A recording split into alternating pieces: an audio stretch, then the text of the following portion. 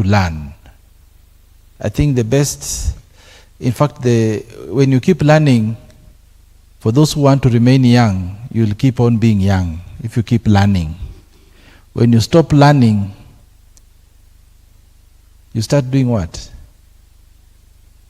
Aging. So thank you so much for having come early. I know we have been just preparing a few things because it's a very different and new session, and I think now we are ready to get started. I think we will catch up with the other issues as they emerge. My brother? Good. Sawa. I don't want to start anything before our chair is here because he's in the compound. I don't want to receive a warning letter. Show cause why. Disciplinary action should not be taken against you.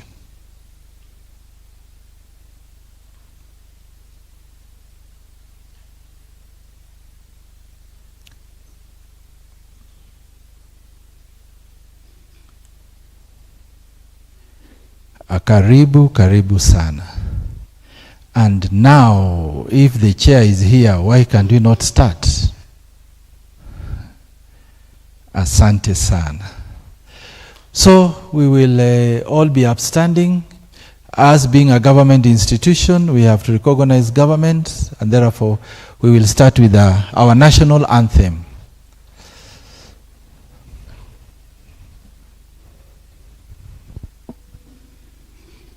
We are ready for the anthem.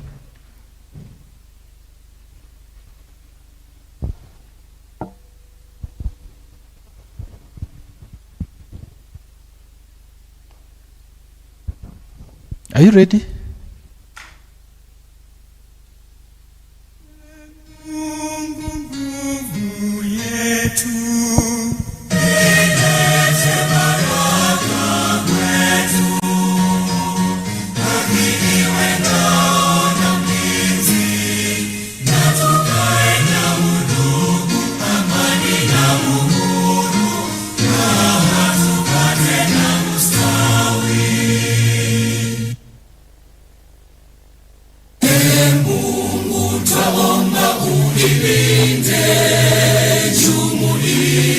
Afrika Mashariki, tuwezeshe kuishi kwa amani, tutimize na malengo yetu. Jumuiya yetu sote tuilinde, tuajibike, tuimarike. Umoja wetu ni nguzo yetu, idumu jumuiya yetu.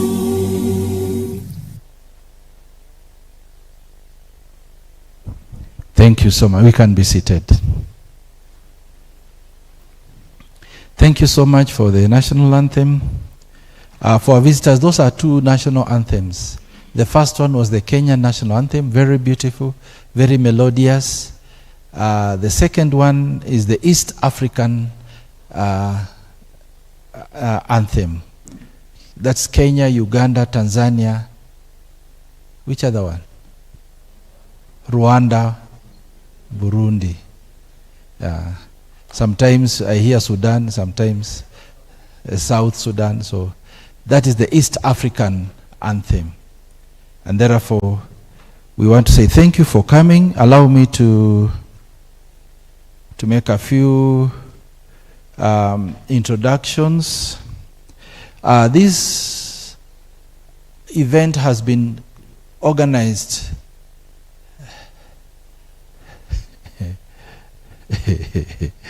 Somebody's asking me, why have we not prayed? Father, we thank you. We bless your name. We give you glory, honor, adoration, and majesty. Guide us through this program. In Jesus' name we pray. Amen. Si mambo ingine unasuluhisha tu on the spot. Allow me to say that this 8-day event from the training and capacity building to the research seminar, has been organized jointly between the Kenya Academy of Sports and the Hungarian University of Sports Science. That is, we are trying to make sure that we create a strong partnership so that we are able to gain from the knowledge that they have, and they also gain from the experiences that we have. So thank you so much, representatives from the Hungarian University of Sports Science, for being dedicated. They have been standing here throughout from morning to evening, and they have really given us very, very good information. So thank you so much. In our midst, we have representatives from Kenyatta University. Wherever you are, you can just raise up your hand. KU? Yes, thank you so much. We have representatives from MUST. Thank you. MUST, thank you. My friend, Ojuang, we are not talking about alumni because we know the war it brought. So we don't want to go back there. Thank you. That is Masinde Muliro. Moi University. Yes, thank you. We have a representative from Moi University. Koitalel. Beautiful. Thank you so much, Koitalel Samoei University. Is it a constituent university? Yes. Thank you so much. University of Nairobi. Oh, it is there. My friend. I didn't see you. You just sneaked in. Dr. Bailasha, thank you so much. It's nice meeting you again. Karibu sana. You have always been a faithful attendant of all our conferences, and it is good to see you today. Thank you so much. In our long list, the people who have confirmed attendance, we have Camry. I don't know whether they have arrived. We have the Sports Tribunal. We have a conglomeration of organizations that are connected to sports. So we have ICRAF. They are coming. Of course, we have the Hungarian University of Sports Science. You can wave to us. Yes. Thank you. We have KICD. Thank you. KICD is the institution that formulates all curriculums for institutions in the country, the schools and the colleges. So they are here. So we want them to know what are the current trends, so that as they formulate those curricula, they are in tandem with the current trends in the market. We have Sports Kenya. Sports Kenya is an organization that is in charge of the construction of sports facilities in the whole country. So they will also be here. We have ADAC. ADAC is the anti-doping organization that takes care of doping issues in sports. We have the sports department. That is the government organization that takes care of sports. We have Athletics Kenya. They are coming. Allow me also recognize a very upcoming, small but very impactful institution called M-Pesa Academy. Very impactful. And they have already booked their own table. They can wave to us as we recognize them. That is the M-Pesa Academy on that far end table that are together with us. I want to say that we want to briefly explain to you why we are here, and allow me to before we continue, because we would really wish to we start and open up this event. Allow me to call Ojwang, Steve Ojwang, to explain to us the objectives.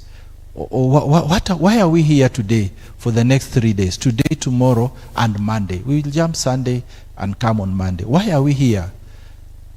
So that you can also align your thoughts. Then you can also give us what you think you could learn from us, or you could learn from. I've given you a whole list of the people who are here with one purpose, so that you tell us, don't waste my 3 days.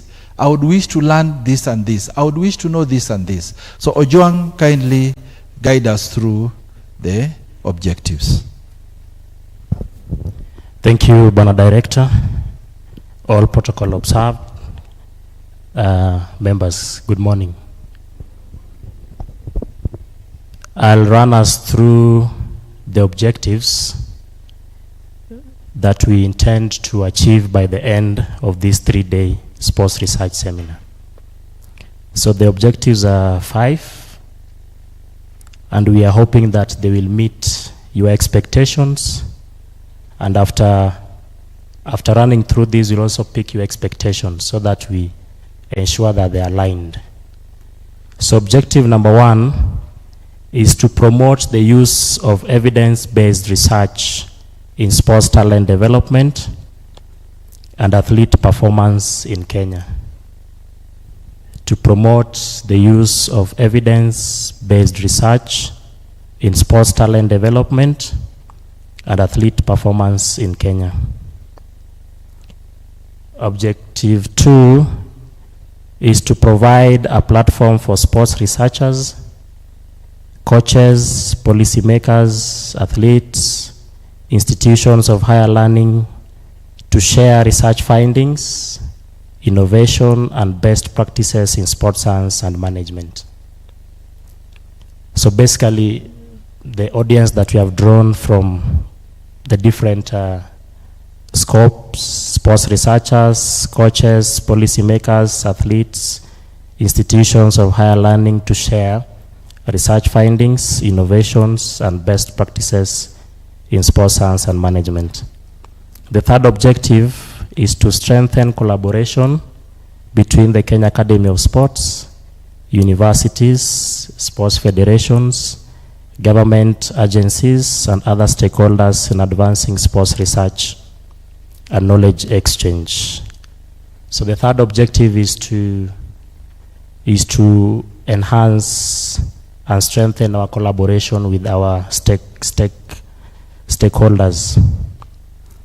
The fourth one is to identify key research gaps, emerging trends, and policy issues affecting sports development, athlete welfare, safeguarding, inclusion, and high-performance sport in Kenya.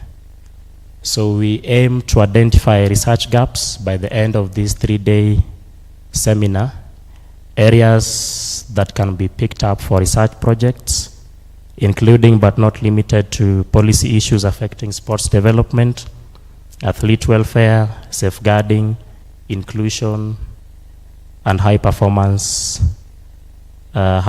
sport in Kenya.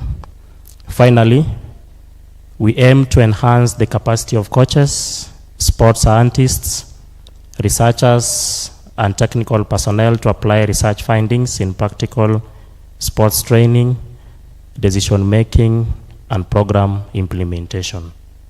So by the end of this seminar, we intend to build the capacity of our participants to embrace sports research and to embrace the incorporation of research findings in your practical application in the different scopes of sports.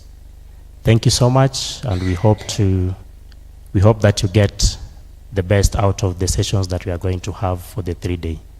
Asanteni sana.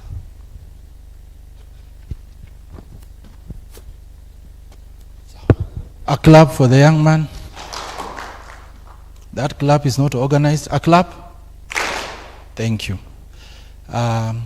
Is there any other person who would wish to give us an expectation in your own language? You know, people understand things differently. Anyone who wants to give another expectation, or what you want us to include in the expectations? Yes. There's a hand there.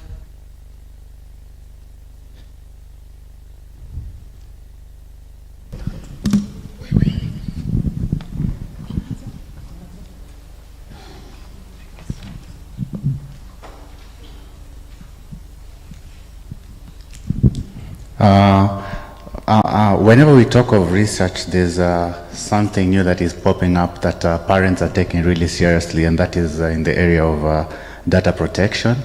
And then another thing in terms of research in sports as something that is emerging in Kenya. It would also be nice to just highlight on intellectual property. Wonderful. Intellectual property, data protection issues. Thank you. Any other issue? There's a hand here.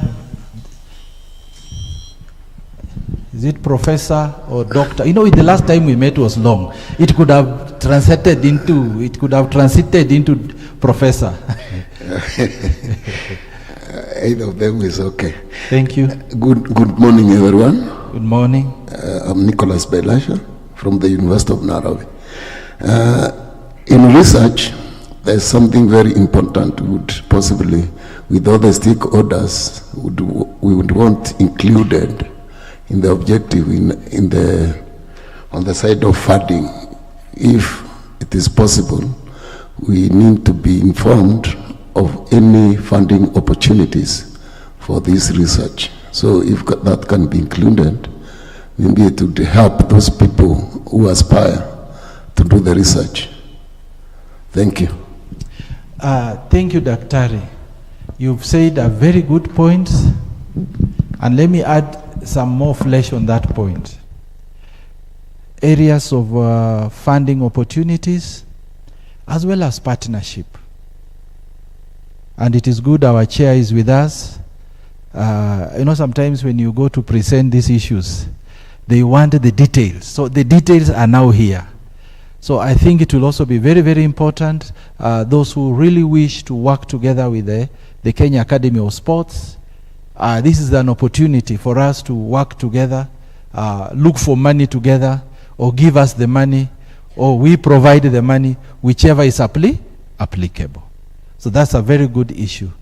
And I think we had invited the National Research Fund. I think they're yet to, have they confirmed? Not confirmed. But I'll follow up. I'll follow up with a phone call. And it is very important, because without funding, research is nowhere. Thank you so much. Any other? Thank you. There's a hand here.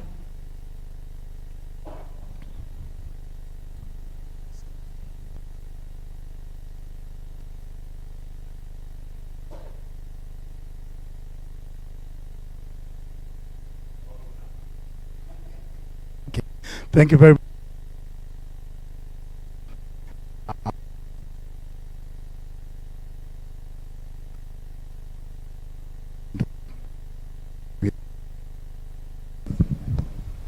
Yeah, but currently I went to establish the Department of Sports Science at Koitalel, which has already been established.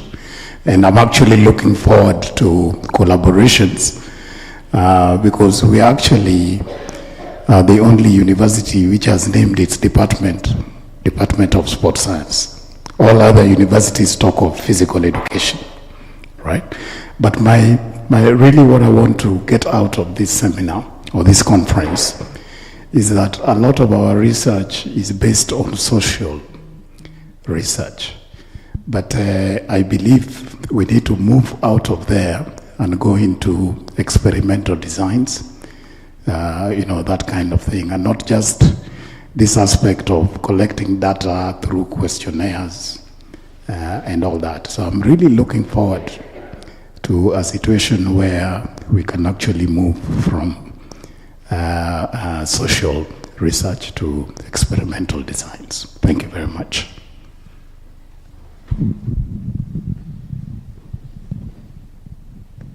Thank you. Let me call you by the name I know you, Tang. Thank you so much for that. And I think that is very key. And I think there are other universities here who also are finding out how do they set up a sports faculty or department in the university. So thank you so much, Koitalel Samoei University College, for expressing the same. And I think our facilitators are hearing. They are hearing, and they will be touching on those issues, on how do we upgrade, not really upgrade, upscale scientific and experimental research. Thank you. There is a hand.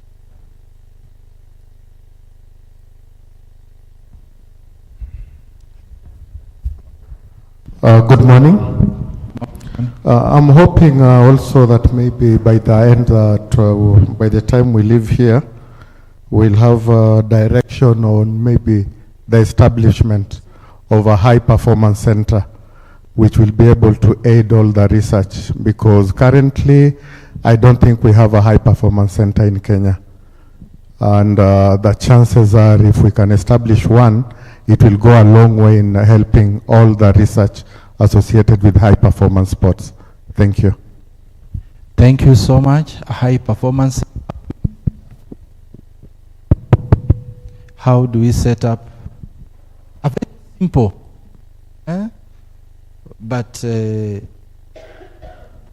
how can I call it? Effective high performance center. Or what would a simple high performance center compose of, so that it's easy for implementation? I've seen Sang's hand is up.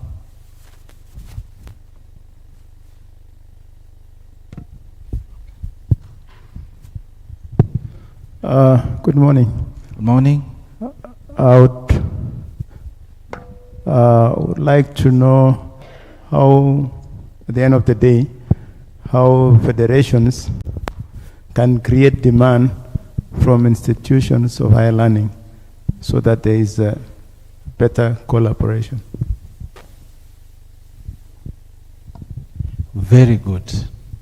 How do we strengthen the collaborations between institutions of higher learning and federations? Very, very, very key. What are the areas of concern that we can work together to make sure that we have a continuous, effective, impactful working relationship between the federations and institutions of higher learning? Thank you. Somebody there again? Okay, thank you. I'm Dr. Peter Gutwa from Kisii University. I have two aspects that I would like them to be considered as the training continues. One, the aspect of interdisciplinarity, because the issues that athletes, for example, face cannot be addressed by one discipline. So the aspect of transdisciplinary, cross-disciplinary should come out clearly. Number two, how do we move to interventional research? How do we operationalize the research that we have done so that it can really create positive impact on those intended to benefit from the same? Thank you. Thank you. There are so many research findings we have. How do we move forward to implement them? Thank you so much. I think, yes, there is a visitor who has come in. You can introduce yourself. Good morning, everyone. Morning, morning. My name is Luki Rongo. I'm a member of the Sports Disputes Tribunal of Kenya. We've just spoken that you are coming. Now I'm not a liar. Now you've seen. Thank you. My question, and most importantly, the experience that I have, we tend to handle a lot of disputes relating to anti-doping rule violations. Now, in the advent of enhanced sports, where I believe sometime next week we'll be seeing something of the sort in Las Vegas, in California. So, what are the nuances that are coming up, seeing that anti-doping rule violations are, quote unquote, are deterrents to what clean sports are? Yet we have an advent now of enhanced sports. Now, this distinction, the convergence and the divergence of it, that's what I'm expecting to see. Thank you so much. Allow me to promote you and sit to the reserved area, because you are our invited guest. And I think the ushers, let us be very keen so that we bring the right people in the right places. But thank you for being humble. Most of us are not. Karibu sana. Yes, there's another one, last one. We can take that. And I think that will creates a basis. Our topics are not fixed on stone. Are we together? Yeah, they are not fixed. We want to be flexible, and not only flexible, but relevant. And I've yet to hear any student say something. Okay, good morning, everyone. My name is Coach Catherine, FIVB instructor. And I'm just wanted to put in an issue on when it comes to safeguarding, we need to do research on issues of child abuse, and I would wish that we incorporate also the sports tribunal, because some of these cases land in Thank you. The sports tribunal should be engaged earlier before we go there. Is that right? They should know what is on the ground, so that when they know what is on the ground, their decisions will be more impactful. Thank you so much. And that's why we have brought them on the ground. Up on the grassroots. Thank you so much. Thank you. I think we will be discussing more. Oh, there's somebody. Ah, beautiful. There's a student there. Thank you. Good morning, everyone. Morning. My name is Abigail Gemeli from Masinde Muliro University, a master's student. And my concern was, as someone has put across over there, that we need to have a high performance center. And in this case, if we are going to have partnership to set up a high performance center, this will bring about access to research tools now that we are dealing with evidence-based research.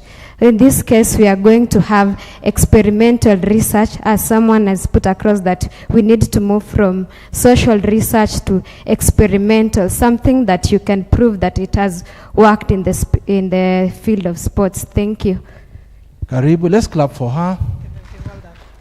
Thank you. That clap is very weak. Let's clap for her. Thank you. Last one.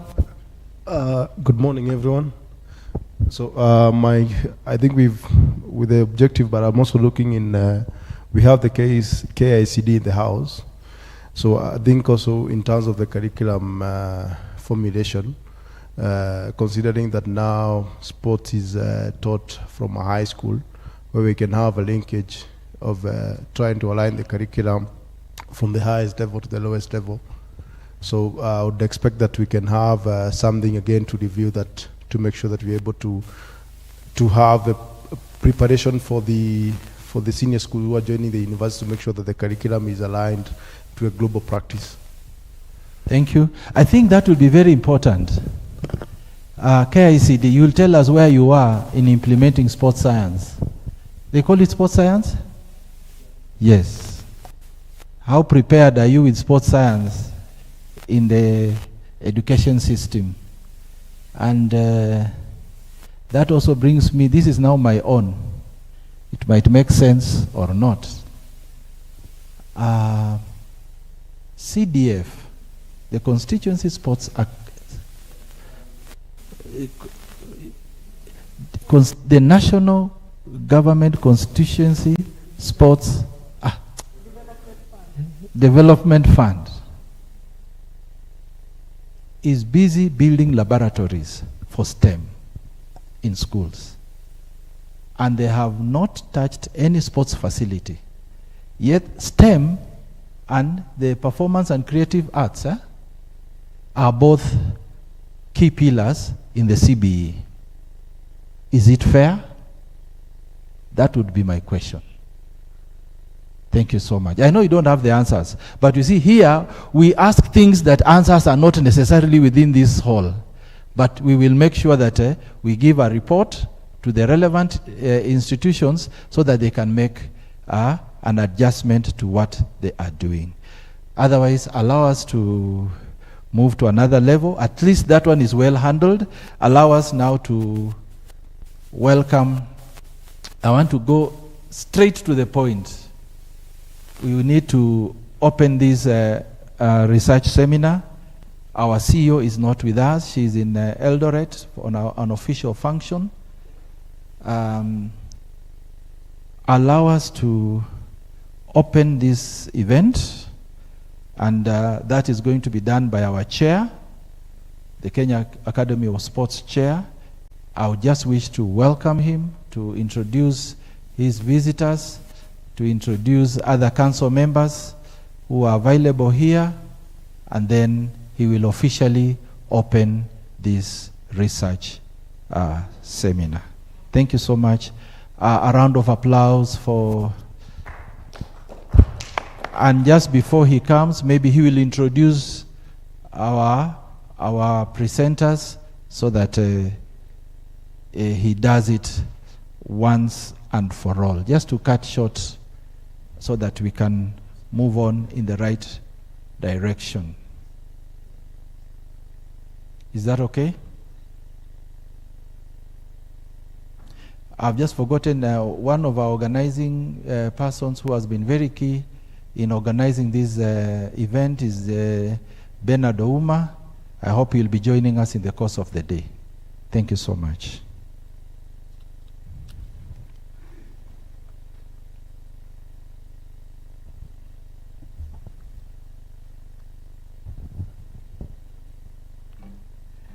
Good morning, everybody. How many doctors do we have in the room? Professors? Or at least there's only one professor.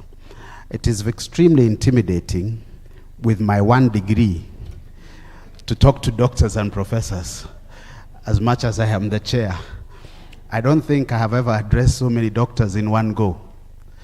But thank you for coming. Thank you for finding time for this opportunity to join Kenya Academy of Sports and the University of Hungary. Me and a few of my colleagues, Dr. Okwemba being one of them, had the opportunity to visit the University of Hungary in October last year. I was extremely fascinated by how important sports science is. In fact, as a country, I am shocked that we've been flying blind and doing so well, literally. But it then shows that we certainly have excellent talent available. And I think one of the two examples that we have, when Eliud Kipchoge did 1:59.59, it was really a scientific race. Then a few weeks ago, Sebastian Sawe gave us the record. But scrolling through social media over the weekend, I then stumbled across the trainers who trained Sebastian Sawe to get to where to win the race. And it was a complete science. When how fast he should run, what his body can take, what his body can do. And when we went to the University of Hungary, that is what we were taught. I like to pick on Dr. Okwemba very much because he is my friend. You might be under the impression, because I am lean, I am a better sportsman than him.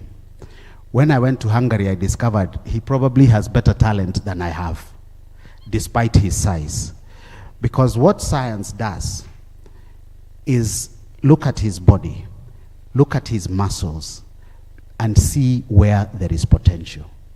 Now, when we talk about identifying talent, considering how well Kenya does, can you imagine now if we put in the scientific aspect? I think we would sweep the world with medals. Now, I don't want to say too much, but I want to throw a few challenges, because at the end of this seminar, we will make Kenya richer. One of the challenges which I have as chair of Kenya Academy of Sports, we are nurturing and developing sports talent. So you have a good footballer, good hockey player, good swimmer, primary, secondary school, they get to university, and it is lost. So I'm hoping that with all the academics that we have in this room, by virtue of being chair of Kenya Academy of Sports, there is a chairman's caucus for universities. From this group and the resolutions we will pass, I can invite the chairs of those universities into one room and tell them what we can do to improve our university sports and science research. So that is a challenge I want to throw to all of us. I hope on Monday we will agree on how that can be approached. Then the other one, we are building 37 sports constituency academies across the country.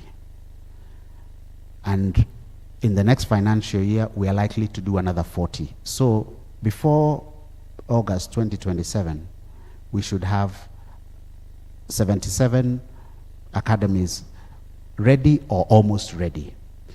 Give me ideas on how to make these academies sustainable. Because there's no use building stadiums. They work for a year and then they die. Then, the other big problem we have in this country is federations. Federations are boom and bust. The Football Federation, they did CHAN last year. Now the guys who did CHAN are being fought for stealing this and stealing the other. Story of our federations. We remove the group that was there, we put in another group, it dies. I was chair of Special Olympics Kenya. We were, I think, the best run sports federation for years. When I became chairman of CAS, I gave up the chairmanship.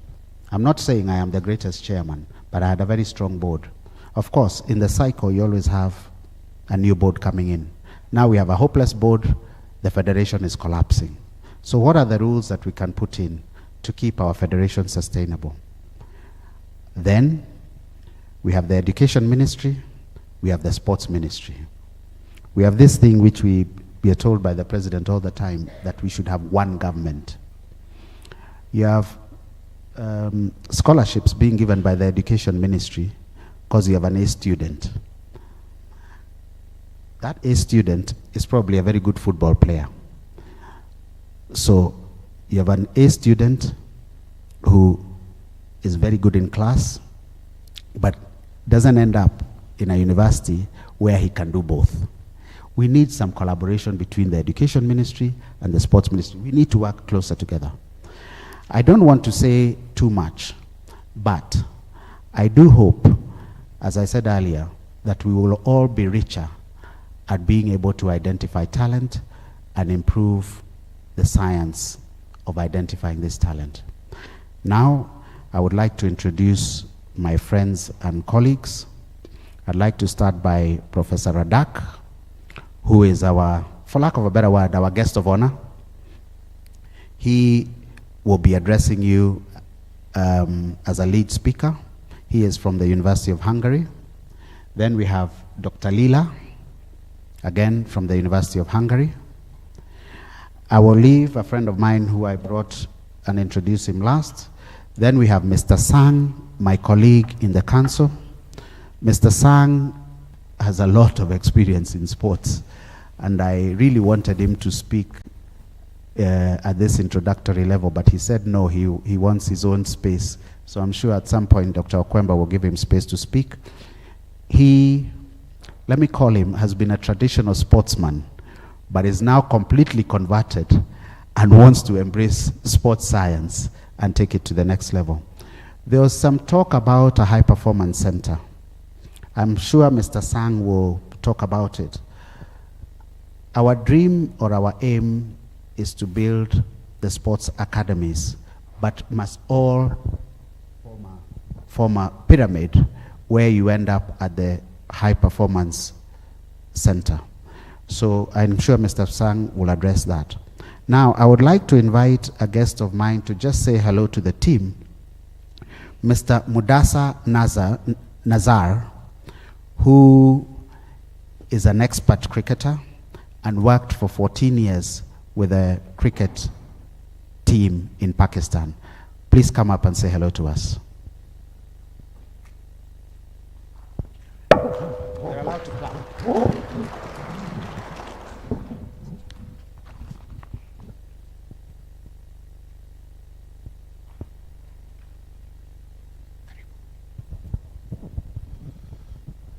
Good morning. Good morning. Been thrown in at the deep end. Only came for a cup of coffee. I'm from Pakistan. I'm a former Pakistan player. Name is, as he said, Mudassar Nazar. I've also been a director of Pakistan Cricket Board for a number of years, director of International Cricket Council in Dubai, and pioneer of academy system in Pakistan. We brought in a little bit of science by constructing a biomechanics lab at the High Performance Center. I've also played professionally in England for 27 years. I've been a cricketer through and through, and that's my biodata. If I can help in any shape or form, I will do. And today I'm only here to observe, listen, and learn. Thank you.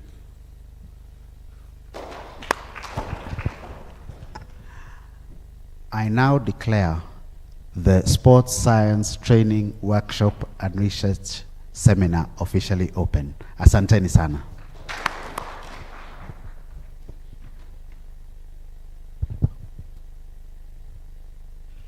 A better clap for my chair. Thank you so much. Asanteni sana. The cricketer, how are you? I'm joining you.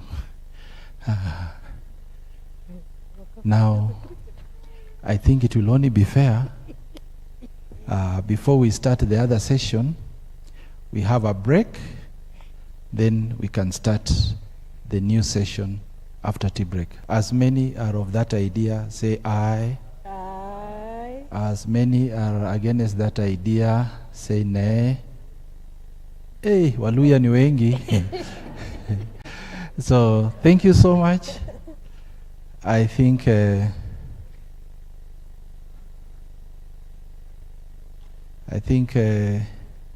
we also have one of our council members here. I don't know.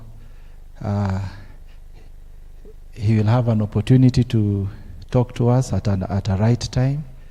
That is Mr. Patrick Sang. He can just wave. Thank you so much. In the house we have people who have results, not stories. Am I right? Yes. Yes.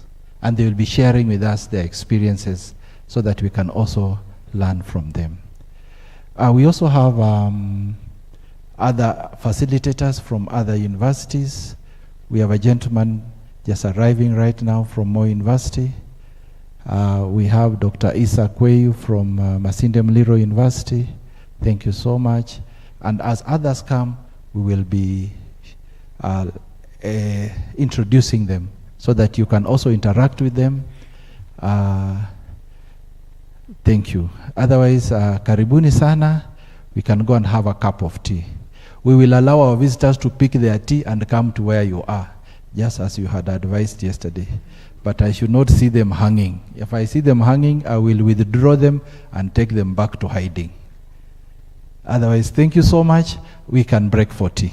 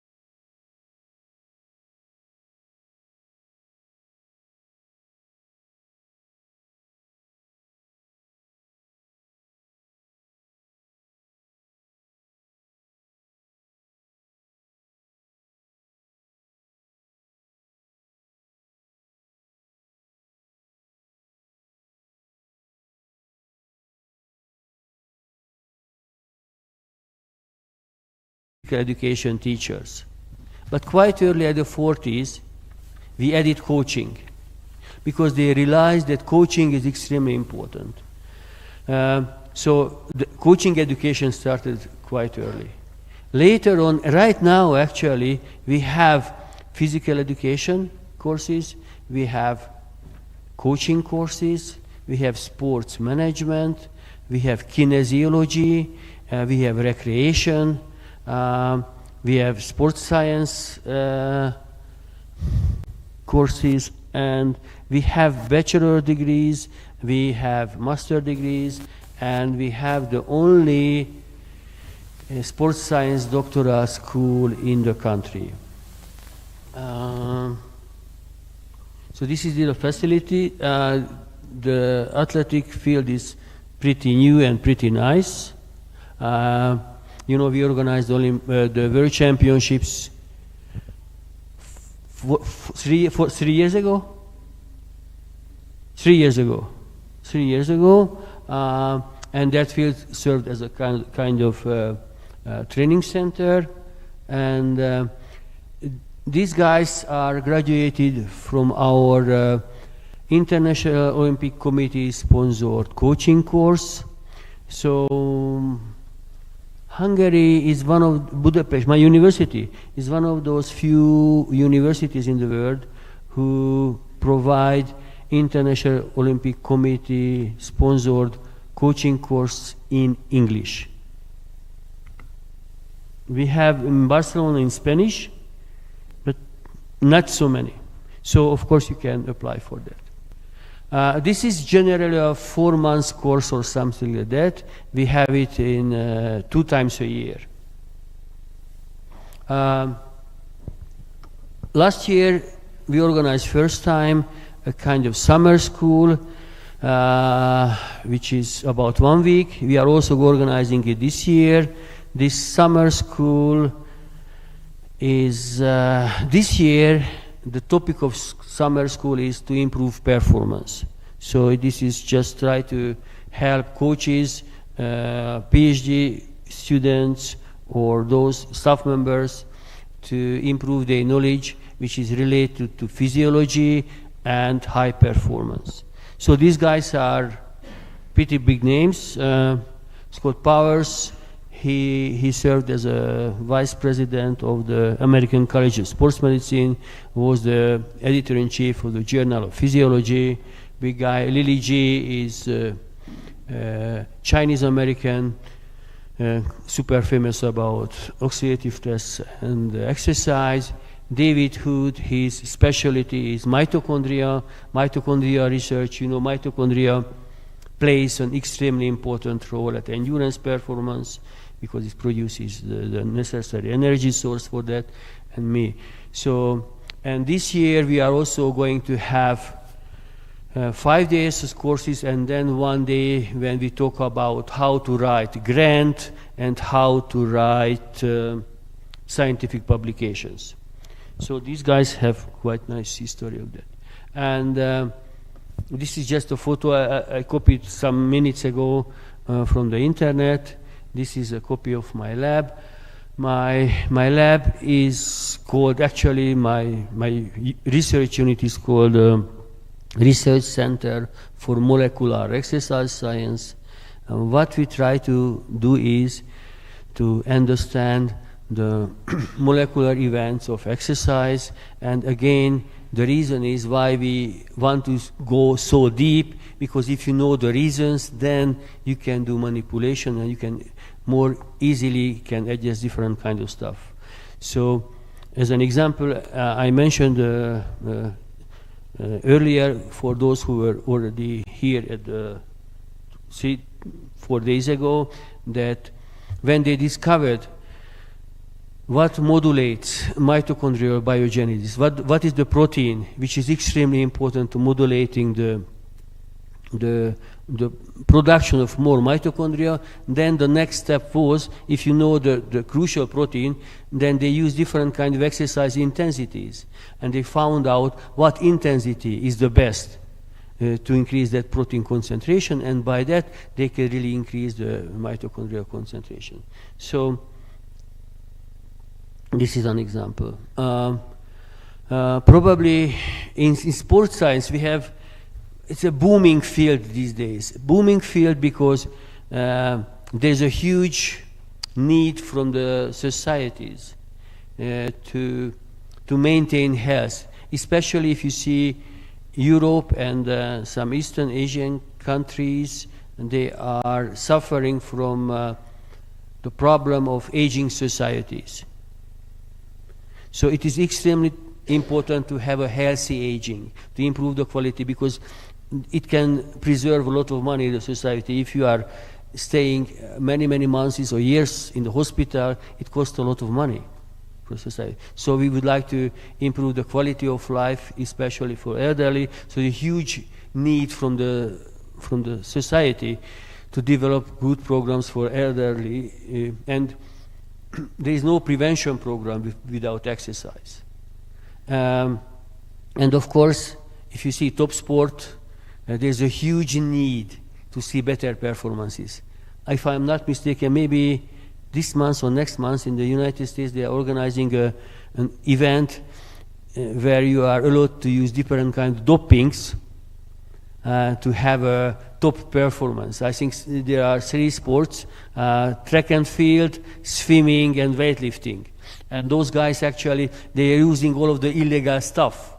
And then they want to see what is the difference if you are legally use it and then if you are not using it. And there's a huge amount of money behind this. They sponsored by very, very wealthy guys because everybody's interested. What is the limitation of human being? What is the limitation of performance?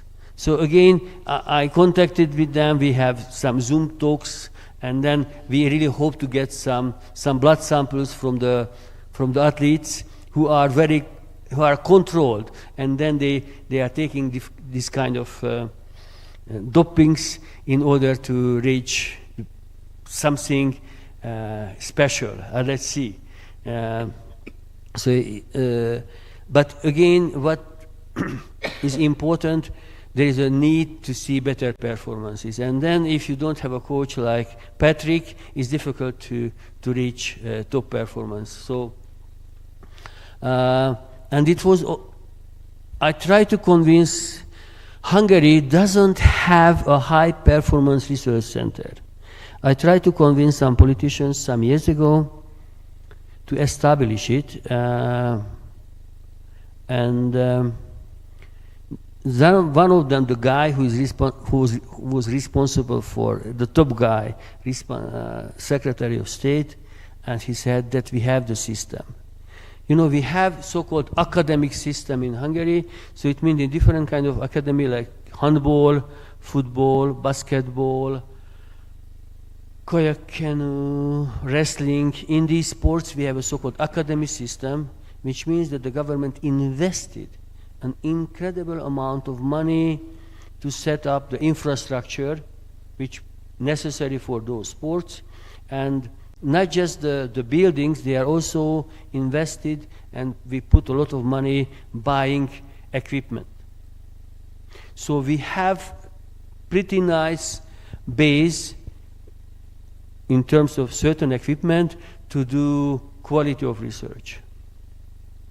But what we don't have at the moment, and I think which is the most important part of the story, is the human resources. So what I would like to say is, you could have a stadium, beautiful stadiums, but stadium itself does not guarantee that you will have a Messi or Cristiano Ronaldo in the stadium.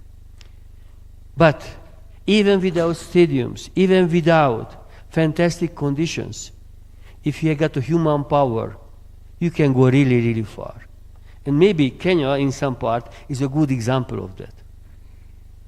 So I am not saying that research centers are not important. What I am saying is, the most important part of the story is always the human being. Educated coaches, educated researchers. Let me tell you something about my own research history. I wanted to be a coach, but I got my limitation. And then I was lucky enough to get a scholarship and travel to Japan, and I did my PhD in Japan. Then, when I returned to my country, my university, that was 96. Actually, no lab at all, 0 laboratory, nothing in the interest of so not even a pipette. I did biochemistry and physiology, PhD in Japan. So really nothing. But what I got actually, I got an intention. I really wanted to do better.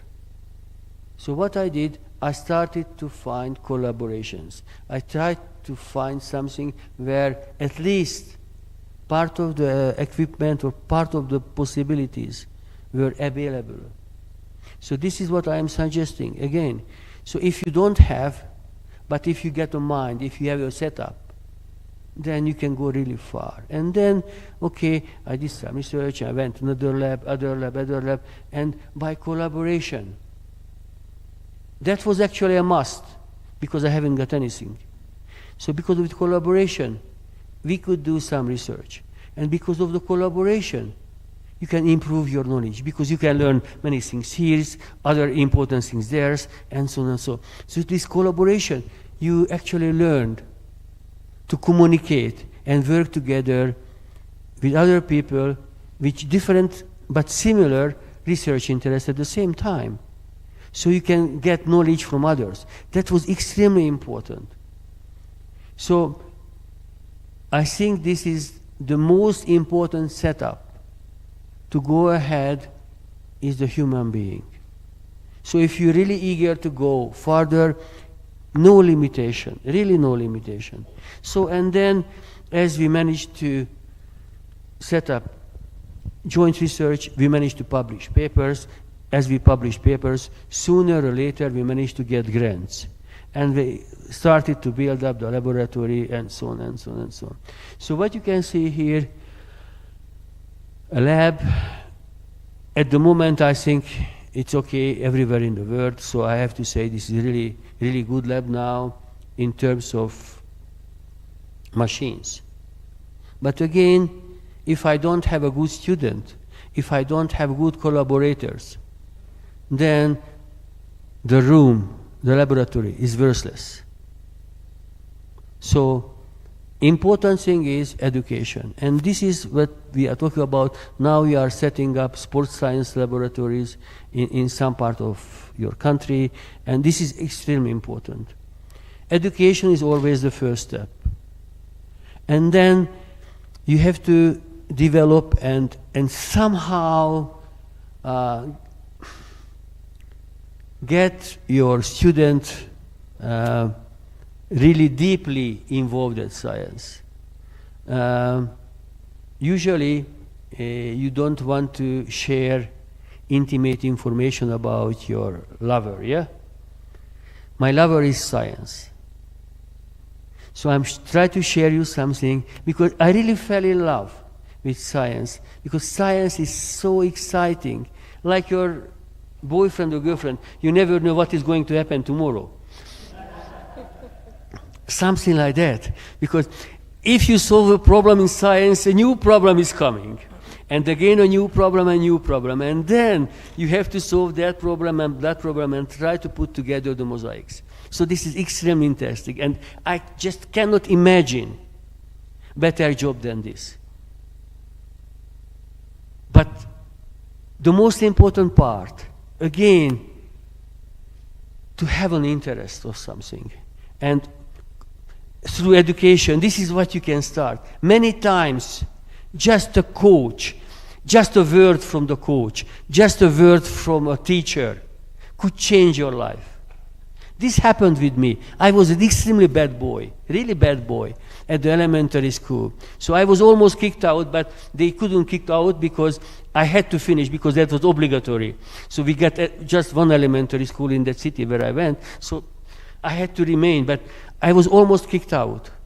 But then, when I entered I was not a bad student in terms of education. My education was not bad, but my behavior was terrible, really terrible. And then when I entered the secondary school, I was so lucky because I met a PE teacher. And this PE teacher completely changed my mind. From an ugly, nasty guy, I became a good guy.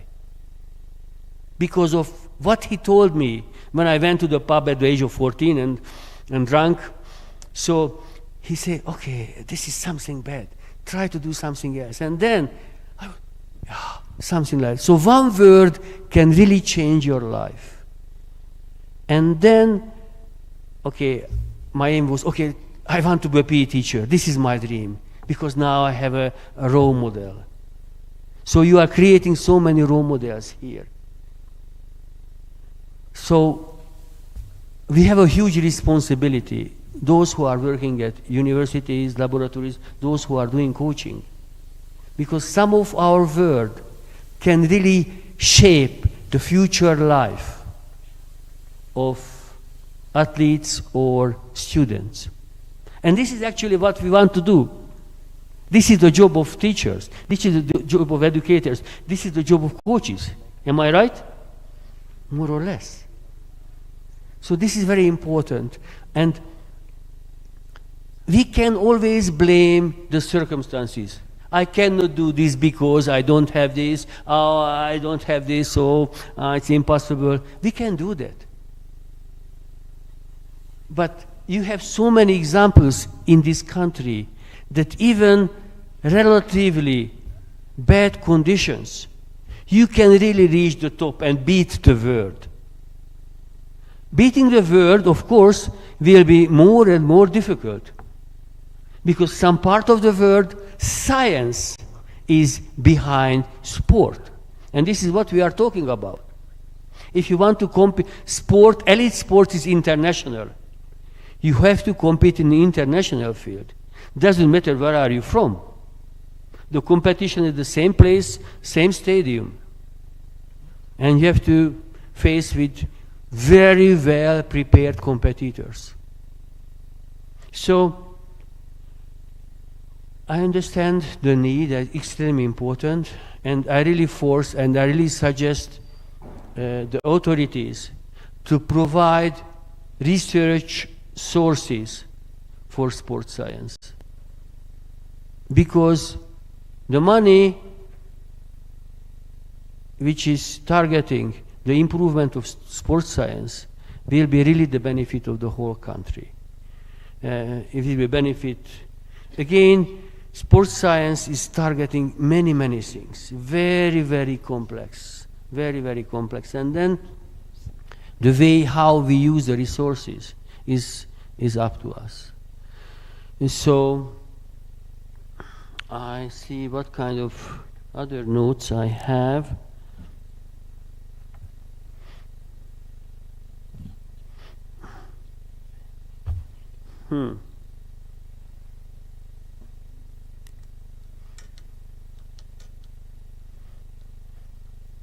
How to share the knowledge with others is also important. We just talked to some days, yesterday or the day before yesterday, with Lila. For me, from my eyes, one of the greatest sports scientists was John Holosy. He was a Hungarian-born guy.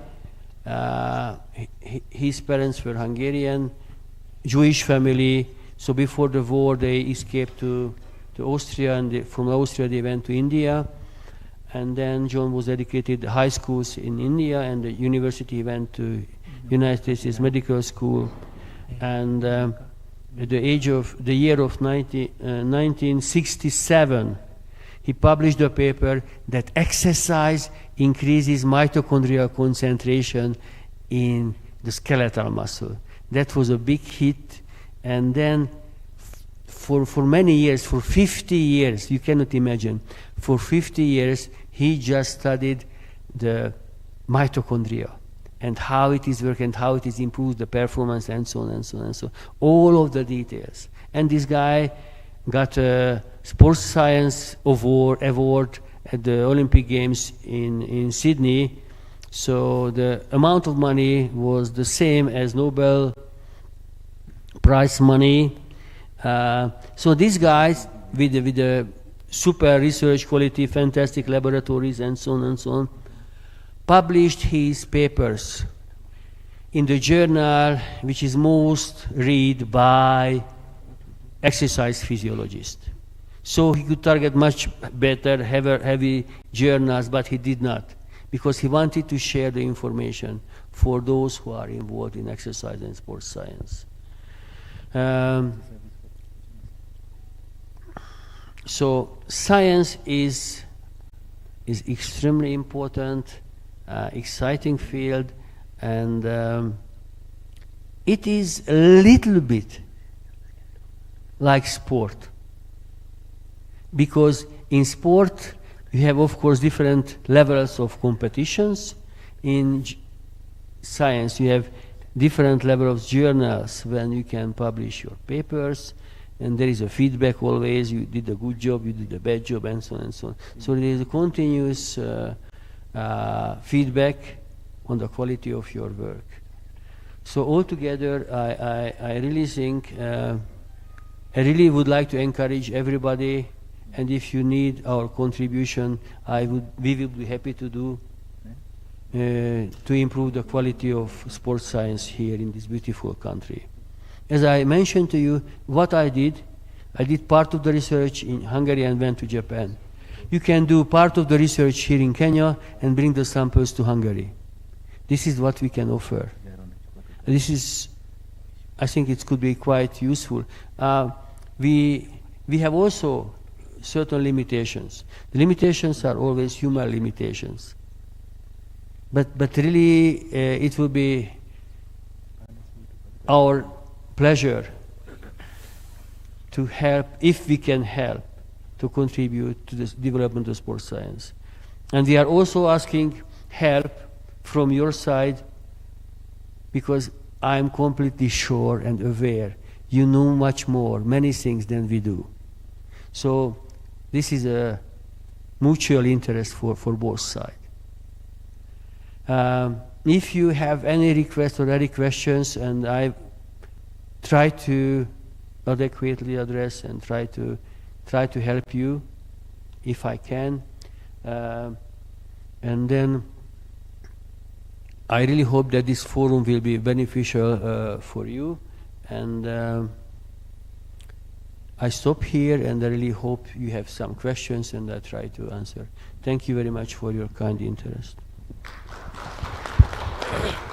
All right, thank you very much, Prof. Any questions for Prof? All right, we have one here.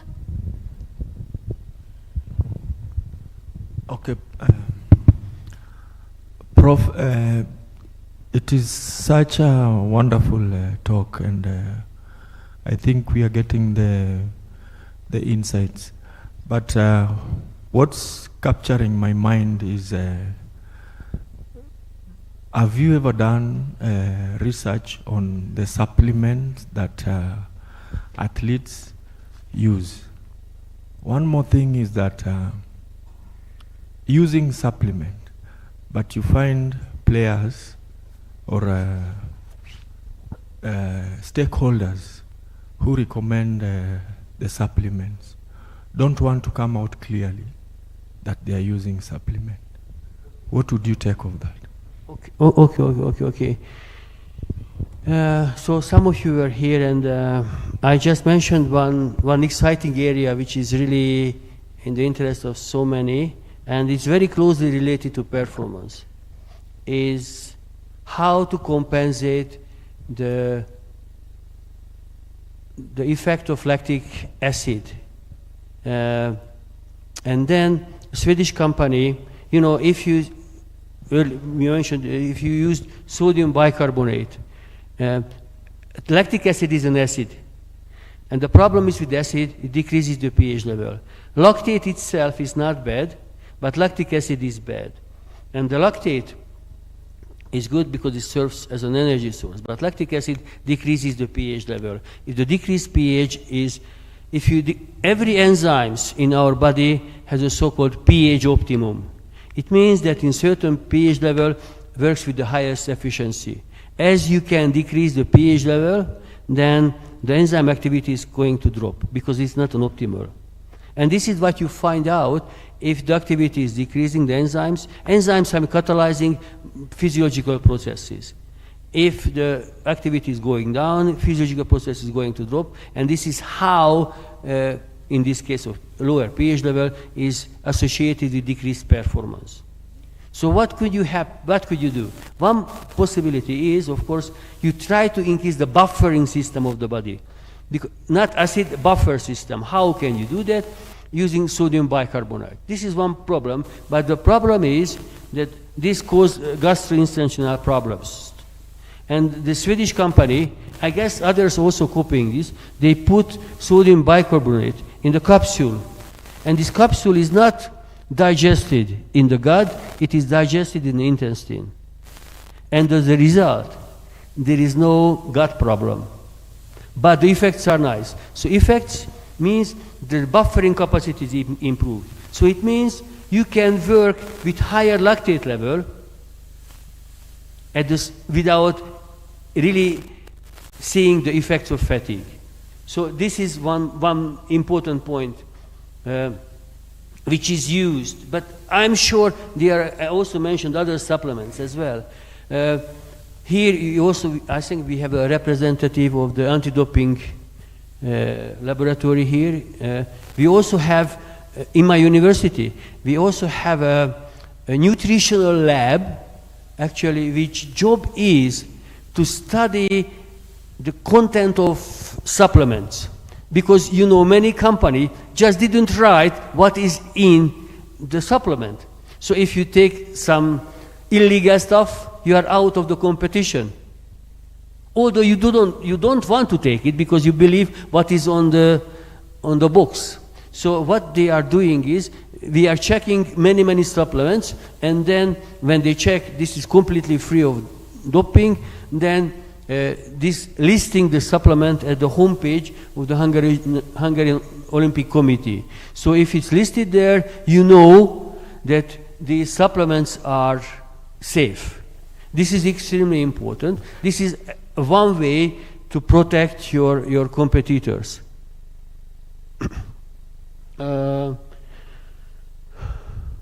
Answer? Thank you. Okay, thank you very much. Any other question?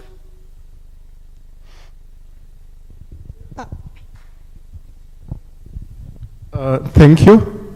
You've just mentioned something that is, I believe, simple.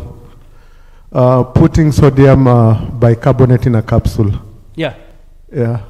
I've been trying to lose weight. How would that help me?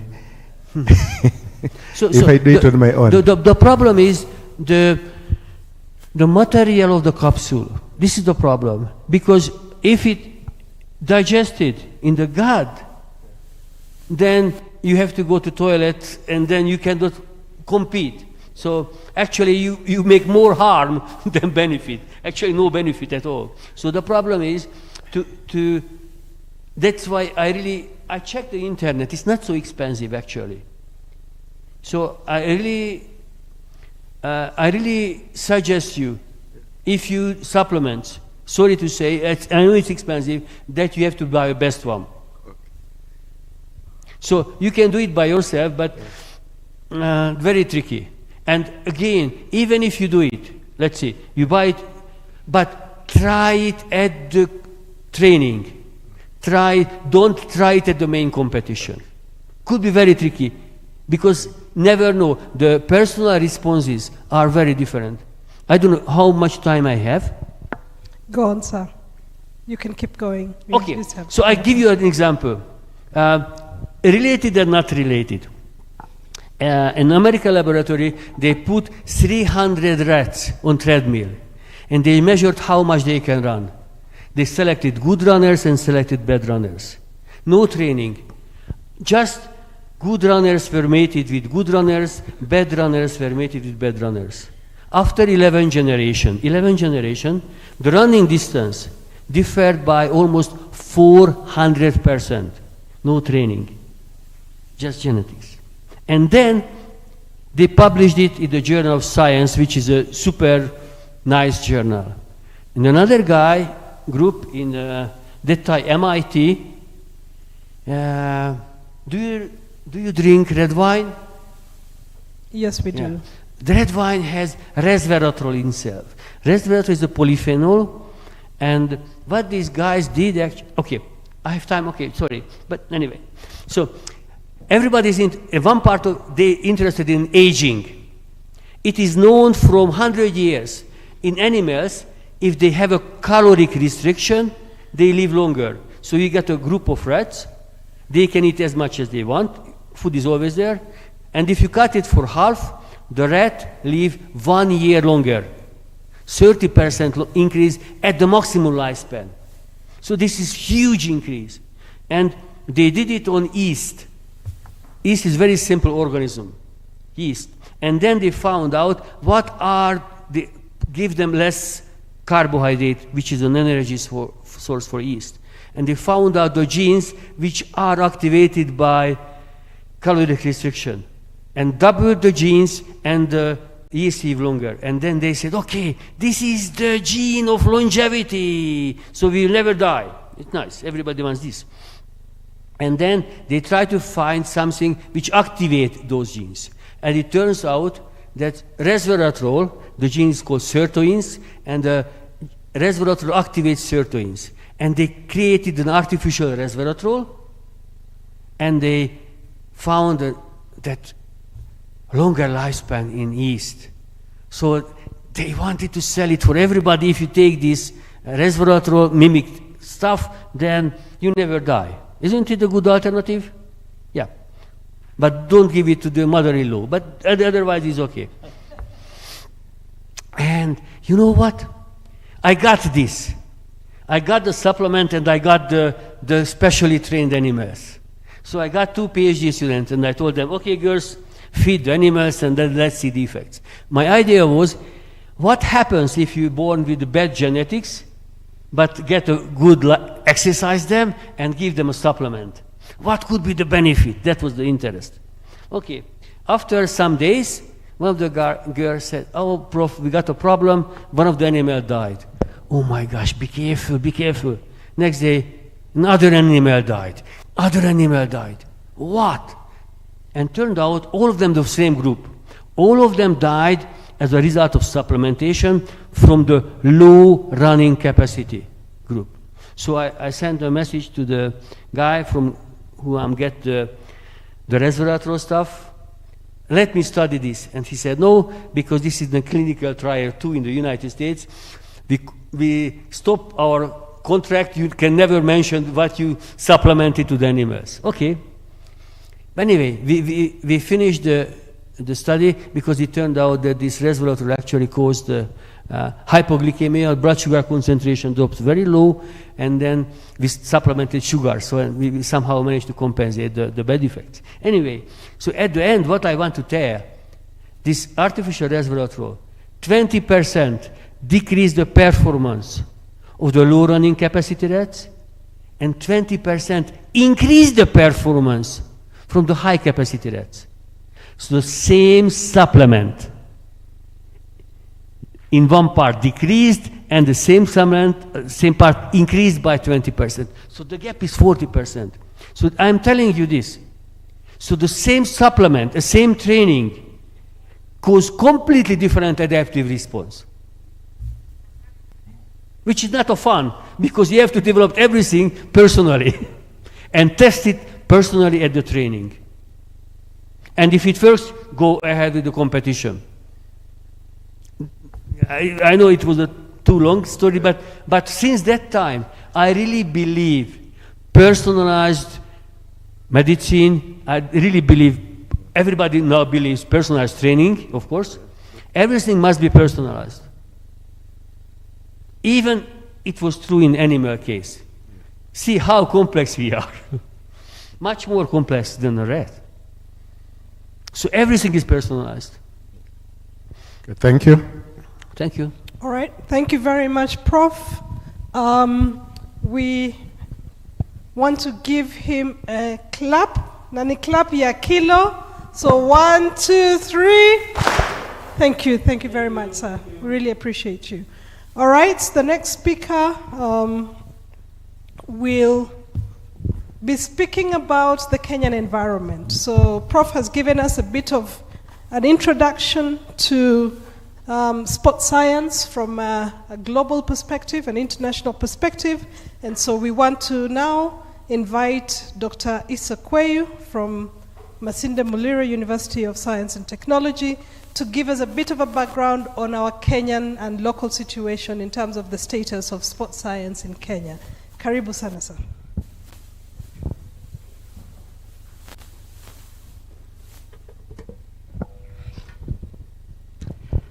Good morning.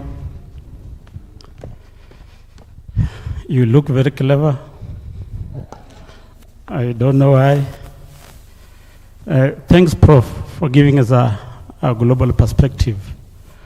We need to see what that narrows down to our level. If you talk about sports, apart from the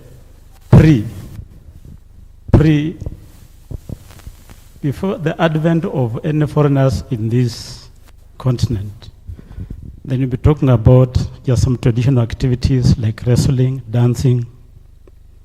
But if you want to talk about any structured activities which started in schools, and those were mission schools, as early as the Church Missionary Society in 1902, were the earliest sources for education, and even the colonial government gave the churches the role to run education. So the first form of physical education was in these schools. So from 1902 to 1909, Fraser Commission, 1924, Philip Stokes Commission, 1965, Ominde Commission, the Mackay Report of 1978 that gave us 844 in 1985, and now CBU, we are here. That gives us the pathway in the school system. But alongside it, we've also had sports in community. So I needed to tell you that, but globally I was just indicating that globally Olympic sports came about after the World War, and we just tried to unite the warring factions during the World Wars. Sport was found necessary as an agent that could bring peace amongst the warring nations during the Second World War. All African Games was also formed for the same purpose, to bring together the African countries that were fighting alongside their colonial masters. So at UN level, you get, that's why you had Wilfred Lemke being a special advisor to the UN Secretary General. And UN Secretary General only had 2 advisors, one on sports and one on security. And that tells you where sport lies at the UN rating. For your information, the top 2 rated UN projects on sports for peace and development are in Kenya, if you don't know. And one is MISA Sports, and 2 is, you know her? Are you seeing the gown? She's an alumni of where? Okwemba. Now, peace in Kenya, especially where she comes from, Pokot, Marakwet region, 28 military operations failed to bring peace. But Tekla Opera Peace Run brought peace, and has been escalated to up to, there were 11, I don't know, there are more than 11 races in the Horn of Africa just to bring peace. Of course, there are other examples. Apartheid, the boycott 1976, 1980, refusing to go Olympics, fast-tracked attainment of independence in South Africa. And that is what the power of what sport can do. Of course, the researchers should be picking what they can be able to want to find out alongside that. Again, globally, there are two major threats, and one that was supposed to be an advantage. Because at the start here, we thought we had problems. So we improved and improved and improved. In CBC language, you are trying to approach expectations, meet expectations. And then lastly, we overtook expectations. So if you overtake expectations in the world of technology, you get, you are there. So what's the difference between there and here? What's the difference? When you are there and when you are there. But technology was supposed to help us. But we need to pace up with what makes us more functional with the technology. So the mechanization of our activities made it easier, but has become a problem. Digitization was making it easier. It has become a problem. Then the other side,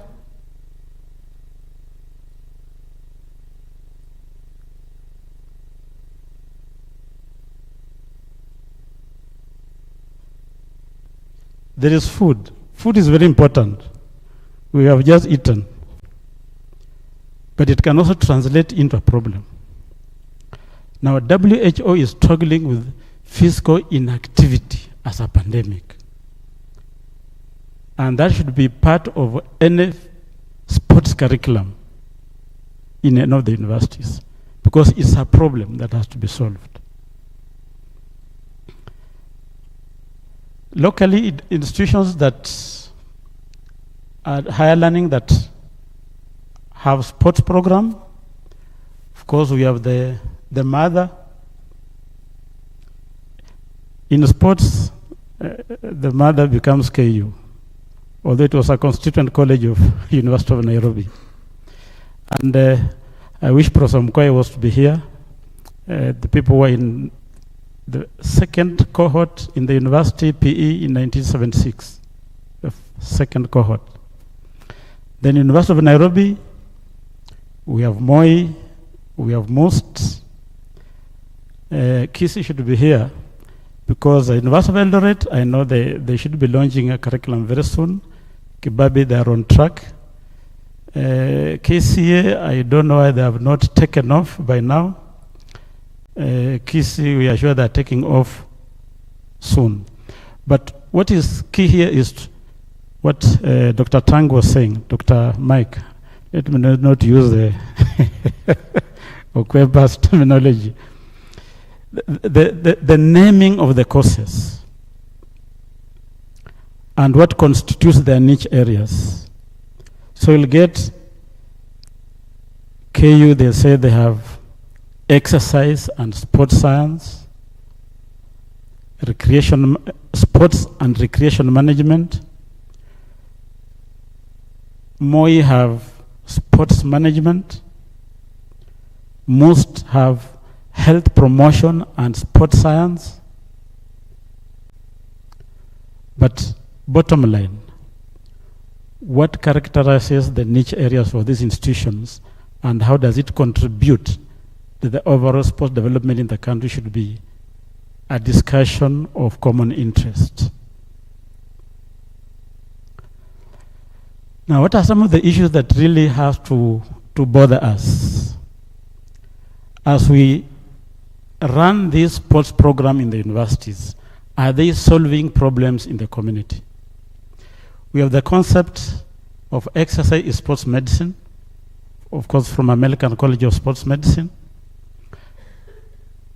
locally, we have seen sports being used in Stanchart Marathon, and the proceeds are being used to do cataract surgery for under 5. We have seen Beyond Zero running maternal clinics in all the 47 counties. Mata Heart Run, quite a number of under 5 have had bypass heart surgeries. Of course, we have Lewa Marathon, we have Ndakaini and other advocacy races. Now, not so many people have quantified.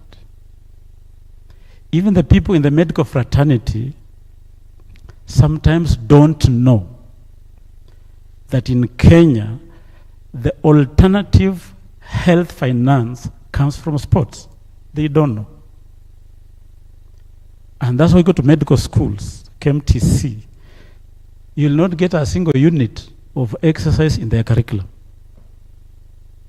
And that becomes a missing link.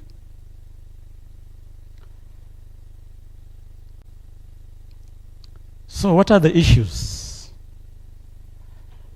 What do you think this guy is doing? This guy. He's not looking at this guy. He's not looking at this one. He's looking at VAR. What is he doing? He is a commentator. What is he doing? He is looking at something. Now, this one has just helped our referees become better,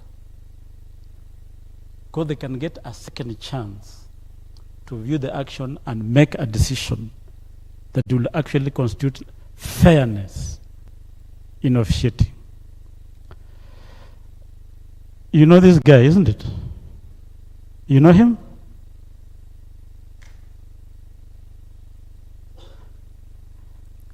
It's a dynasty, isn't it? You know Rhodesia is a dynasty? His father was in 1964 Olympics.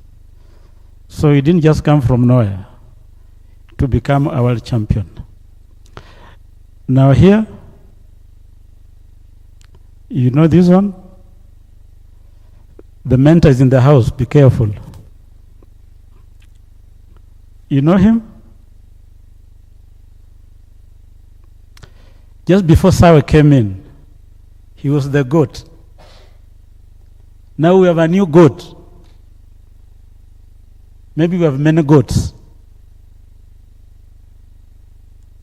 Trying to run below 2 hours. Now, you know, you are seeing that green beam?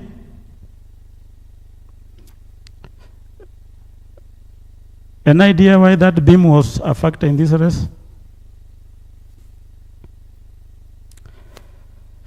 You can outperform your system. I think Dr. Lila can tell you that you can psych your mind to be stronger than your body. And the hype around this activity, there was a likelihood that Eliud could outperform his system. But because the medal cannot be compared to his health, the threshold had to be controlled. You remember our 85% of 220 minus age? It had to be fixed so that you don't run, finish, and collapse. It would be all useless. Another statue, the technologies around that Dr. Luande would keep talking about, the technologies. How many are they? How do they work? And exactly how can they be utilized during trainings? Of course, this one, Prof. talked about it, the issue of lactate, VO2 max. And the last one here is when people are finishing. You don't want confusion when people have finished and you don't know who was number one. Because the one the foot was front and another one the chest was in front. So you start confusing who was number one. So the technology here will pick the first torso to cross the line and makes it easier than the normal manual scorers. In Kenya, talent pools. Again, in Kenya, some of these sports have been around for some time. Many of these federations were started around 1924, 23, 28. Up to today, they are still there. But if you look at the first, rugby union, you know our 7th team is up, isn't it? But why are they not winning? They are up, but why are they not winning? Something has to be done. Now this one and this one, we need sociologists to do some work here.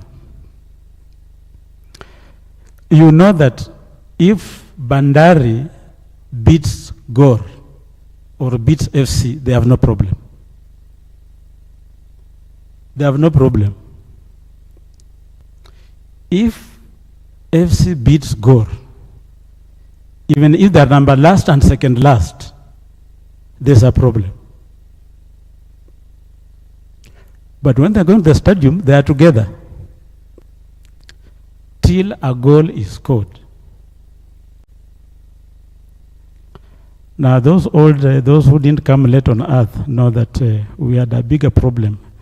1987, when Gor played FC in East Africa Central finals in Sudan. The mistake was one player who is a Luya because the father is a Luya and is angled in Luo land because the mother is a Luo. And the distance between his home and his angle is just the road. Their home is here, across the road is their uncle's. He was in FC for a long time and went to play for Gor. He scored one solitary goal at 97th minute and the match ended. His home was burnt down.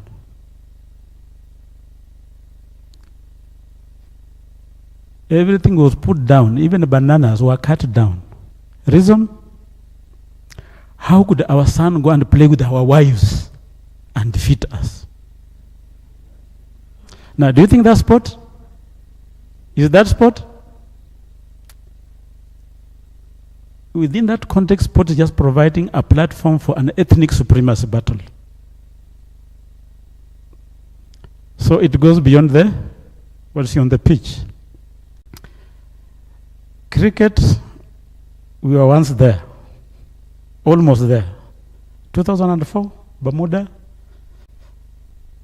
Then something happened. We need to find out that something so that we can be able to deal with it.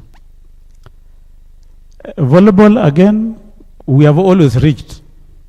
We beat everybody in Africa, we beat everybody. But when you go there,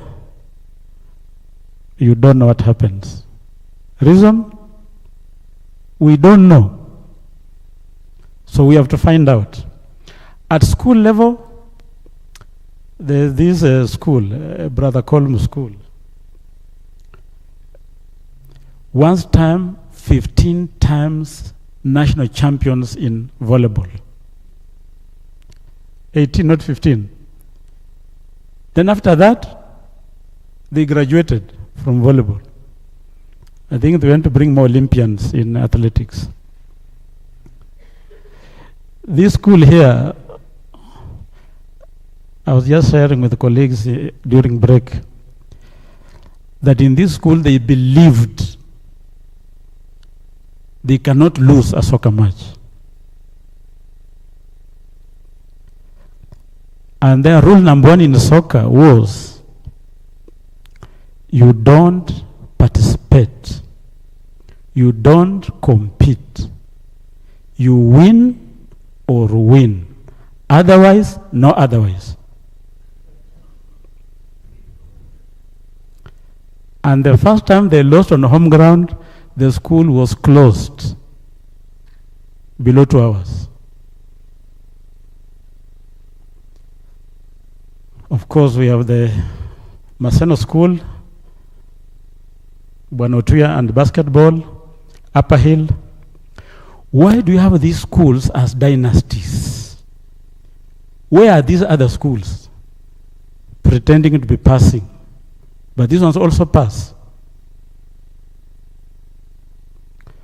So what is in this school system that sustains sports excellence and academic excellence at the same time?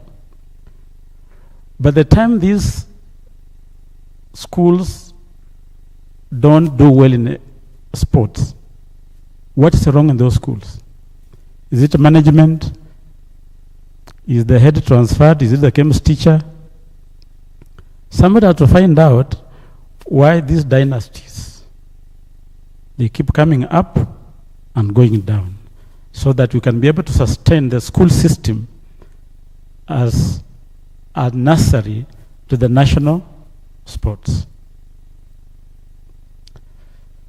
Now, those are very many professions in sports, very many. And each of those areas constitutes many research areas. If you pick just like the first one, I think Dr. Luandi is here, when there was the issue of the carbon shoe, whether it's making people faster runners or not. Until you understand what is cadence, that cadence will only reduce the energy absorbed into the ground and not necessarily propel you. The same story will talk about Pistorius and his foot. People in disability area are saying, we need people of the same kind to compete together. You cannot compete with the able-bodied. So when they were separated, now when able-bodied became so strong and came to compete with the able-bodied and defeated them, then they said, no.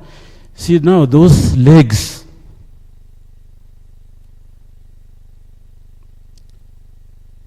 so all these areas, we need to find out what is happening in all these professions.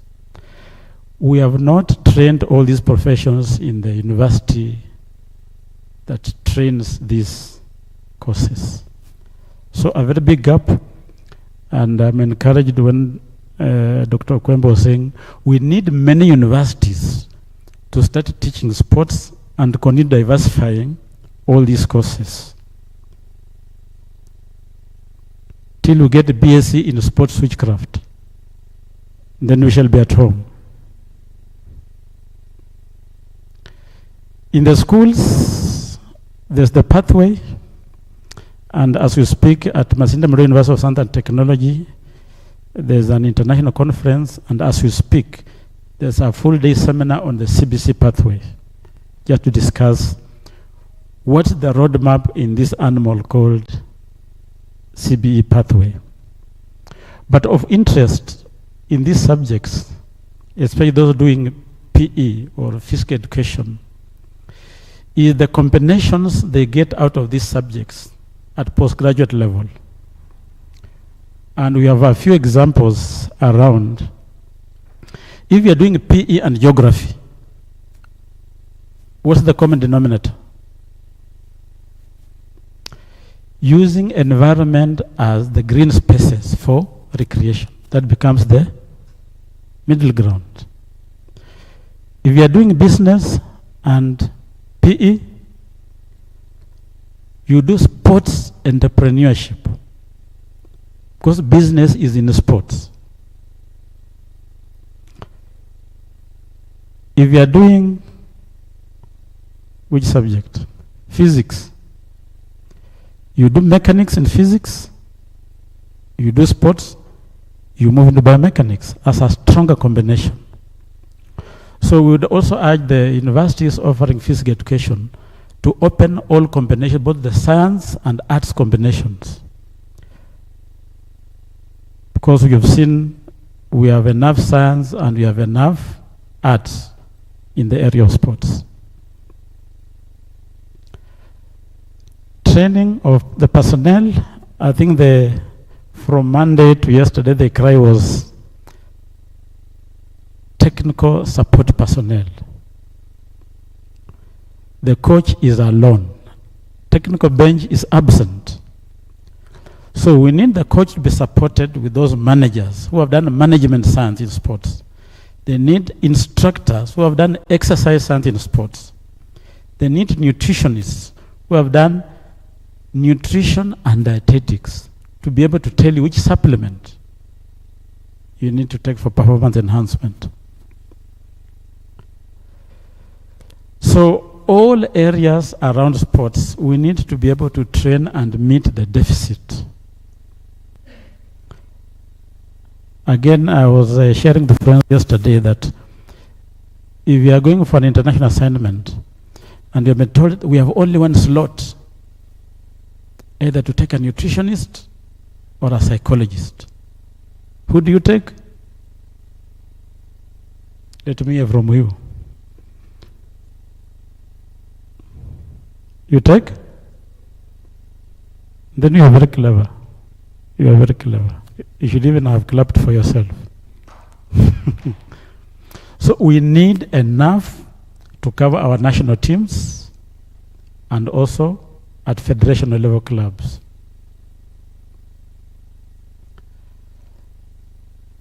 Now, if you don't know that guy, you should be arrested. That's the most educated Olympian in the world, if you don't know.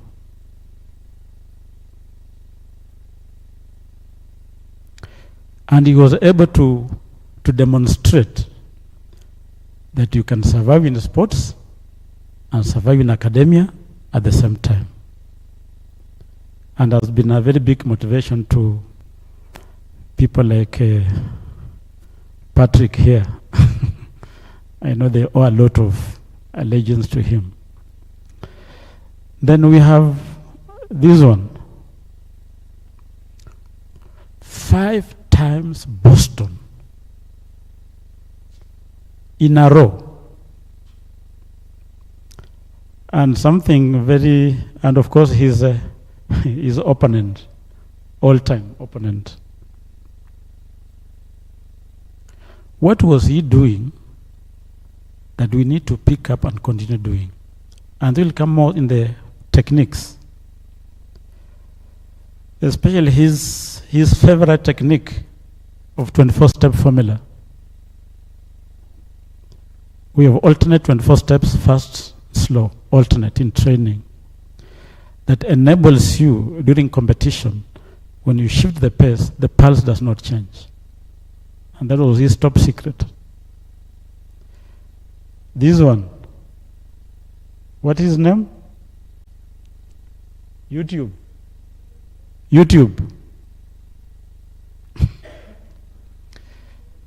And now this one. So we have been made to believe that Kenya are just long distance runners. In Kenyan history of running until 1962, Kenya were not long distance runners. And majority were not the brothers to Patrick. We had many people in Kisii, Meru, Kamba running. Then there was that shift. I think an effect of the Kalenjin Games of 1936. Now we need to tap into this history and find out how come now Manuel is just there, Wanyonyi is also there, and others are there. Maybe there could be so many others, only that our focus has not been in that line.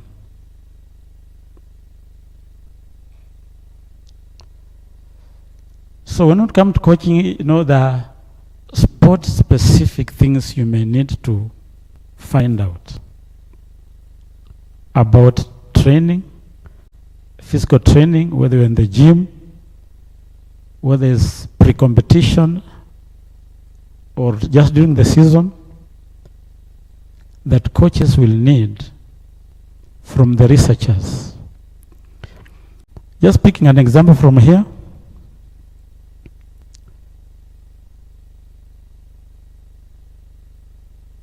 judo. You know, judo scoring is that when they put you down, they have to lock you on the ground. And unless you are able to heave your trunk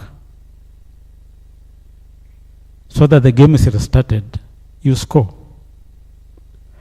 But now this trunk has so many things. This trunk has so many things. But there's determinant muscles that will give your trunk that power.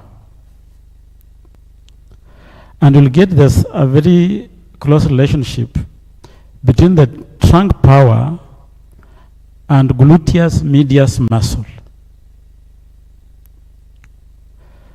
Now, if you don't know that one as a technical detail, you may do a lot of training that will not translate into the trunk power improvement. So, as a coach, there are some technical details you need. There are management details you need that will enable you identify the talent, train it, prepare for competitions, and manage the off-season program. And the researchers must be able to support all those processes.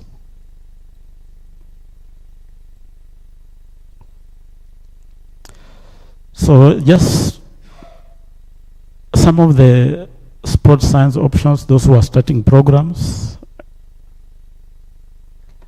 Then within it, in the CBC first 21st century skills, and Dr. Lila will tell you a lot about behavior and performance. And we indicated if you are an elite athlete, in the event you lose, you should lose because of skill inferiority and not behavior.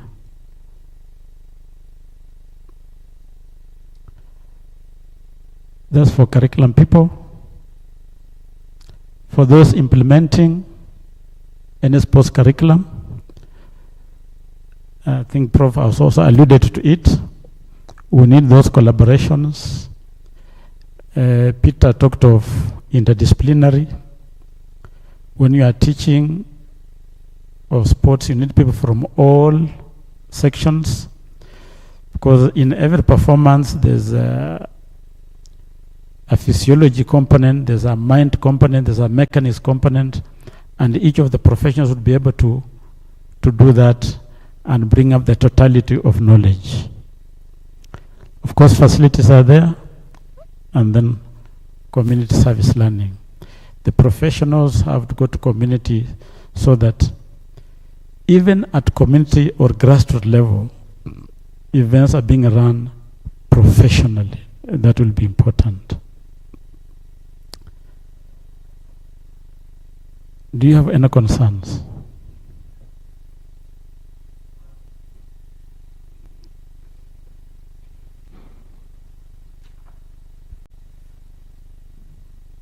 Thank you very much.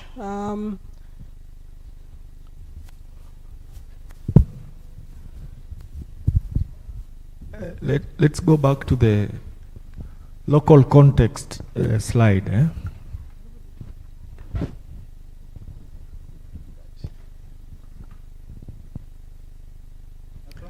Now, Prof, I think Paul Tergat,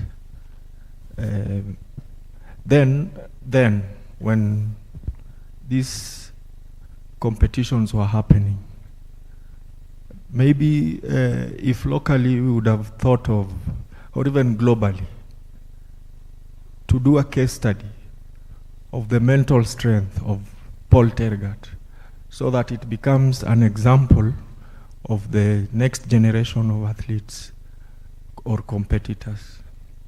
Because I don't know how, is it 4 times he met, he was competing against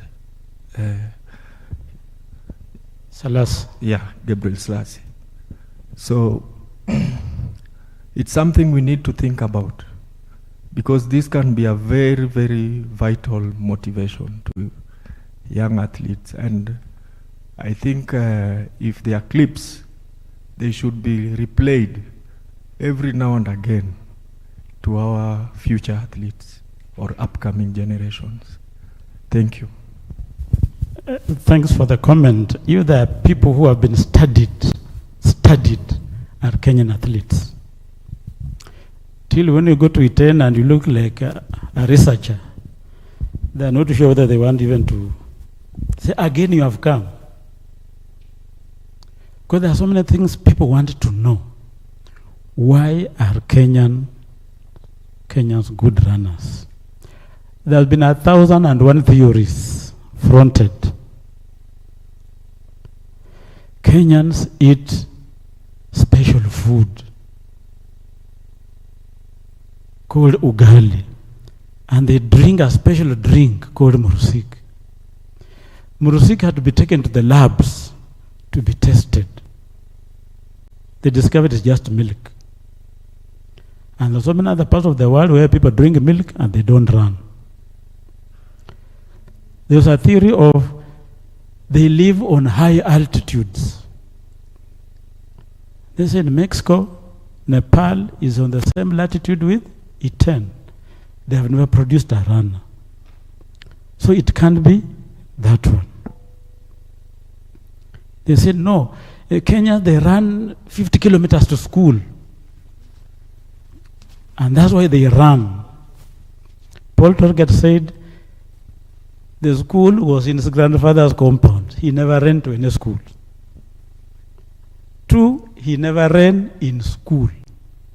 Till when he joined the military, they started running. So again, that theory collapses. The theories are still on. I also had my own theory, social construction of talent. Because we are over 100 years of athletics culture in this country. And as early as 1933, Kenya was participating in international competitions. So when other countries come up in the 80s, like Algeria and Morocco, they may not sustain. Because again, our athletics index is just too high. If you divide the medalists versus the population, our index is at 12, followed by Ethiopia at 1.2.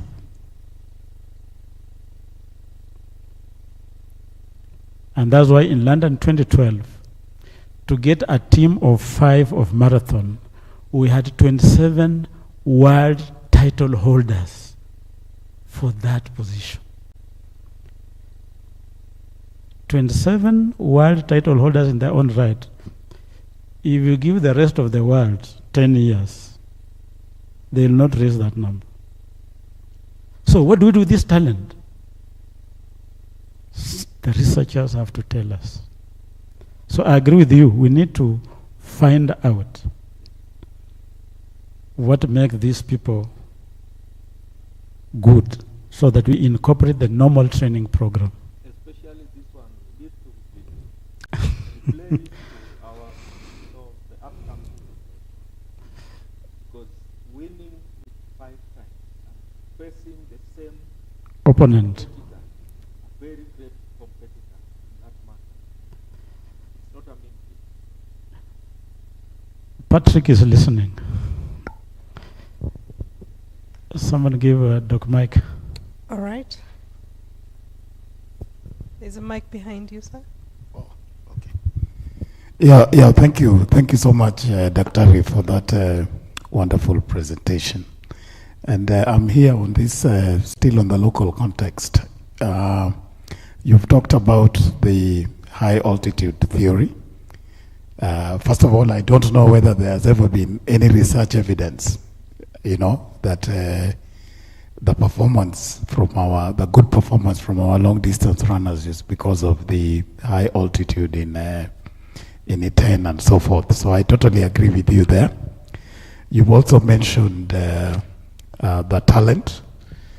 Yeah, I also believe that in this country we start talent identification at a very late stage, because most of our coaches go to the Kenya Secondary School Sports Association games to identify talent there when somebody is probably already 15 and 16 years old.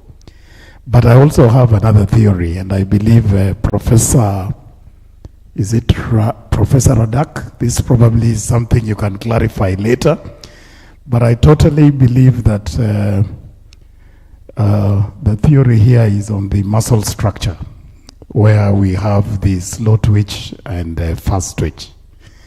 But I'm told, and maybe you can clarify, that this can only happen if a study is done through the muscle biopsy technique. I've read a bit about that, but that has never happened because of safety concerns. So is there a situation where this muscle biopsy technique has been done to confirm the muscle structure of the athletes and the percentage of slow twitch and fast twitch? Because long distance runners are anticipated to have maybe a higher percentage of the slow twitch, and the sprinters probably have a higher percentage of the fast twitch, and middle distance could be a mixture of both. Yeah, that is probably a clarification that I hope we can get at a much later stage. But I believe the advantage is in the muscle structure, a percentage of the muscle structure in the body. But of course, you cannot leave out also the other aspects like talent identification. And I think even the aspect of the increase in red blood cells at a higher altitude could also have an impact. Thank you. Thanks, Doc, for... Let's go to the other side. Thank you. Very many hands. That's really good. It's very encouraging. Okay, good morning. Morning. Mine is just a concern. Marathon and health financing. There is a missing link in terms of our curriculum, because you're not addressing it, either in our schools, and now because we are doing a new curriculum. Has it been included, or is it necessary for us to include it? How important is it that our kids or people should learn that the marathon is important with our health?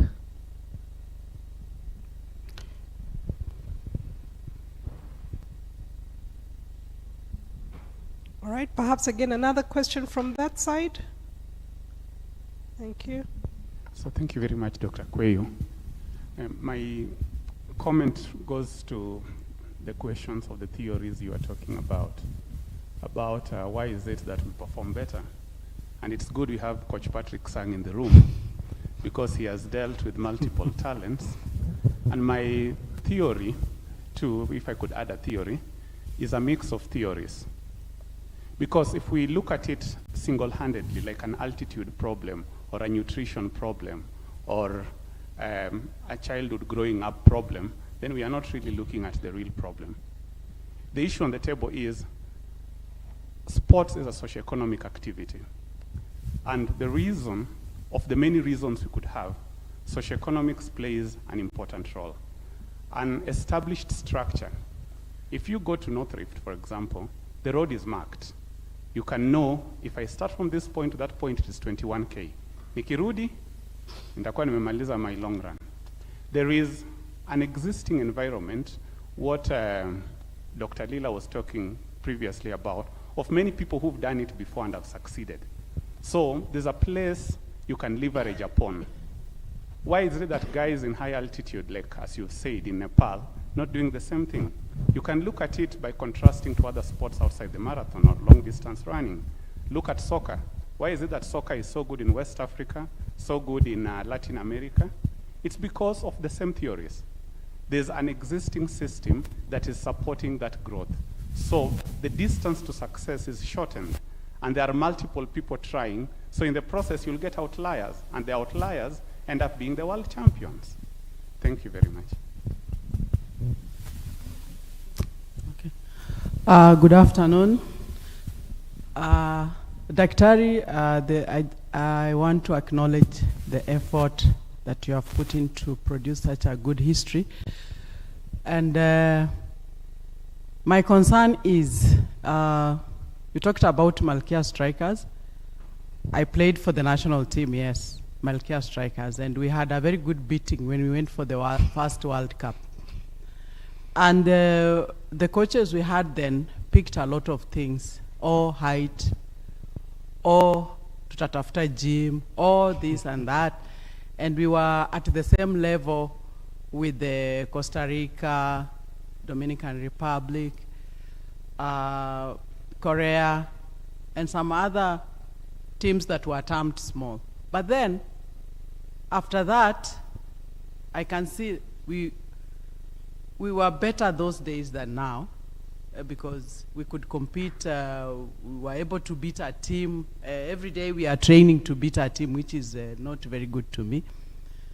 Now, what I'm concerned about is, in Kenya, especially the Kenya Secondary Schools Association's competitions, we have converted all the indoor sports to be playing outside. Volleyball is played outside, handball, netball, basketball. So when it comes to now, okay, we want to integrate science in our training and so forth. Now, what happens with the infrastructure now in terms of facilities? That's my concern. Thank you. Thank you very much. I can take those ones. All right, go ahead, sir. Maybe starting with the last one. The issue of facilities is an elephant in the room.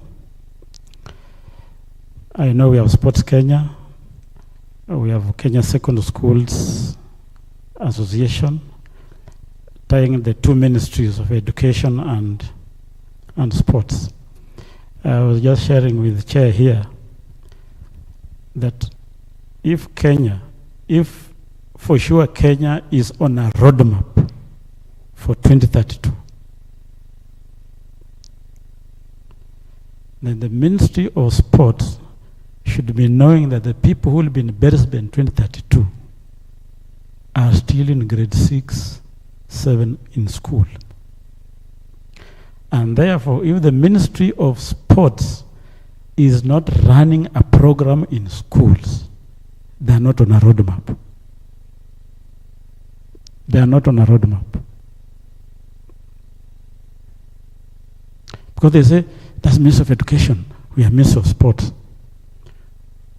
When you go to Ministry of Education, they are doing the education, and when the transition rates are there, they are okay. Same to Ministry of Health. If the Ministry of Health is not interested in PE program in schools, they are not on point. Because even an obese student can pass exams and go to the next level. And if they are sick, they'll go to hospital. So whose problem is it? So in terms of facilities, one time we were advising the CS to do a national survey on how much sports is injecting in the Kenyan economy, and use it as a justification for budget allocation for sports. So that sport is not an A or B. They only celebrate with us when we win. After that, they say, that is sports. If he's in the universities, Dr. Mike will tell you, sports will be put in the Dean of Students' office. So that when you are tired from chemistry, you can go and play. And yet all those universities are popular on the basis of sports and not chemistry. So this facility issue has to be addressed at a national level and at local level now with the devolution. I think we need to engage those county governments if they can upgrade at least 1 or 2 schools within that locality to be able to start as early areas of preparing for competition. About health financing, I agree with you. I can assure you to date, go to any medical school in Kenya. There is no single unit on exercise science in their curriculum. So there will be sports doctors, yes, but there's a gap. Same to MTC. So you will get that when you want to do an advocacy race, you go to AK, Athletics Kenya, to help you organize. Yet, if event management was taught in medical schools, each hospital can organize their own events without going to AK. But they've been associated to know that they are in a hospital and then others are on the field. And that was the motivation to put health promotion as a thematic area in the curriculum of Masinde Muliro University of Science and Technology.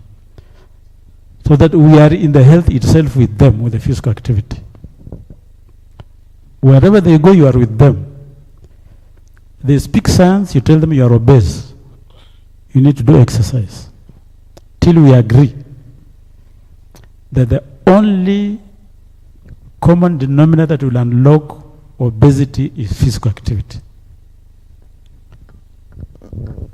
And if there's no task working group on physical activity for health that we have for malaria, for TB and others, we are just pretenders. So Dr. Luanda agree, performance is holistic. Actually the genetics is a requirement and not a determinant for performance. You can run if you can run. If you can't, you can't, period. But now when you select those who can run, there's what dictates who wins. You pick a cock and an ostrich for competition. The results are obvious. So after getting the people who can run, there's what determines who wins. And it is the mind, the nutrition, the technique. The muscle types are as many as people. Mike, you missed a presentation from Prof. He said that even twins, even the markers like the physiological markers, just the aging process is not the same. So the diversity is so varied that if you are doing training, it has to be so individualized that look at what you have versus the target and work on it. So I think I want to stop there. Thank you very much. Tumpe makofi ya nguvu. Hapa na tuna count 1, 2, 3. Daktari, thank you. You have given us the height, the breadth of the sports research ecosystem in Kenya, and really thank you. You have brought so many things on board, and I think whetted our appetite for what to expect for the next 3 days in this seminar. All right, I think it is now time to break for lunch. It is 12:30. Our lunch, we will give ourselves an hour. So 12:30 to 1:30, if that is okay. Our lunch is actually served in the building that is right opposite the administration main entrance. So you go to the other side and lunch will be served there. 1 hour, we will meet again in 1 hour, all right? Enjoy your lunch, everybody. See you at 1:30.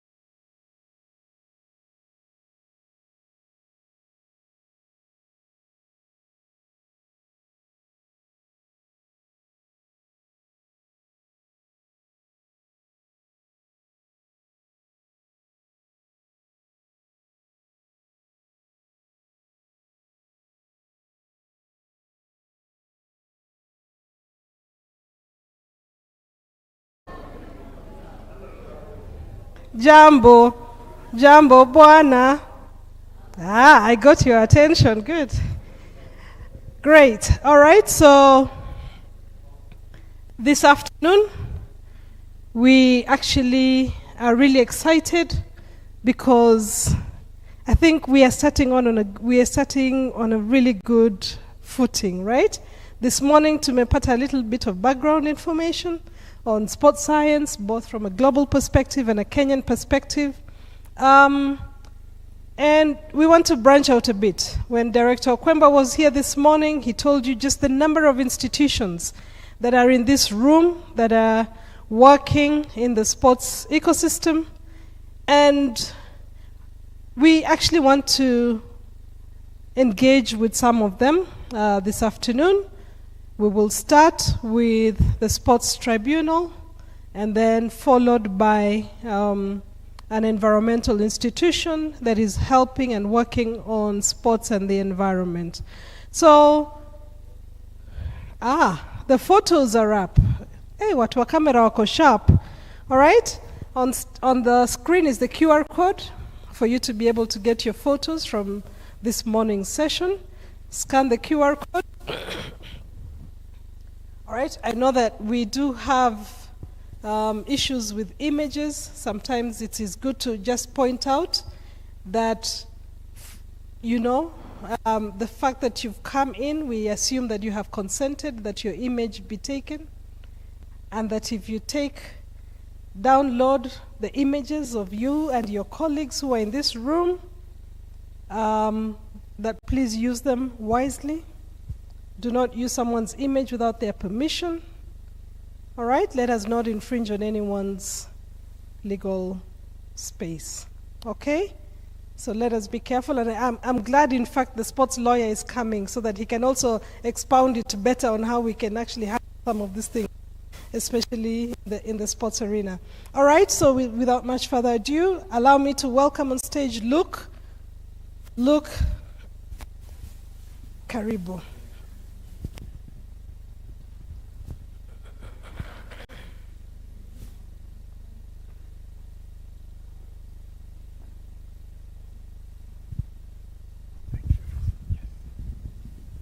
Good afternoon.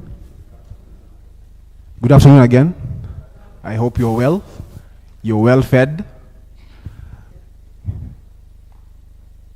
Yes, so my good name is Luke Irongo. I am a sports lawyer.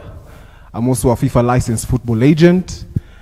And for the purposes of this interaction, I'm a member of the Sports Disputes Tribunal.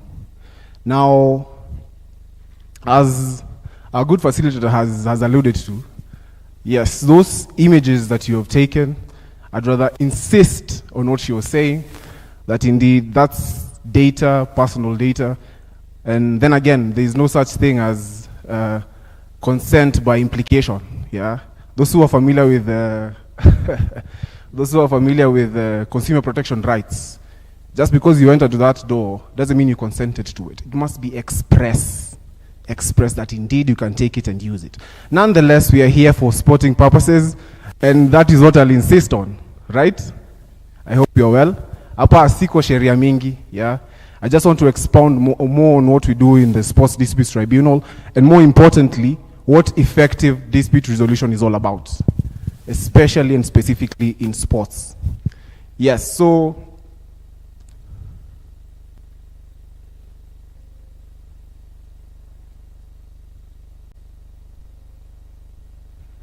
as we all know, sports is a very emotive discipline. Yes, I believe it was Dr. Kweyu who was here and raised some interesting stories about some football clubs in Kenya, where more often than not, when the games are played, there always one team scores, there are always allegations. Was this right? Was this wrong? The fans are on the pitch. It constantly happens. So this happened in one of our sessions. These are fans, these are sports fans. So they were here, and as you can clearly see, it was quite emotive. It was really quite emotive. So to understand basically what effective dispute resolution is in sport, we first need to understand and respect what disputes are in the whole sporting ecosystem. I don't want to make this a very technical or lawyer-like, so to speak, talk. I know we are most of you are scientists here.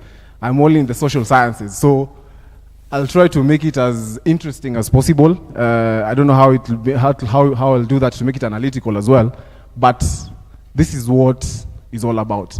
So disputes in general, insofar as the sporting ecosystem is concerned, we have them contractual, where these are player-club contracts. Yes, endorsements, sponsorships, disciplinary as well. I'll come to doping, on and on-field misconduct.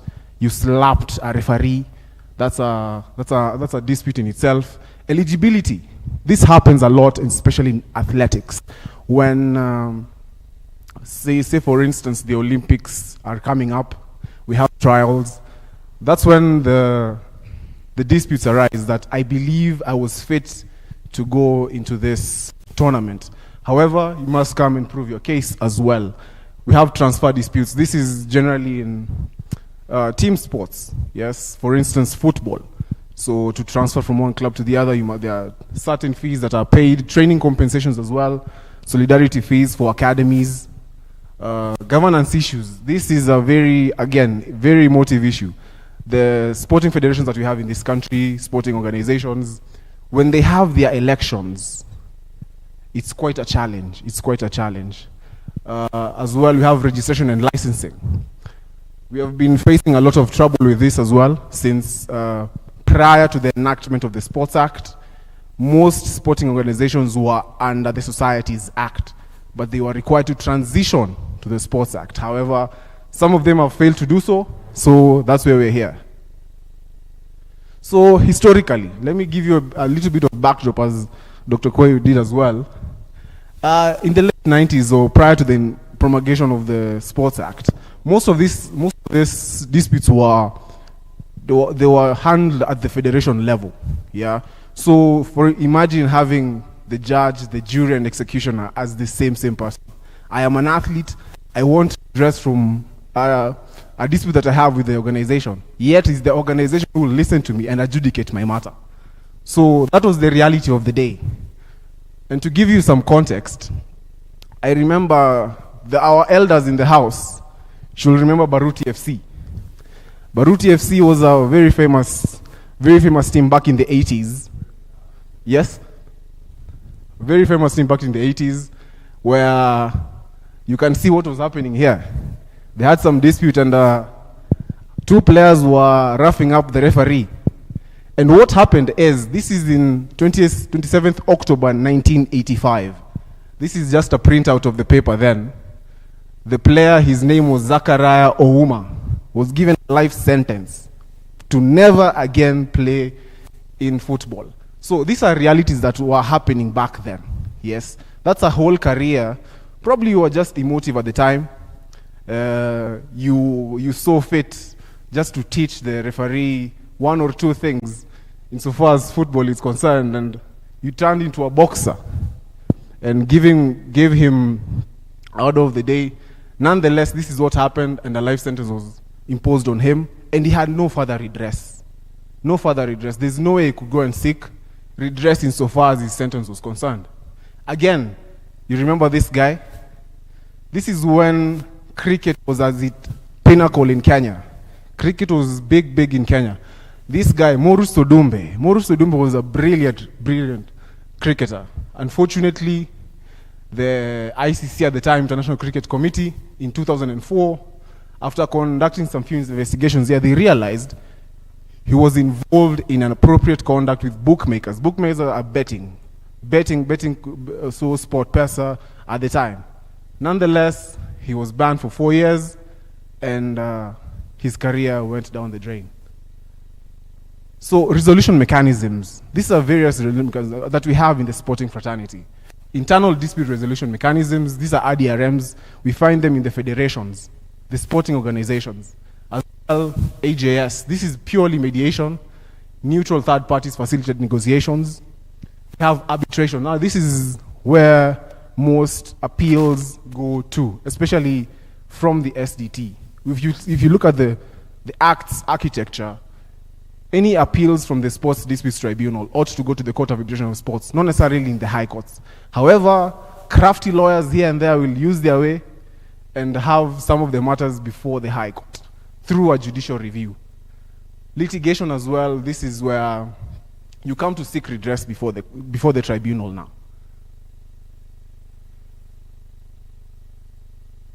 Now, this is just basically what we mean in internal dispute resolutions mechanisms. One thing that we prioritize in the tribunal is what we call the doctrine of exhaustion. Now, if at all the Organization of Federations provides for an internal dispute resolution mechanism, it's our mandate as a tribunal to have you first exhaust those mechanisms, if at all you believe they're sufficient enough. Nonetheless, if you come before us and demonstrate that indeed, however much they are there, they are not in actual fact operational, then we'll have your case before us and listen it and determine it as well. Alternative justice system, I was talking about the mediations now, negotiations. So basically, we need to look at the architecture, the legal architecture in Kenya. Sources of law, constitution, yes. Statutes, we have the Sports Act, the Anti-Doping Act of 2016, the Fair Administrative Action Act. We have the constitutive documents. Now, these are constitution of the sports organization. I believe every single federation and sports organization must have a constitution. Now we have common law as well, international law, and subsidiary legislations, including registrar regulations and sports disputes tribunals rules. Now, institutions as well in the sporting fraternity include the Kenya Academy of Sports, that's why we're here, the Sports Disputes Tribunal, and Sports Kenya. Now, let's come to the Sports Disputes Tribunal. You're before us now. Our mandate is provided for under the Sports Act of 2013, under Section 58 and 55.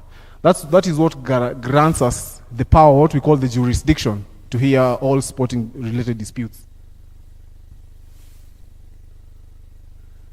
Here we are, Section 55. Now, if you look at Section 55, 2A, B, C, it gives you the composition of what the Sports Disputes Tribunal is all about. It's very, very expansive, meaning we also require technical support. This is not just limited to legal professionals. We also want sporting experts.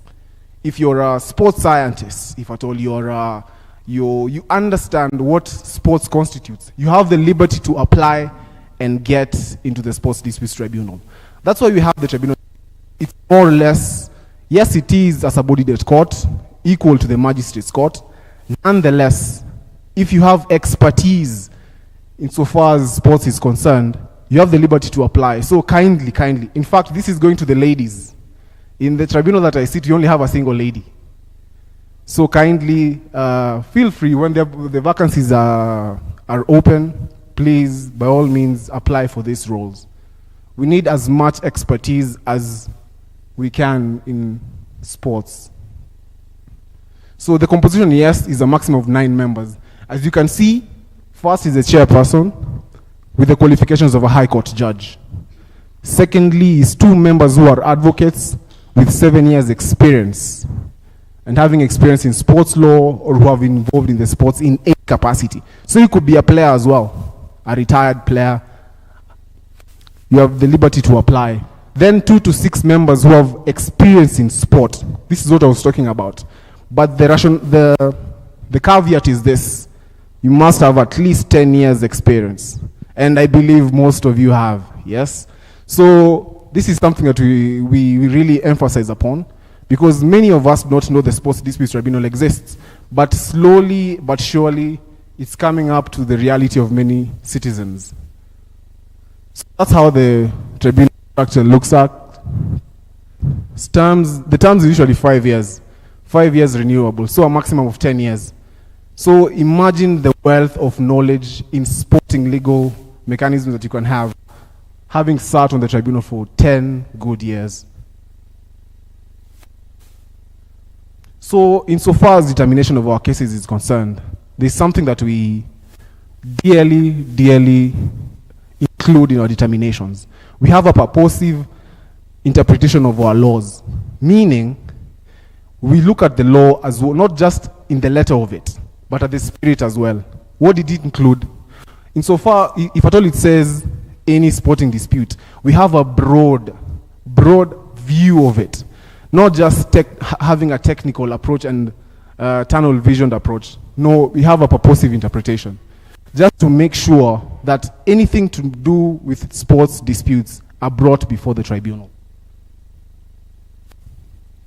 So the jurisdiction is under Section 58 of the Sports Act, and specifically, one of the roles of the Sports Disputes Tribunal is to hear appeals and decisions of national sports organizations or umbrella national sports organizations.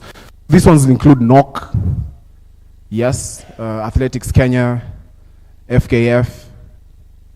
You have a dispute with the organization of the federation. You have the liberty to apply for redress at the Sports Disputes Tribunal. Appeals against disciplinary decisions as well. This is where selection disputes arise now. Yes, appeals against not being selected for a Kenyan team or squad. As I said, this arises a lot, especially when athletics is concerned.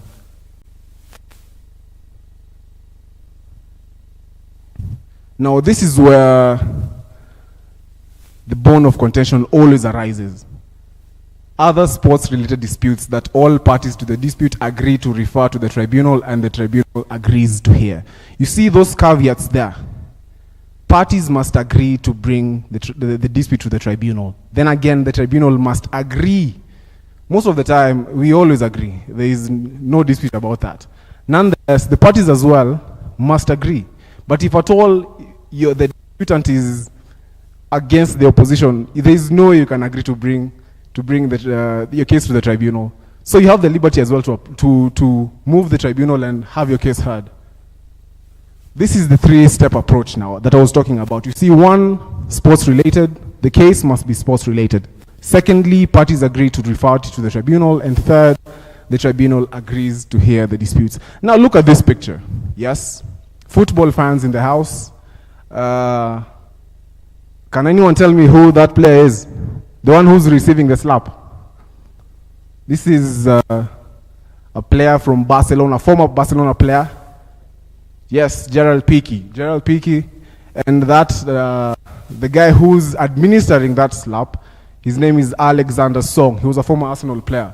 Now, looking at that, is this a sporting dispute? Is this a sporting dispute? First, you're not even on the pitch. You're just out there celebrating. Then I choose to slap you. Is that a sporting dispute? Many would argue these are two players. These are two athletes. So they can come to the sport. Yes? Correct. So you can look at it in those many angles. So it's always a dispute here. It's always an argument from both sides. Is this a sporting dispute? Is this not a sporting dispute?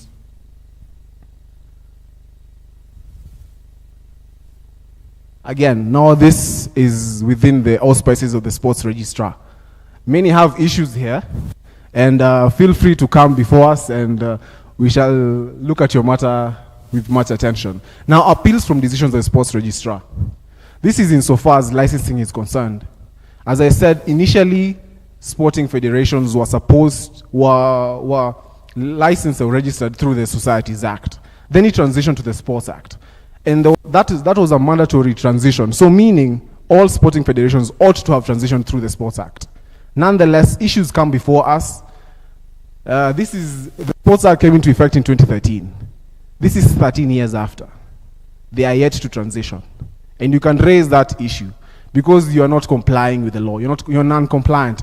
And if the sport realizes this, the federation might be disbanded as a result of non-compliance. So again, what cases does the tribunal handle? As mentioned, election disputes. That's the jurisdiction, the whole jurisdiction of the sports tribunal under Section 31 of the Sports Act. Now this is the Section 31 of the Anti-Doping Act. Now we are coming to anti-doping related rules violations. Now, interestingly, this rarely happens. This really happens in that the whole architecture of the World Anti-Doping Agency, they do not necessarily allow independent bodies to handle disputes insofar as doping-related violations are concerned. But this is something commendable that happened in Kenya. The Anti-Doping Agency of Kenya had a very good interaction with WADA, that the Sports Disputes Tribunal was given the jurisdiction to handle anti-doping related matters. In other jurisdictions, you'll realize WADA have their own anti-doping organizations. We call them, some of them are in the continental arena, others in various jurisdictions. Those are specifically under WADA, the World Anti-Doping Agency. Nonetheless, in Kenya, all doping-related violations comes to the Sports Disputes Tribunal. So, ADRVs, these are the anti-doping rule violations. I believe some of us are very frequent with athletes. So, these are some of the issues that arise. Presence of a prohibited substance, use or attempted use, not just using. The attempt to use is also an offense. Refusing or failing to, or evading a test. Wearables failures, we're talking with Daktari here, that you must update where you are. Because these texts, by their very nature, these tests are very random. So if at all you're in Iten, tomorrow you're in Mombasa, you fail to update your whereabouts, that's an offense. Because the doping control officers may come to where you are and find you not there. So the presumption is something is happening. Something is happening, and they'll sanction you for it. Tampering, if you refuse, refusal is part of tampering. Refusing to take an anti-doping test is also tampering. Trafficking, possession of a prohibited substance, administration or attempted administration as well. So this happened some time back. The tribunal was banned from hearing doping cases. Now, this is not. This is a problem we have in this country insofar as media is concerned. They reported the wrong statements. When you look at it, it means tribunal banned from hearing doping cases. Nonetheless, the High Court ruled that we had no jurisdiction to handle international athletes. But we have the jurisdiction for national athletes. So national athletes are those who are in the RTP of this country, the testing pool of the Anti-Doping Agency of Kenya.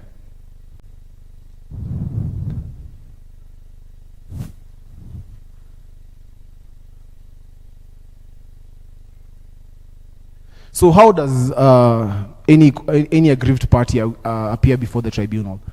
It's very user-friendly, so to speak. Everything is done virtually. We have an e-filing portal that has been provided by the judiciary. You can simply use the e-filing portal to file your case. You see the charges there are more or less 1,000 shillings. Most claims, if at all they have a deep urgency, you have the liberty to file them under certificate of urgency, and that they'll be handled at the very instant the tribunal gets hold of your matter. Timelines as well. Tribunals, by their very nature, handle disputes very fast. So the average time it takes is more or less 6 months, and in urgent matters, it even takes a shorter period. The rankings by the judiciary, we have been doing very well.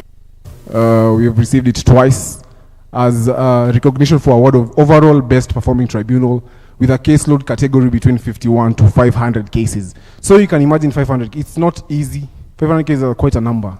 These are both sporting disputes and anti-doping rule violations. So looking again, election disputes, we have NOC here. This is just an expert of the newspaper. Where are we located?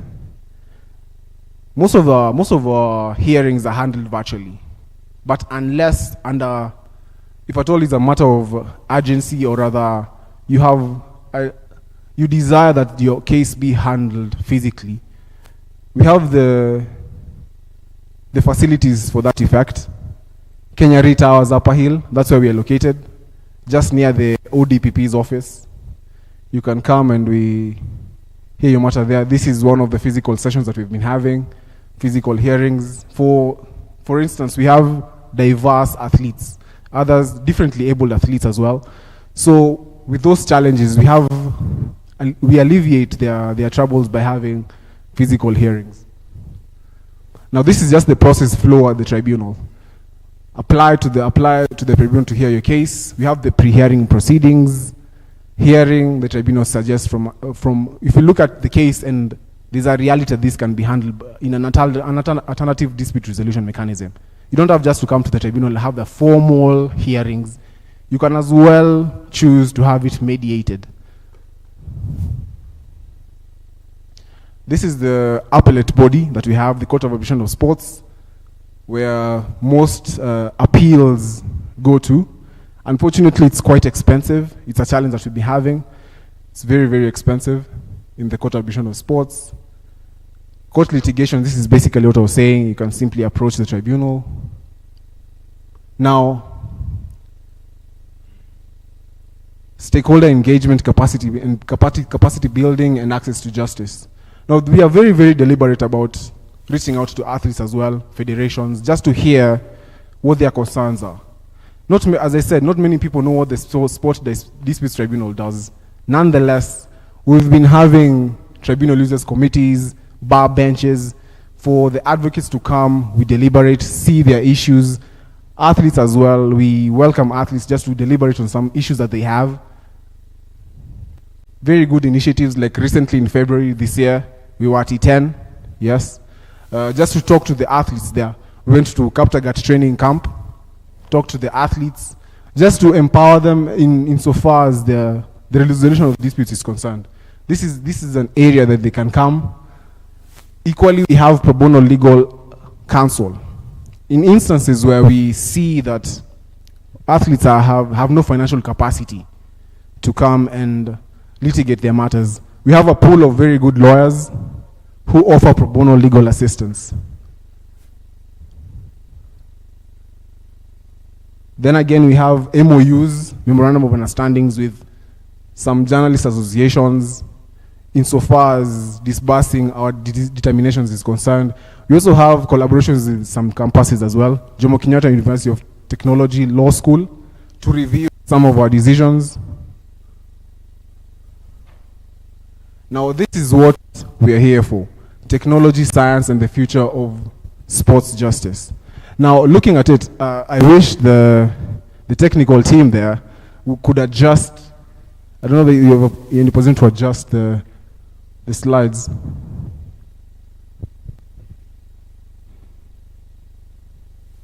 Nonetheless, some of the developments that we think we see, yes, thank you. Now, some of the developments that we have, we foresee as a sports disputes tribunal is electronic. These are what we have had: electronic filing systems, digital evidence management. That's a very tricky bit. Somebody here raised an issue with data protection. Those are areas of concern that we see slowly coming up. There's something in law we call the fruit of a poisonous tree. How you access that data. That's an area of concern that also comes to the tribunal. We also have wearable technology regulation. I believe Prof knows about this. Sports data ownership disputes, yes. Enhanced anti-doping analytics. Yesterday, I believe the whole of last week, we had a workshop with the Anti-Doping Agency of Kenya. And some of the things that they brought to our attention was that the World Anti-Doping Agency has the liberty to maintain your how can I call them? When they come and test you, those samples that you have, yes, the samples that they have, they can stay with them as long as it takes. And once better doping analytics testing systems come up, they can still use their reagents to check whether indeed 10 years ago you had doped. So you can imagine, it's a very sophisticated system. So having your samples for 10 plus years just to make sure that indeed you're a clean athlete. These are realities that we're grappling with at this time. As I said, the athlete data privacy, scientific evidence. One of the things that we have approached as a tribunal is that insofar as doping cases are concerned, once you become before the tribunal, each party is heard individually.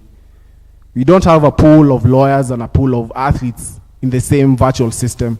One case is heard at a time to just maintain the privacy. These are very sensitive issues.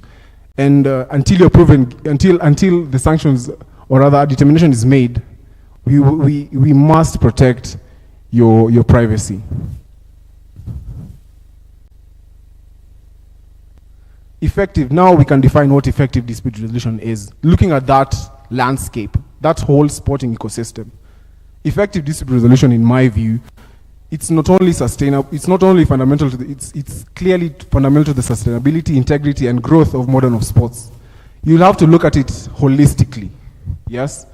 Fairness, speed, how the determination was expeditious, expertise. Whoever sits at that bench must have that capacity, those expertise to hear and determine your case. Again, accountability as well. And more importantly, sporting integrity. Prof here mentioned something interesting that I had asked in the morning. Now, I believe it will be next week, we shall have the advent of enhanced games, enhanced sports in the US, where in their view, they're testing the human limits. Yes? So they administer PEDs, performance enhancement drugs, in what they term as a controlled environment. So looking at that, yet we have the World Anti-Doping Agency countermanding that. Yet, as he clearly said, it has a lot of sponsorship. The money is there. The money there is crazy. So most athletes, there's one famous athlete, I believe is Kelly. Kelly was a former 100 meters world champion. Immediately he was banned by the World Anti-Doping Agency insofar as wearables failures are concerned. He transitioned to the enhanced games. He was given a ban, and so he saw it fit to transition to the enhanced games now. Now he'll be using PEDs to test his limits. So it's an area of concern that we have, not necessarily us, just us as the Sports Dispute Tribunal, ADAC as well, the Anti-Doping Agency of Kenya, and the whole World Anti-Doping Agency body. So these are realities that we're having. They say it's the future of sports. We shall wait and see. Then again, as a sports fan, you want to see how this will pan out. And as well on a scientific notion. Looking at that, science is very curious, so to speak. So you want to see how this pans out. So these are realities that we are grappling with.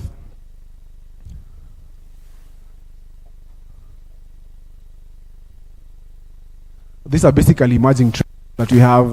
We are amending the Act currently. The Sports Act is being amended.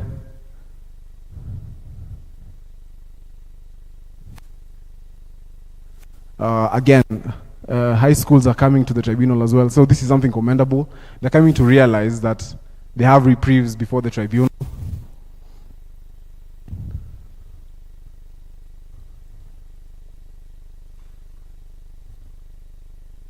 So we have a QR code there. This is where you can actually check most of the determinations that we've had. Very conclusive, very, very, very good decisions. So you can actually see that and go, just view the determinations that have come from the tribunal. Benchmarking, we have to correlate whatever we are doing here with other jurisdictions as well. So we are looking at the case portal in Canada as well, New Zealand. They have a very robust sports disputes tribunal. Australian as well. Brazil.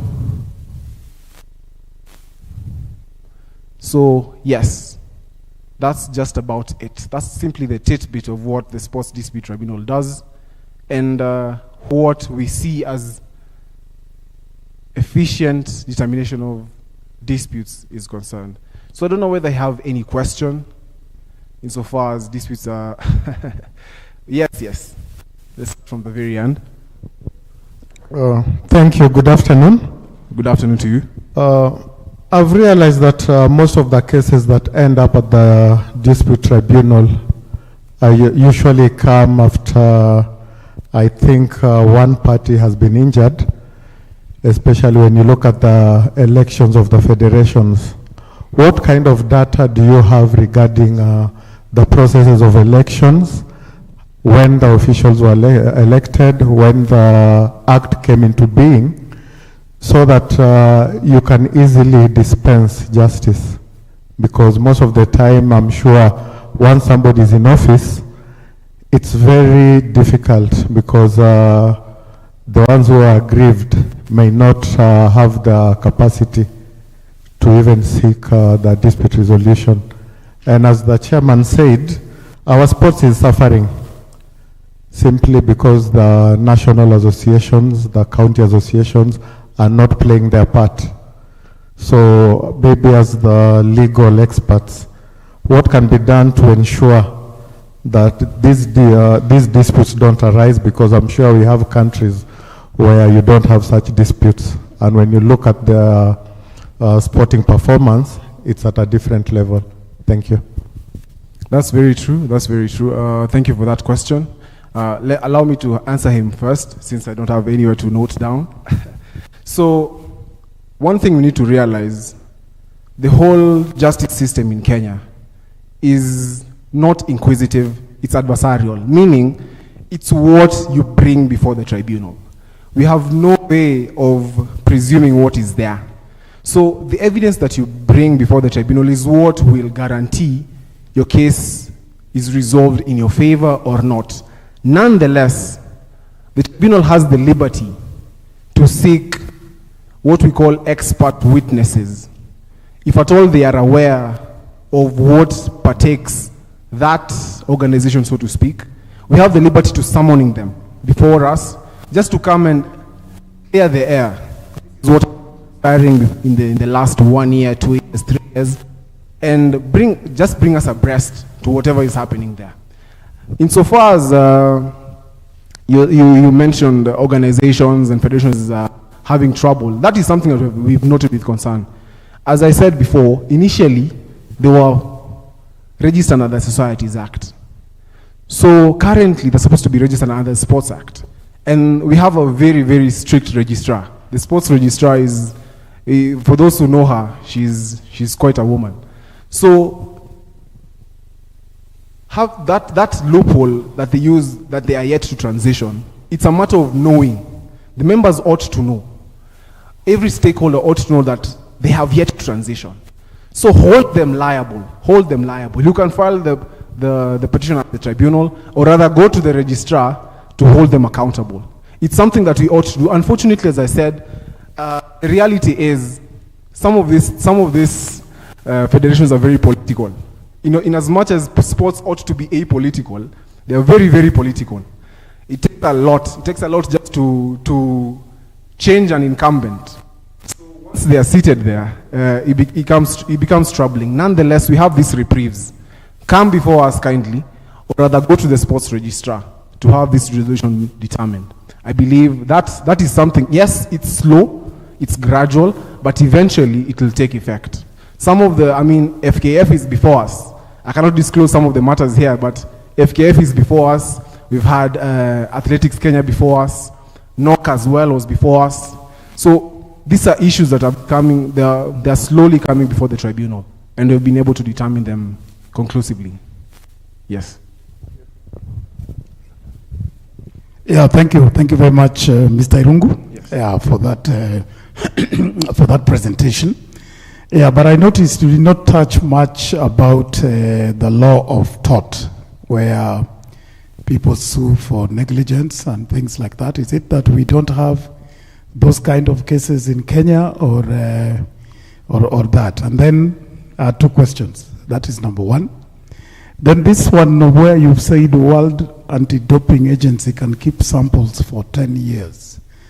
What measures do they take in terms of ensuring that if they test the sample after 10 years, I can claim that the samples were tampered with within those 10 years? How do they ensure that people are very clear that those samples cannot be tampered with? Yes. Within those 10 years. Yeah. Thank you for the question. Allow me to start with the question with WADA. I hope, I'm informed the Anti-Doping Agency of Kenya was supposed to be here as well. We had a workshop with them, and it's something that we raised as well. Can you guarantee that those samples are handled with genuine care? Even because some of the labs that we have only one in South Africa was declared non-compliant. And I raised a very, very interesting query. I asked this. If at all that lab was declared non-compliant by WADA, I as an athlete, do I have the liberty to challenge the results that proffered my sanction? Because if at all they are non-compliant, what guarantee do I have that the samples, the way they handled my samples and eventually placed a sanction upon me, that I can guarantee that it was authentic?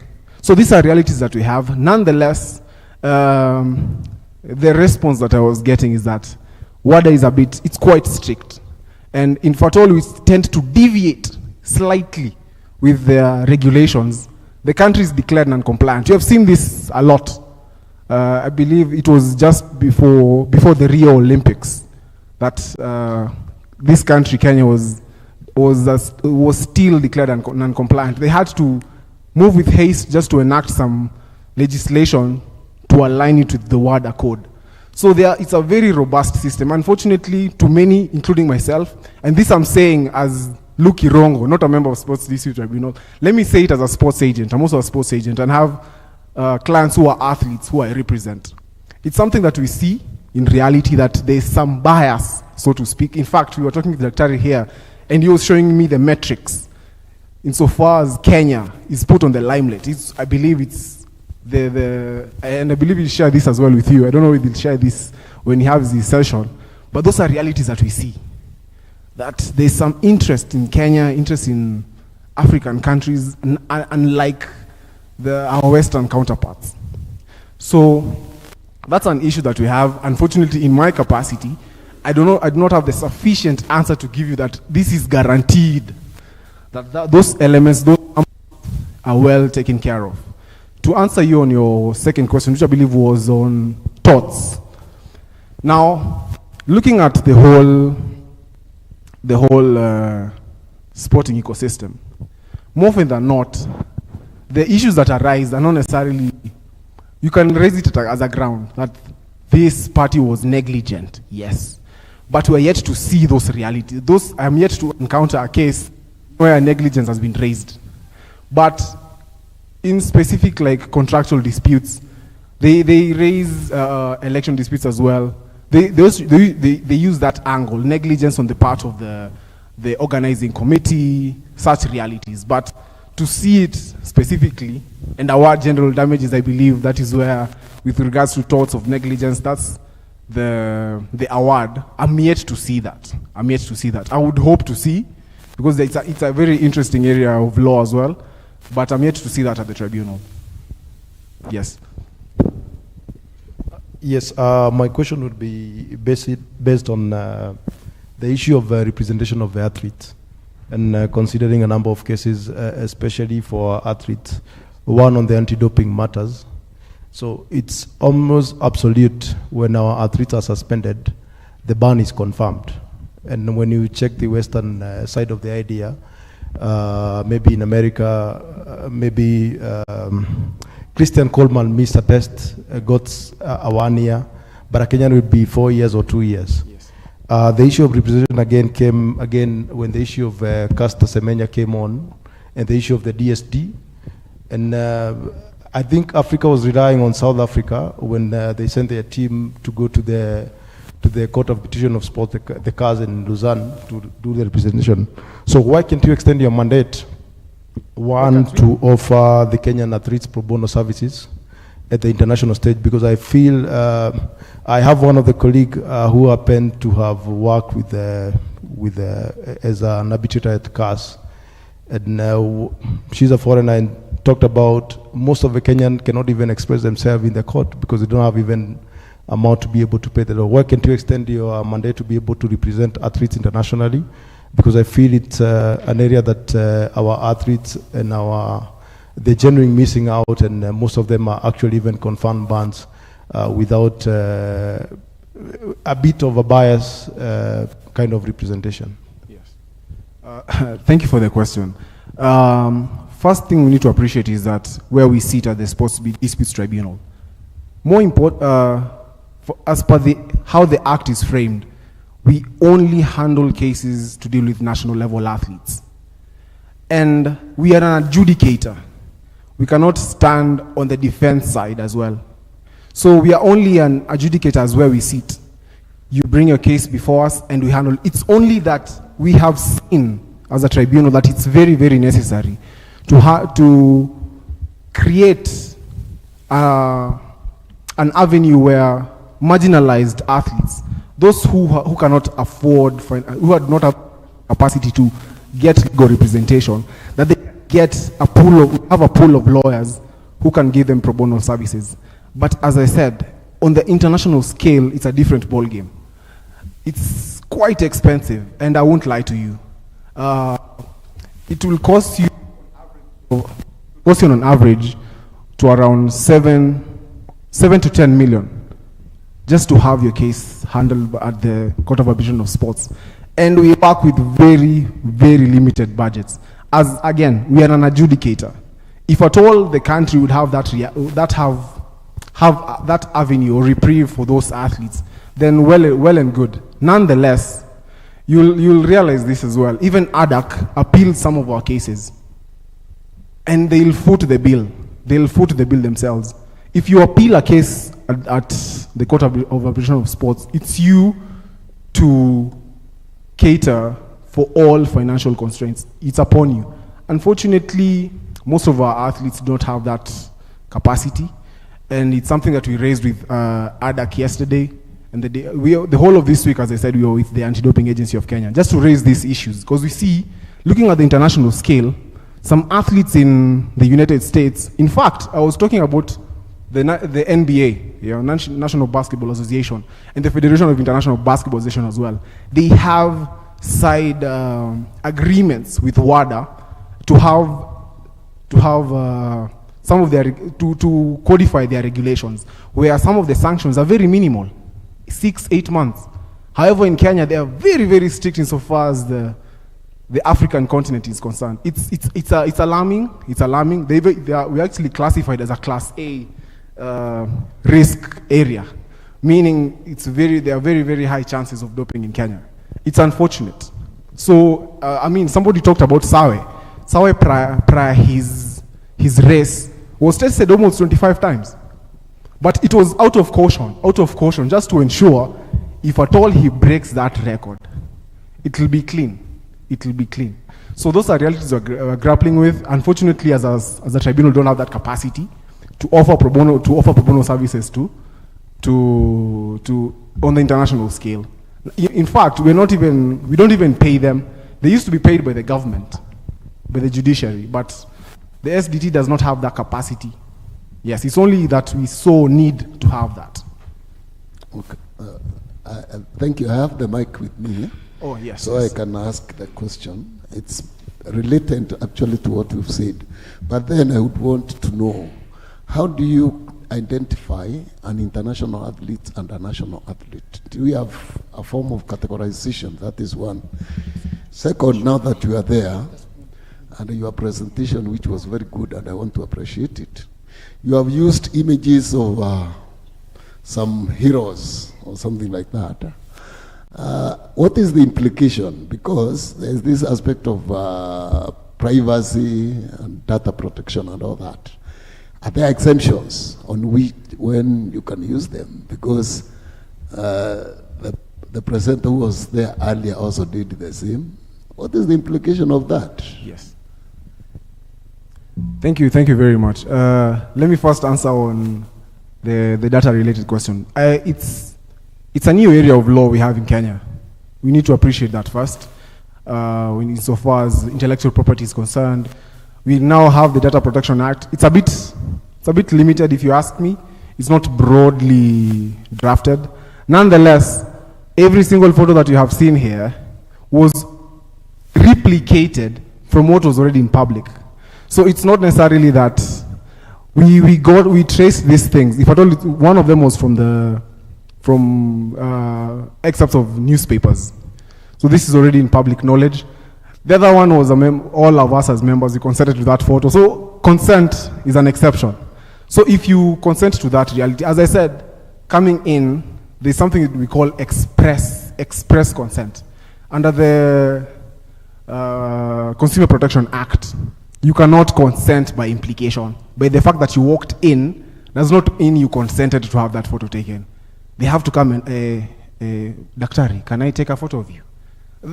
it must be expressed. But it's something that we are yet to fully understand as citizens, that these are very, very grave areas of concern, especially now where we are in the era of artificial intelligence. I can simply take a mock photo of you and replicate it in some other areas, which to your detriment might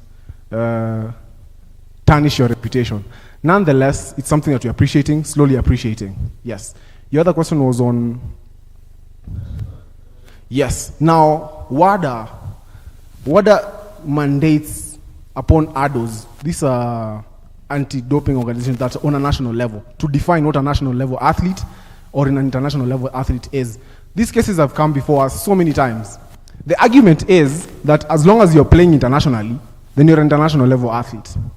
That is technically not correct. So for you, normally, and this is happening in so many jurisdictions, it's a transition, it's very sequential. You start from a national level athlete, then you become an international level athlete. So once you are registered under their ADAX registered testing pool, you must come with an, what we call it, it's like a revocation letter. But to where you come present a revocation letter to ADAC, now the anti-doping agency we have in Kenya, then you provide also an inclusion letter to where you are. It's very, very meticulous. You just can't come and say, I live in Australia, I'm an international level athlete, I play in Australia. No. If at all you remain in the testing pool of a Kenyan jurisdiction, you must be tested by Kenyan jurisdiction. And these guys are they're very interactive. The doping agency of Kenya will call the doping agency in Australia to have you tested. Then the samples will be adjudicated upon by the local jurisdiction. So it's something that I was querying, as I'm a very inquisitive person, so I was asking these questions to ADAC. What do you mean by a national or international level athlete? That was the answer. That you must first provide an inclusion and an exclusion letter. Come and tell ADAC, I want to come out of your testing pool because I've been included in another testing pool abroad. So that is the only time that ADACs will, so to speak, lay off you. But as long as you remain in their testing pool, they look for you wherever you are. And if you fail to report your whereabouts, it shall be an offense as well. So it's something that it ought to be educated to many athletes. That's what I agree.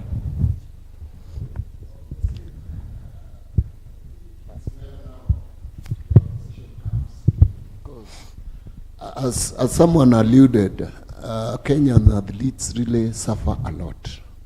And if there's a clause like that, which can be adjudicated here then, why wouldn't we, and I'm not trying to defend people who abuse substances, why would we have a clause if there's that leeway whereby we can always transfer our athletes around, make them more national, so that whatever cases come in, we are able to sort it from our side? I think that would be that's brilliant. That's brilliant. I agree. A classic case example is our very famous 100-meter athlete, Omanyala. Omanyala, his case was brought before the tribunal and he was suspended for, initially, before he became who we know him as now, he received a ban for around eight months. Then there was a lot of outcry by the international community about doping in Kenya. So Athletics Kenya moved swiftly, amended part of their constitution to ban athletes who have had ADRVs adjudicated upon and have sanctions. So it meant that some of these athletes could not participate on an international scale. So the case was brought by Omanyala towards us when he finished his suspension. And the tribunal was very clear that that is very unconstitutional. You're barring him. The amendments that they had were very unconstitutional. So we revoked that, and Omanyala was able to participate in the qualifiers, and he's now who we see him as. So you can imagine some of these realities that are there. Omanyala won't be here today if at all that case never came before us. He would have been suspended and, so to speak, eternally couldn't participate in the athletics. So it's a reality we have. Yes. Thank you very much. Just one more question, please. My question is partly it's been answered, but the last bit that I want clarity on is the three-stage process of the tribunal when you get to the last stage. Yes. What is your success rate? Number two, in case of an inconclusion, what's the recourse? Sorry? When it's not concluded, in a good way, what is the recourse? Let me just go back there just to show you that step with clarity. Now, this is what you're talking about. So, first, the dispute must be sports-related, a sports-related dispute. The parties agree to refer the matter to the tribunal. Rarely does that happen because these are two aggrieved parties. So you just rush for reprieve. Now, the tribunal agrees to hear the dispute. We definitely agree. We always, because we are the court of first instance. If you have no reprieve, then your constitutional rights are violated. So it's something that we take due concern to, and more often than not, those cases are brought before us. Then again, we look at it on a different light. If at all we have internally dispute resolution mechanisms, we have it's a reality we take into account. As a tribunal, we look at this. If at all there are avenues that you can resolve this better, whether it's through mediation, negotiation as well, within that federation, it's easier because you don't want to create animosity for the betterment of the game. So we all love sports. So looking at it from that perspective, it's something that we duly take into concern. Mediation, arbitration, these are realities that we see, and also we promote as a tribunal, insofar as the parties agree upon. Now, when the matter is not determined in your favor, the reprieve that you have is only to the Court of Arbitration of Sports. It's unfortunate. I genuinely wish in the near future, and this is something that I foresee, we'll have regional bodies as well and continental bodies. Currently, we have one insofar as anti-doping related violations are concerned. It's called the Continental Results Management Panel. It's chaired by one Jerry Onyango, senior counsel. She's in Kenya, and it's a panel pool of so many legal minds and sports experts. So we have that regional body that connects. Hopefully, once the act is amended, you can appeal there. But for now, it's only to the Court of Arbitration of Sports. So, and as I said, it's very, very expensive. Some of the athletes that we know of lost their careers through that. Very, very unfortunate. I'd wish initially we had appellate jurisdiction insofar as anti-doping related violations are concerned. But as I showed you, the High Court was not for that. There's no way one panel could sit as a court of first instance, then again take another panel to sit as an appellate body. So it's something that it's a concern, and hopefully we can be able to alleviate that. Hopefully one day we'll have an African body or a regional body as well, whether in East Africa, East and Central Africa, or Africa in entirety. It's something we are hopeful that will come into effect. Yes, thank you. Well, thank you very much, Mr. Luke, from the Sports Dispute Tribunal of Kenya. Asante sana. So tumpe makofi ya kilo. 1, 2, 3. Thank you, sir. I think continue to engage. I think you realize now that there's a lot of room for engagement, and there's still a lot that needs to be done in the area of sports disputes in Kenya. All right, now as we go into our last session for the day, I would like to invite on stage Dr. Philip Osano. Dr. Philip Osano is an expert in the area of sports and climate change. I think our environment and climate change, it's something that is close to my heart. So me, you ndio mimi napenda. But it's good to just realize what sports is doing and how it is contributing to climate change, but also how climate change is contributing to sports. I think it's a very interesting area, and I would like to welcome Dr. Osano to actually speak to us on that subject. Karibu sana daktari.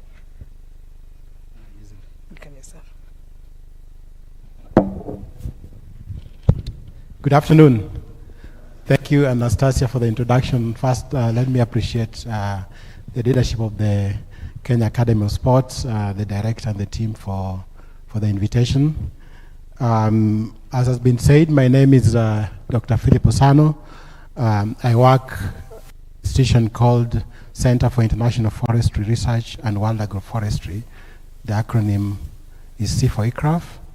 And today I'm presenting on behalf of a partnership of institutions that have been working in the area that I'm going to describe. So I have two of my colleagues here. One of our partners is the Stockholm Environment Institute.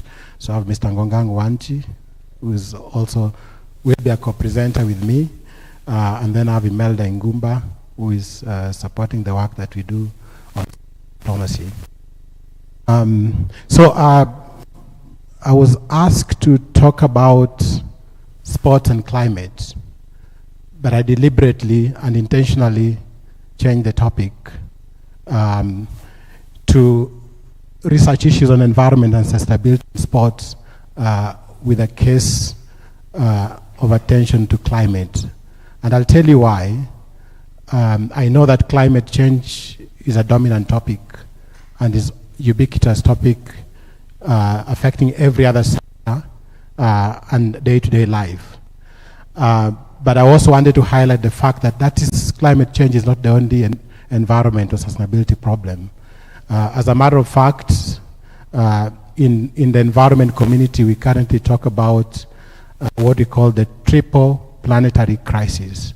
There are three major environment-related crises that are affecting the world, including substantially sports, that we have to pay attention to. The first one is climate change, and obviously we talk about that, particularly when it comes to issues about temperature increase, but also hazards that are climate-related, like flooding, droughts, deforestation, and things like that.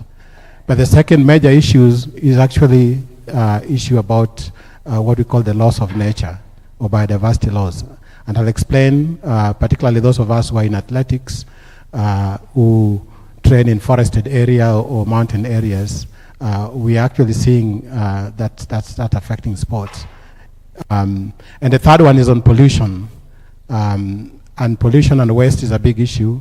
And I think today my colleague Ngongang here will actually explain to you how air pollution has become one of the greatest risks to sports and what we are doing on that.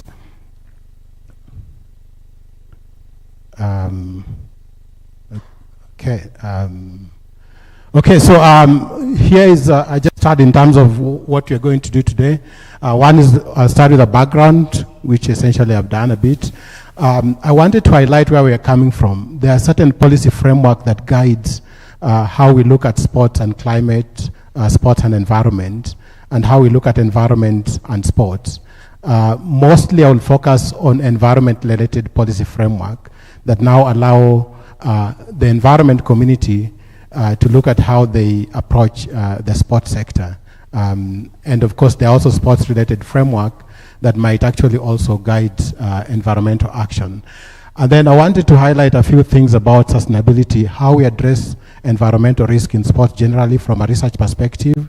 And I wanted to highlight particularly climate change, pollution. I'll mention a bit about waste management and resource use, and the intention and the whole drive towards greening sports, and how the sports community is responding to that.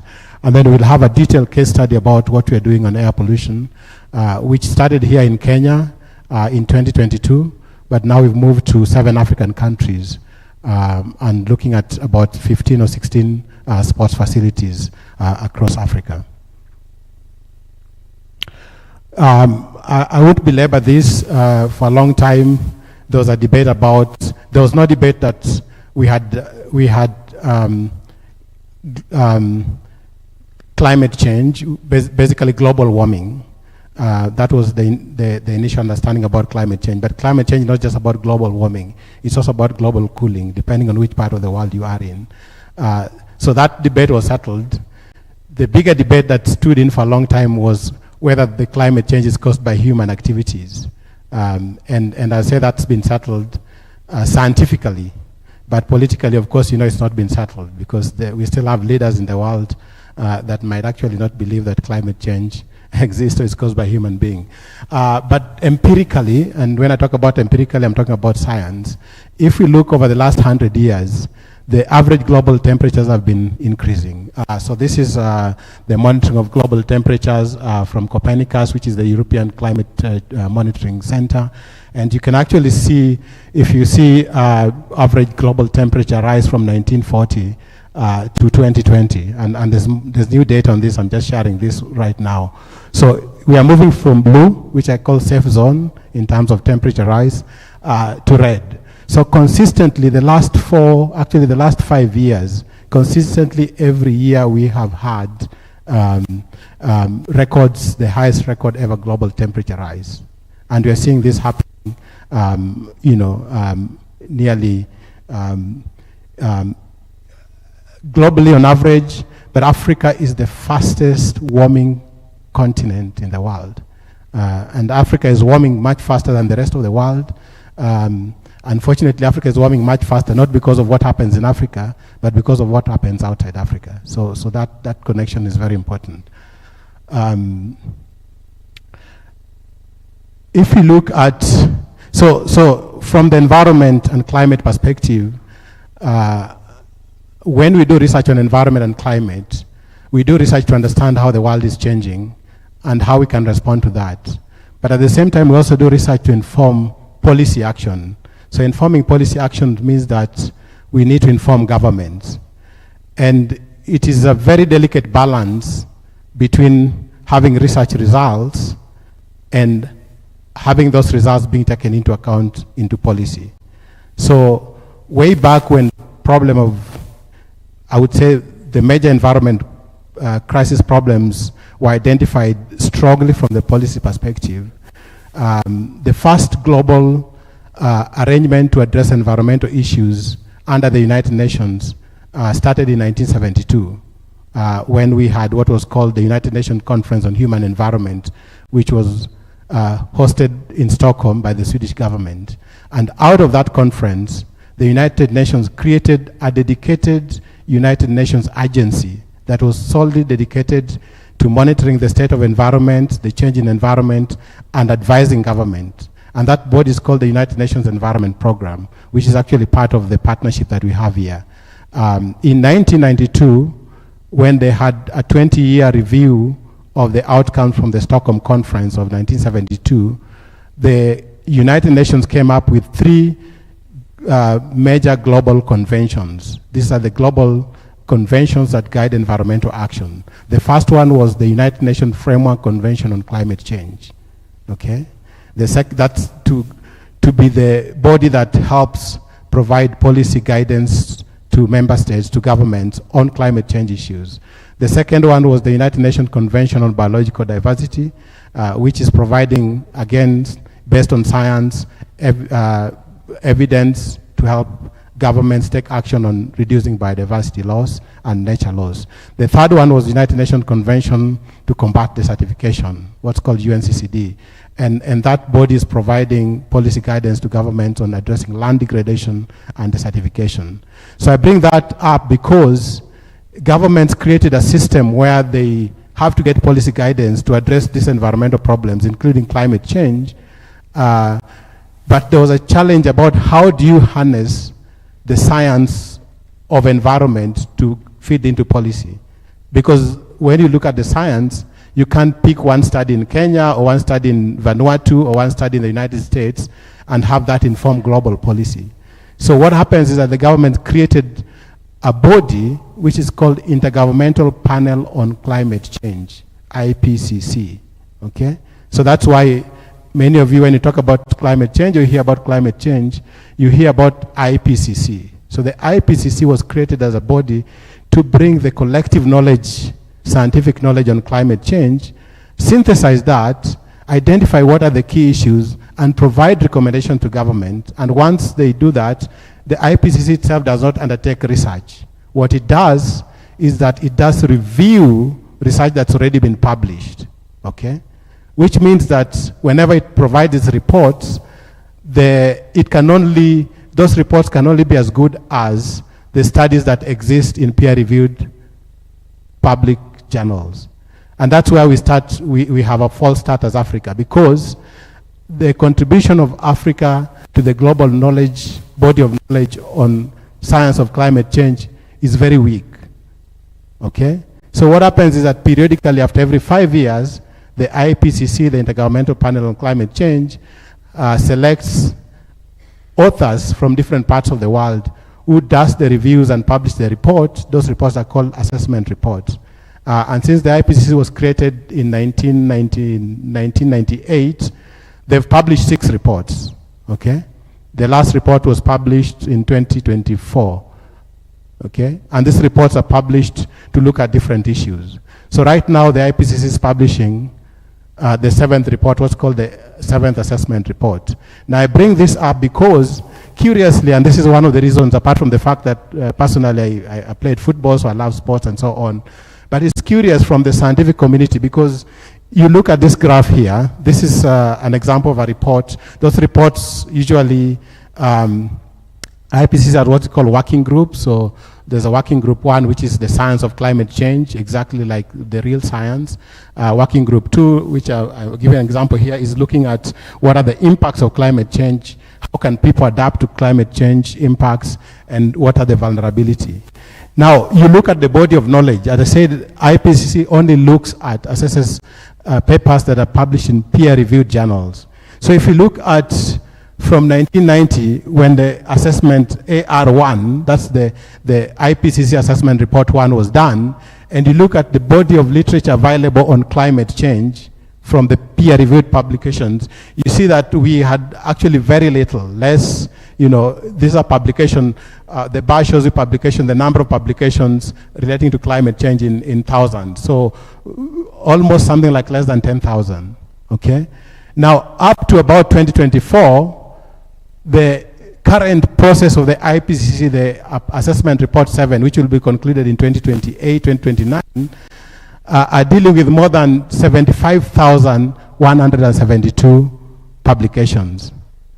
But if you look, and this is about 6 assessment reports, so assessment report 1 had 1,099, assessment report 6, which was published around 2022, 2023, looked at about 401,560 publications.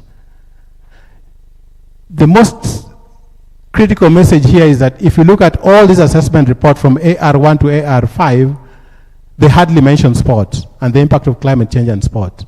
So this is actually some of the things that concern some of us in the science, because the connection between sports research and climate research and environment research is actually almost non-existent. So what we've done right now, we've formed an international research group that brings in scientists, a network of scientists from different parts of the world, from the US, from Europe, from Australia, and so on, to actually literally just look at how can we increase the research that looks at the relationship between climate change and sports, both from the point of the contribution of sports to the climate problem, and from the fact that the risk that climate problem presents to sports, which is what we'll share today as well. And then I talked also about nature laws and biodiversity laws. I would not go so much deep into this, but I just wanted to say that for those of us, I know the previous speaker was talking about marathon and those that, particularly those that do cross country. And here I really look at 2 countries, really, Kenya and Ethiopia. Most of those that do long distance running, invariably they train in conditions or under conditions that are cooler. You need a cooler climate, which means temperatures must be optimal. And also you need a place where you have fresh air, because if you breathe unclean air, definitely it affects your performance, it affects you, okay? So over time we are seeing, for example, in Kenya, if you look at the 1980s and 1990s and 2000, and you look at where most of those long distance athletes were training, and you look at those places now, you see that there's been a big change in terms of the area, which is called like loss of those areas, forest areas and so on, whether it's Iten, Kaptagat, even here in Ngong. We were with Paul Tergat in Ngong, and we were looking at where he used to train. those places, if they don't exist anymore, if they've not been converted to other land uses, they've been degraded, that you don't find the same conditions. That's just an example, but there are many other examples that one can point to, particularly those that play, beach games and so on and so forth. But the fact is, when you talk about biodiversity loss, it's a big problem that we have to address. Okay, so that was just a background. And if you have any questions, please write them, because I'm quite usually really want to engage in this. So I wanted to go back, and I talked about the science of climate, the science of environment, where we are right now, how that relates to sports. From the environment side, there are a number of frameworks that have been developed, particularly at the global level. I mentioned some already from 1972 and 1992, but then just much more recently we've had a lot of framework that have come in. Sorry, let me just... so we have a number of frameworks that are coming really broadly. I think I wouldn't talk about Sustainable Development Goals, because I think all of us know the SDGs, okay?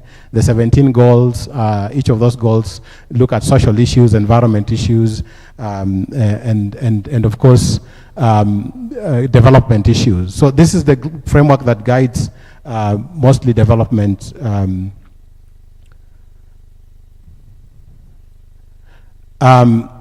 So the United Nations, I talk about the United Nations Environment Program, and the UN governments engage with the UN through what's called the UN General Assembly, okay? Now, within the UN General Assembly, they have created a body called United Nations Environment Assembly. So what that means, that any matter that affects environment under the United Nations to be dealt with United Nations General Assembly is actually handled by the United Nations Environment Assembly. Now, what most of us don't know is that we do know that Kenya is actually the host organization of the United Nations Environment Program. But Kenya is also the host organization of the United Nations Environment Assembly. So the United Nations Environment Assembly meets every 2 years, and they meet in Nairobi. And they provide the normative framework to guide member states on how they handle different issues that affect environment. And last year, they've been meeting for the last, they've met 7 times, because it was created in 2015. Before that, we didn't have the UN Environment Assembly. And during the 7th meeting of the UN Environment Assembly, the government of Kenya, through the leadership, of course, of the Minister of Sports, Minister responsible for sports, and Minister responsible for environment, put together a resolution. And that resolution was a resolution on promoting sustainable solutions through sports for a resilient planet. Now, I don't know how many of you, I'm sure some of you have engaged in these international negotiations and meetings, particularly when negotiations to adopt a resolution are being discussed and adopted. Sometimes they stretch into the midnight, sometimes they don't agree, particularly climate-related and environment-related one. Curiously, this draft resolution that was presented by the government of Kenya was adopted unanimously by the entirety of, I believe 193 member states. So that speaks to the fact that world governments, particularly from the environment side of ministries and so on, do not have any argument about the need for us to actually immediately put measures to address the environmental issues affecting sports. Okay, and I just wanted to highlight some of the things. I think there are three main calls to the governments that I think are important. One is that the resolution itself encourages governments to put in measures of integrating sustainability and environmental consideration into sports-related strategies, policies, and framework. That means that in any other country, including Kenya, which of course right now this has started to be looked into, we would need to look at our sports strategies, policies, framework, program, and think about how can we then consider environmental matters into these sports, okay? The second thing, of course, is to make sure that a number of things that are related to sports, including event management, including infrastructure, including waste management, are done not to harm the environment, okay? So an example I give, and I see coaches here, now with Athletics Kenya, we are talking about when you have those big events, marathon and so on, we don't encourage plastics, single-use plastics, because we have alternatives, you know. So there are certain measures that can be done to be able to start to address these problems. I think the last Nairobi City Marathon, we partnered with an agency that makes electric cars, and they provided us with electric buses, which were ferrying, you know, those that are coming in and out and so on, that, you know, those that run and or need help at the end of the day. So those kind of simple measures help us to really now start to really move into sustainability issues. And then, next slide. Yeah, so that's the UN Environment Assembly. But I talked about, you know, environment is broad. So you have climate, you have nature or biodiversity, you have, you know, pollution and so on. When it comes to specifically climate change, I already talked about the United Nations Framework Convention on Climate Change. And the convention is one of the three, broadly, if you want to go into details, is one of the three instruments that addressing climate change globally. Most of you might have heard of Kyoto Protocol, but the most, I think, critical one right now is the Paris Agreement. Everybody talks about the Paris Agreement, okay? So the convention, the UNFCCC, has a secretariat based in Bonn, and the secretariat came up with this initiative called Sport for Climate Action, okay? And basically it was to encourage and motivate sports entities, including federations, sports clubs, you know, sports entities of all sorts of arrangements, to think about how they can actually integrate climate action into their day-to-day activities, including climate measures to reduce impact on climate, but also to address and respond to how climate is affecting them. And, you know, it has three principles, which you can see. How do you implement a net zero strategy? How do you partner with stakeholders beyond sports? For example, that's why this partnership works with Athletics Kenya to bring in the science. Athletics Kenya is a signatory to this. I'll speak to that about, and the National Olympic Committee of Kenya as well, plus others outside of the country. And how do you champion transformative action through storytelling and communication? And lastly, how to prioritize climate resilience and global solidarity, because the world has different capacity to respond to climate impact. So, for example, I think those of you that followed the Olympics in Tokyo, the marathon, because of the level of heat, the marathon was supposed to be in Tokyo, but was moved to Sapporo. So I always put the case and say, assuming we were hosting that event in Kenya, and we can't host it in Nairobi, do you have capacity to take it anywhere else in the country? We probably don't. Or those that were in Paris, you know, we looked at air pollution in Paris before they put up filters around the Olympic Village, you know, to purify the air and so on. Do we have the capacity to do that in Nairobi? So we have to look at that. That speaks to the global solidarity, that those countries that have capacity technologically to respond to challenges that come from climate should cooperate and support countries that don't have, okay?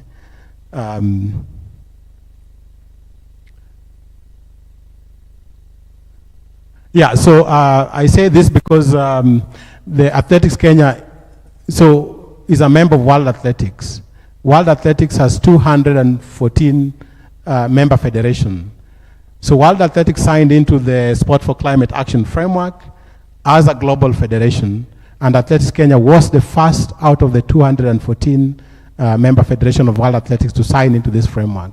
And as a matter of fact, one of the requirements for that signatory, among many other things of those principles, is that since 2020, I believe it was 2021, yeah, since 13th August 2021, every year Athletics Kenya has been reporting its climate footprint to the UN. And that's one of the things that we do under this partnership, to actually calculate the carbon emissions whenever all our athletes travel to those competitions, they buy air tickets and so on. We do have those numbers, and we're able to tell you how much emissions, even from the buildings and all sorts of activities, because it's very, very detailed. And of course, there you see Sebastian Coe, the president, and aka President Lieutenant General Tuei, and David Rudisha, I think that's Jemos, during the signing of that framework. Next slide. And then, of course, that comes with a lot of other things. One of it is that since 2021, and again, Athletics Kenya has been participating in what's called the COPs, the Convention on Climate Change, and having a number of activities to raise the profile of the link between climate change and sports broadly, but also in athletics. And also a lot of activities engaging our athletes in terms of championing the environment action. And because we're in Kenya and we have a national agenda for national tree growing, 32 billion trees, you see that this is happening a lot with athletics. Every other time there's an event, there's always a tree planting that is accompanying that event to just make sure that you contribute to that national agenda as well. And then, so I pack climate change. Again, if you have any questions, please write them down, because of course climate change is a long-term change in weather parameters over more than 30 years plus. So people confuse climate change with weather variability, and we can speak to that. But another silent problem, environmental problem, which I really wanted to highlight, and deliberately we said, let's highlight this because it's not something that gets attention. It's a local problem, it's not a global problem to the extent that it affects sports. It's air pollution. And within air pollution, this is an issue that has been addressed within the UN in terms of framework. There are more than 8 or 10 resolutions that have called on member states to address air pollution. And the World Health Organization has developed guidelines to show what would be the safe, from a health perspective, what are the safe levels of pollution that the global population can accept. Unfortunately, right now, up to 99% of the world population are more exposed to unsafe levels of air pollution. In Africa, we lose more than 1 million people every year. Directly, those deaths are directly to air pollution, not because of anything else. Okay? Here in Kenya, we lose about, I think, 19,000, between 19,000 and 20,000 every year just because of air pollution. Direct death out of air pollution. Apart from, of course, those that get sick because of upper respiratory illness and so on. So there are those guidelines that we have from World Health Organization, and we'll speak to how those guidelines can help determine concerns about air pollution levels when it comes to sporting activities.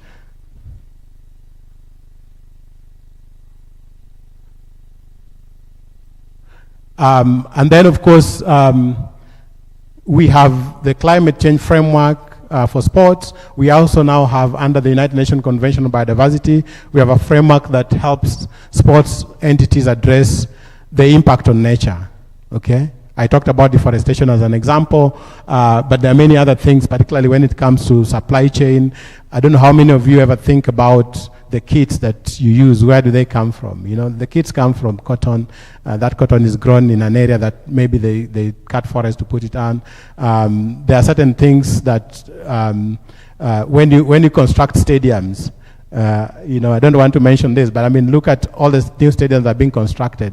Some of them, we've cut down trees to construct those stadiums. We need to do restoration. So in other words, we actually at a minimum plant an equivalent number of trees somewhere else to replace the ones that we've cut when you're building our stadiums, you know, and other infrastructure and other sports infrastructure. So I just wanted to highlight, you know, some of the sustainability risks to sports. And I just wanted to highlight, I mean, maybe just three main ones. I've talked about air pollution. I don't know how many of you remember what was happening at the Africa Cup of Nations in Abidjan. Okay? You know, we normally have, for football, we normally have halftime, right? But you know, Abidjan is very hot and humid. So most of the time, you'd have heat breaks, okay? So, and this is a phenomena that we are seeing increasingly much more. We've talked about what happened in Tokyo. We've talked about, you know, what happened in Abidjan. And I think this is without technological intervention or mediation. You know, those that were looking at what was happening in Qatar, there was a lot of engineering to make sure that, you know, their safe levels of temperature to play. Part of the network that we are in just published, I think 2 or 3 days ago, an analysis looking at all the football matches that will be played in this coming Summer Olympic in the US and the locations and projecting the expected temperatures. And it's very curious to see that, you know, some of those matches would have to put in dedicated measures to address heat challenges. Definitely. Of course, we know there are those, you know, there are different kind of adaptation measures. There are those, you know, thermal wears and so on. But this is the reality. And then golf, some time back, I believe it was 2018 or 2019, the city of Cape Town was running out of water. It was one of the most serious crises, you know. And the biggest concern from the public and the media was, you know, Cape Town, those of you who may have been to Cape, the Cape, Western Cape region is a very interesting area. It's an area that has a lot of golf courses and so on. And the concern was that, you know, you had these golf courses that were gobbling a lot of water, and people could not even have water for basic needs. So you know, that means environmental impact, and we talked about heat and so on. And maybe Ngongang might want to speak to this. One of the things we started to do, or at least Stockholm Environment Institute started to do, was actually to, you know, the thing is, with science, it's very difficult to cheat and lie. And that's why it's important here. So, and this is important for federations. So FIFA, when FIFA was doing Qatar, you know, FIFA has a sustainability strategy. They wanted, you know, carbon neutral sports, the Olympic the FIFA World Cup in Qatar. But we were able independently to quantify the levels of emission that was going to come out of the FIFA Olympic in Qatar and establish that it could not be carbon neutral, okay? And so because we are scientists, we challenge it, we put it out there and say, look, I think we have to hold you into account. If you commit as a federation that you want to achieve a carbon neutral game or event, you must be able to demonstrate empirically that it's carbon neutral. Okay, so this is actually something that my colleagues then did, and you know, it's something that's why we are looking at also the responsibility of sport actors, particularly sports governance bodies, in terms of being transparent and not doing what we call greenwashing, you know, which is a big concern right now in the sports community, especially when those that we don't have Formula One here. I mean Formula One, but we have Safari Rally. Yeah, we have to look at the impact, you know, when you do Safari Rally in Naivasha, I don't know if they go into the park there or whatever. All these things are things that we have to look to start looking into.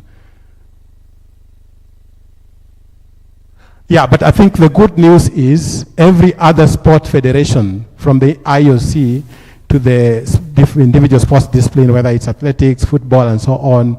The other day I saw tennis launch a HIT plan, is addressing this in one way or another. So, you know, the IOC has sustainability strategy and a policy for cycling. The UCI has a sustainability strategy. FIFA, of course, has a FIFA climate strategy. World Athletics, which we'll talk to a bit later on, in terms of air pollution, has a strategy of somewhat, which is good because now they're implicitly starting to plan on how to address the challenge of sustainability in sports. I just wanted to quickly give a glance around, you know, what it is that we have in the IOC, which I believe, of course, would be like the overall when it comes to Olympic sports. It has 3 pillars: credibility, sustainability, and youth. Okay, I know credibility has been talked about when it comes to doping and things like that, rules of the game. Sustainability itself is part of it. And just to highlight, sustainability has different dimensions, particularly more 3 dimensions. One is the economic part of it. The second one is the social part of it. The third one is the environment part of it. We come in to sustainability from the environment side of it. So we don't address social, you know, gender issues like that and so on, minorities. We look at what's the environmental aspect of sustainability.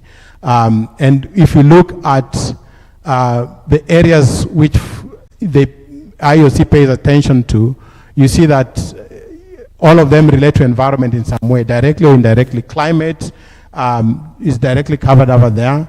Mobility, which is transport, is directly covered over there, which is related to climate because transport is one of the biggest sources of emissions of pollutants and greenhouse gases. Infrastructure and natural sites, we talked about that when it comes to biodiversity and nature, but also sourcing and resource management. All the supply chain in sports has impacts on environment and can actually be significant when it comes to proposed action. So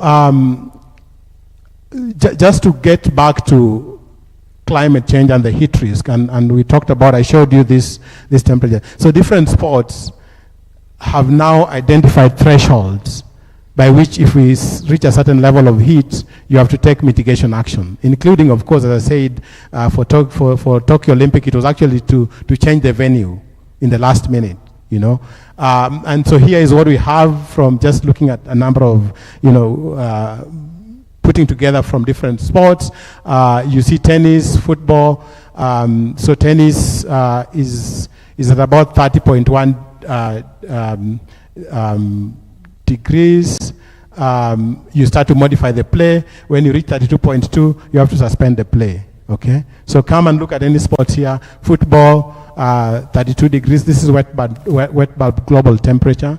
32 degrees. You have to introduce mandatory cooling break. That was what was happening in Abidjan.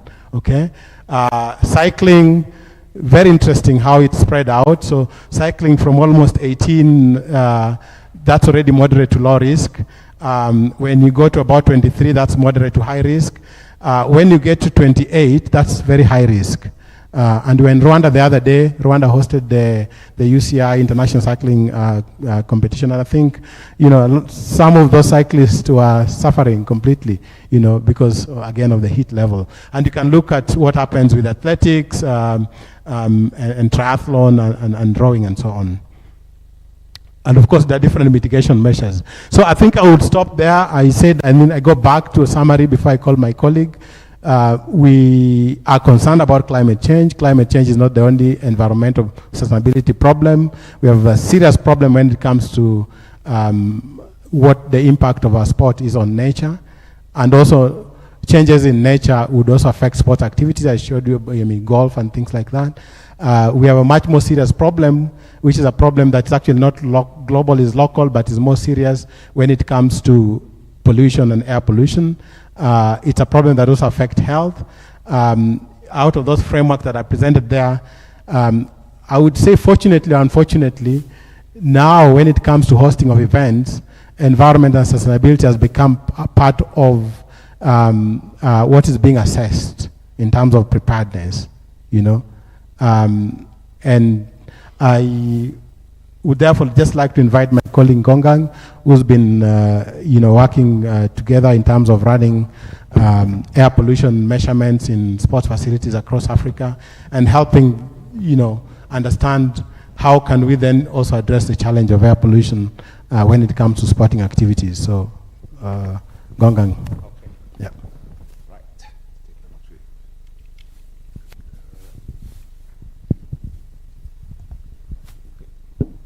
All right. Good afternoon once again. I'm going to be very straightforward. Thank you very much, Philip, for giving us a very interesting background around science and sports. I'm going to be asking a quick question, like how many of you can easily train in Dandora against Karen? How many of you have ever trained in Dandora? None of you? Dandora Phase 4? Why? Anyone want to speak up? Like Dandora Phase 4, you know, all of us know Dandora, right? So why is it like we cannot train Dandora? I believe people live there, right? I see everyone's laughing. But we have also people living there, right? So, or do you think like people living in Dandora cannot also afford to be training like you guys living elsewhere? Or how many of you guys live in Dandora Phase 4? None of you? Okay. How many of you live Westland? All right, I see. Now I understand why people don't want to go to Dandora. But anyway, the point, I think Philip has already mentioned a lot of justification of why when you talk about sport and science, speaking about data, it's important to understand the fact that This data should inform how sustainability in sports is very important. And for you to be able to have a very interesting performance, which is still part of the science, is how we are able to measure the risk which athletes are exposed to. So I really want to be very keen on that. And the sustainability strategy that World Athletic has established, based on the fact that, as explained by Philip, has exactly 4 pillars. And one of the pillars, as you can see on the second line, has a very explicit target around local environment and air quality. And this is what I'm going to be talking about today. And that objective is very clear: ensure environmental conditions to enable the individual to participate safely. So this participation safely target both the athlete and also the spectators. So the point of my intervention today is to demonstrate the fact that those air quality within the environment where an event is taking place is so important that World Athletic has come up, has included within the strategy very targeted indicator in terms of exactly what to look at in terms of air pollution. As you can see, the delivery is actually looking at how event and also host city partners are able to do so, which means if Kenya today is bidding for any international event in terms of sports, air quality is going to be one of the variables that they have to look at. So even for you as a sport federation, how are you able now to include within your sustainability strategy the conversation around what you're having today, around air quality, transport, waste management, and all that. So I don't want to emphasize on this. I think Philip has really spoken a lot about this. The fact that air pollution is a silent killer. So why are we talking about silent killer? Because pretty much we cannot see the particle in the air in the visible eyes. You need to have clear instrument that will allow you to measure what exactly it is when you talk about air pollution. So being a silent killer is for 2 reasons. One of the reasons is because most countries, especially when you talk about the African context, are not able to kind of monitor what is the status of the air. And yet, a lot of people in our context are dying as a result of air pollution. But we have little knowledge to know exactly how much people are dying in terms of air pollution on a daily basis. But sometimes when these figures are being shared to the public, people actually don't realize how much the air pollution is a very big concern to be included about it. And this is just to emphasize the fact that if you look at our country in Africa, when you combine the level of pollution to air pollution, you can see in red, Africa is among the cities in the world that is extremely kind of exposed to the thematic. So imagine within this context, we also have sports facilities there. We have people training. We have our proud athletes that are breaking record in this environment. So what can we do about that? That's pretty much the reason why we are having today's conversation. So, in order to respond to that, we've been having a clear collaboration with Athletic Kenya in terms of saying how then can we provide this information around sport facilities in Africa. And that has enabled us to move from Kenya. Kenya has been the first country where we started deploying air quality sensor in sport facilities, looking at Niao Stadium, Kasarani, and as you know. So we move on all the way down to Senegal, which is actually on the extreme end, on the far west, where we are monitoring air quality sensor in facilities that are supposed to be hosting most international events. And speaking in the case of Senegal, Senegal is going to be hosting the next, the very first time in Africa, the Youth Olympic Games, which I know some of you guys are going to attend. So part of the program is then to be able to come up with, I will call it what, an intercontinental database of stadiums that are currently under monitoring of air pollution, so that you're able to clearly see exactly what really happened in those different facilities. So, I will just take to you the case of Kasarani, which has been one of the stadiums in Kenya where we have been doing air quality. So the point is, like, we've been deploying this, we've been monitoring air quality in Kasarani for the past 4 years. Remember, in science, if you want to talk about empirical data, we need to actually have a minimum of, so many years, like talking about like 10 years down the line, 5 years, so that whatever you're observing can easily be repetitive, can be validated, but more importantly, we can actually observe a similar trend to make a decision. So far what we have been doing at Kasarani, we have been observing the data for the past 4 years, but we still think like we still need to be able to have long-term analysis so that you're able to make a case about what really is happening in Kasarani. So for the 4 years, as you can see, statistically, I don't know how many of you within the sport community are doing statistics, but if you talk about science, We need to have statisticians. We need to have GIS experts. We need to have a couple of skills within science that will enable you as a sport practitioner to understand some of the work we are doing here.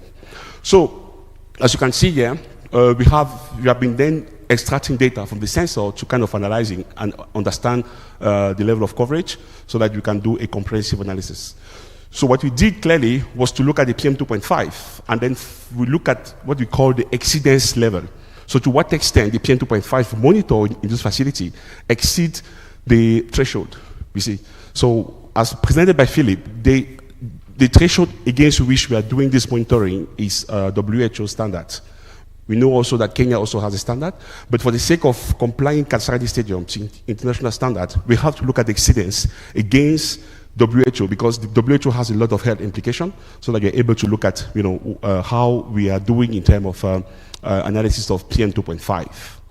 So anyway, what emerged from this analysis is the fact that in 2025, we actually, out of the 282 days that were monitored, we did not have any days that were above the WHO recommended level. So this is what you see on the last column. You can see 0, 0.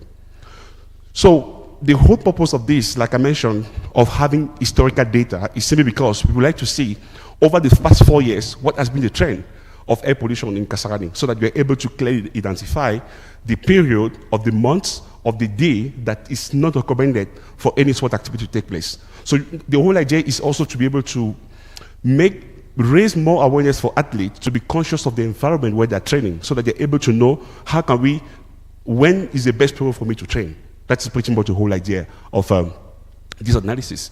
And of course, when we're then trying to look at the trend analysis over the past 4 years, we noticed like 2023 was the year that has the lowest kind of risk in terms of exposure to air pollution, against 2024 that actually had, in the month of July, you can see based on the trend, on the color coding, I don't know whether it's too clear, but the point is for us to look at this trend analysis. You can see the multi-year gives you a different tendency about really what's happening in terms of the variability in that environment. So we try then to be able now to look at it at the more refined way, like looking at the exposure risk of athletes within the month of September, because we did this analysis because Kenya Athletic was bidding for hosting the next World Championship event. So they actually sent a request to know exactly, for the past 4 years at Kasarani in the month of September, what has been the status of air quality there. So that's why we did this analysis that I'm showing to you. And we can see that based on our analysis, we clearly indicated the fact that Kasarani actually did not actually exceed the level of air pollution recommended by WHO, because from the data that you can see on the graph. But of course, if you look at it critically, you notice like there are some period of the month or the day where the exceedance can clearly be seen. But in the overall, on the average, you can see that most of the level of risk zone were within the safe area, which is between 0 and 15, which is within the green color, as you can see on the graph. But more importantly, we also trying to look at the temperature, because when you exercise a lot, what really happens is like we need to your body is exposed to high temperature, and this one way or the other might bring more fatigue to you and also affect your performance. Now imagine you are able now to know, at Kasarani for instance, our conclusion was like, if you are training Kasarani between 10 and 3 p.m., you have a high chance to be exposed to high level of temperature, compared to someone who is training at Kasarani from 3 to maybe 6 or 8 p.m., because that is the period, you can see down there, that's the period where we assume, based on the threshold of temperature is supposed to be very low and conducive for any sport activity. But if you train there between 10 and 12, you have a high risk, high chances of being exposed to high level of temperature. This is a bit of the time of analysis that we think is important, that science can really inform sport community to understand how to behave when it comes to environmental matter. And we did the same also for humidity. So we can see that in both cases, if you train also in a condition where the humidity is too low, that might be a problem. If you train in a condition where humidity is too high, so you need to really understand what is the moderate condition that I should train. I don't know if some of you guys have trained in Europe, for instance. Athletes in Europe, that's what they look at. These are the data that they're looking at before they decide they film where they want to take the athlete to train. Before they prepare any event, these are the kind of metrics that they're also trying to look at, that we managed also to do it within our analysis. So this is my last slide, where we part of the partnership we are doing with Athletic Kenya is to monitor the air quality during the Nairobi City Marathon. Why are we doing that during the Nairobi City Marathon? For two reasons. The first reason is because Nairobi City Marathon is one of the World Athletic Sanction events where you can see, I mean, the number of participants can speak about that. We have around 10,000 participants coming all over the world because people actually break record during the Nairobi Marathon. So the point is like, being a World Athletic event, air quality is one of the aspects that they're interested to look at. So for us, as part of the partnership with Athletic Kenya, UNEP, and ICRAF, is then to monitor air quality. So for the past 4 years, we'll be monitoring the air quality along the route that is being chosen for the marathon. And the result has been very interesting because the marathon normally takes place between 6 and 11 a.m. or 12 p.m. at most for the last one. But a standard marathon normally is supposed to be taking place for 3 hours, between 8 to 9, between 8 to 11. So what we notice is like ABC, for those of you guys who are familiar with the route, ABC actually, for this analysis, has been exceeding the level of air pollution. So our recommendation to the organizer of this event was like, if at all we have to coordinate the selection of the route, kindly avoid the site around ABC, because for us, this is a risk for athletes to be exposed during the running, during the exercising. So this analysis clearly give us a very interesting 24 hours average of PM 2.5, and clearly show that, you know, within the whole route of the marathon, what has been the status of the air quality for the past 4 years during the months where it's selected. So this is how data, for us, as part of the scientific organization, we are able to use it to inform policy within the sport. So we also think this training is also a good avenue for you to know how you can also adopt such practice for your sustainability. I think I will stop here, maybe for question or clarification. Thank you very much. Thank you very much. Any questions for the two speakers on the issues of sports and environment?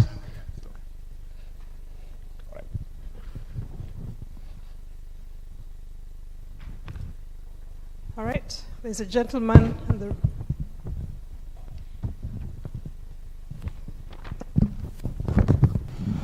Okay, my name is Joseph Otieno from Kenyatta University. So I've been listening to the issues of environment and how they relate to sports, and I think I've gained a lot of interest in it. And this is also mainly because there's a study I was doing, and I also know of someone else doing a study that is relating environment and sports. But these studies are not really related to sports, but physical education in schools. And that's why I wanted to also just get to know, because we are talking about environmental sustainability, and initially we were also talking about sports and sustainability. So the main word is sustainability. And I'm just wondering, with the current CBE or competency-based education curriculum, it has placed a lot of emphasis on sustainability.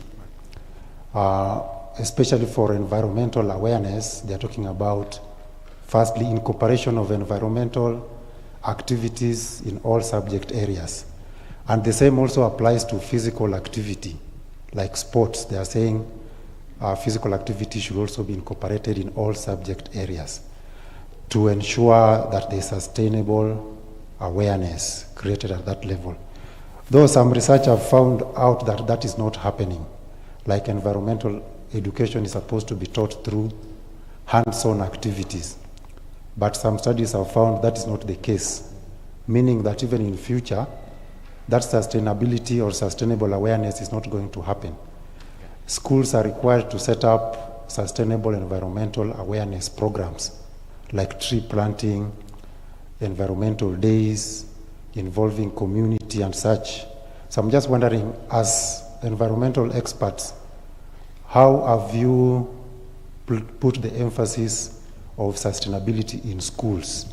Do we have, like, your organizations attending those environmental days in schools to put that emphasis as is required by CBE? Because if that is not done, then we are going to lose the point of CBE or CBC. If teachers will just continue teaching it using the traditional methods that they know, then there's not going to be sustainability. Yet, for both environmental and sports or lack of physical activity, we are seeing that there's a significant number of deaths that is being caused by, as you said, pollution. So is physical inactivity.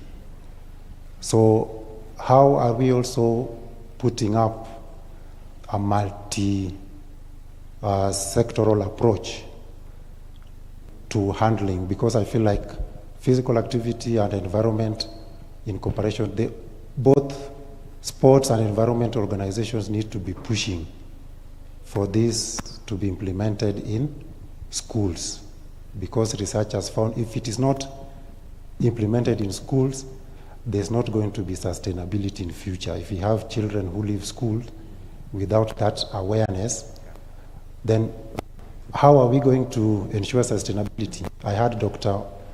Issa was talking about how athletes, for example, in Eldoret, Iten, they have done so much studies there, but have we also done those studies in schools, whereby that is where we are supposed to be creating the foundation for future sustainability?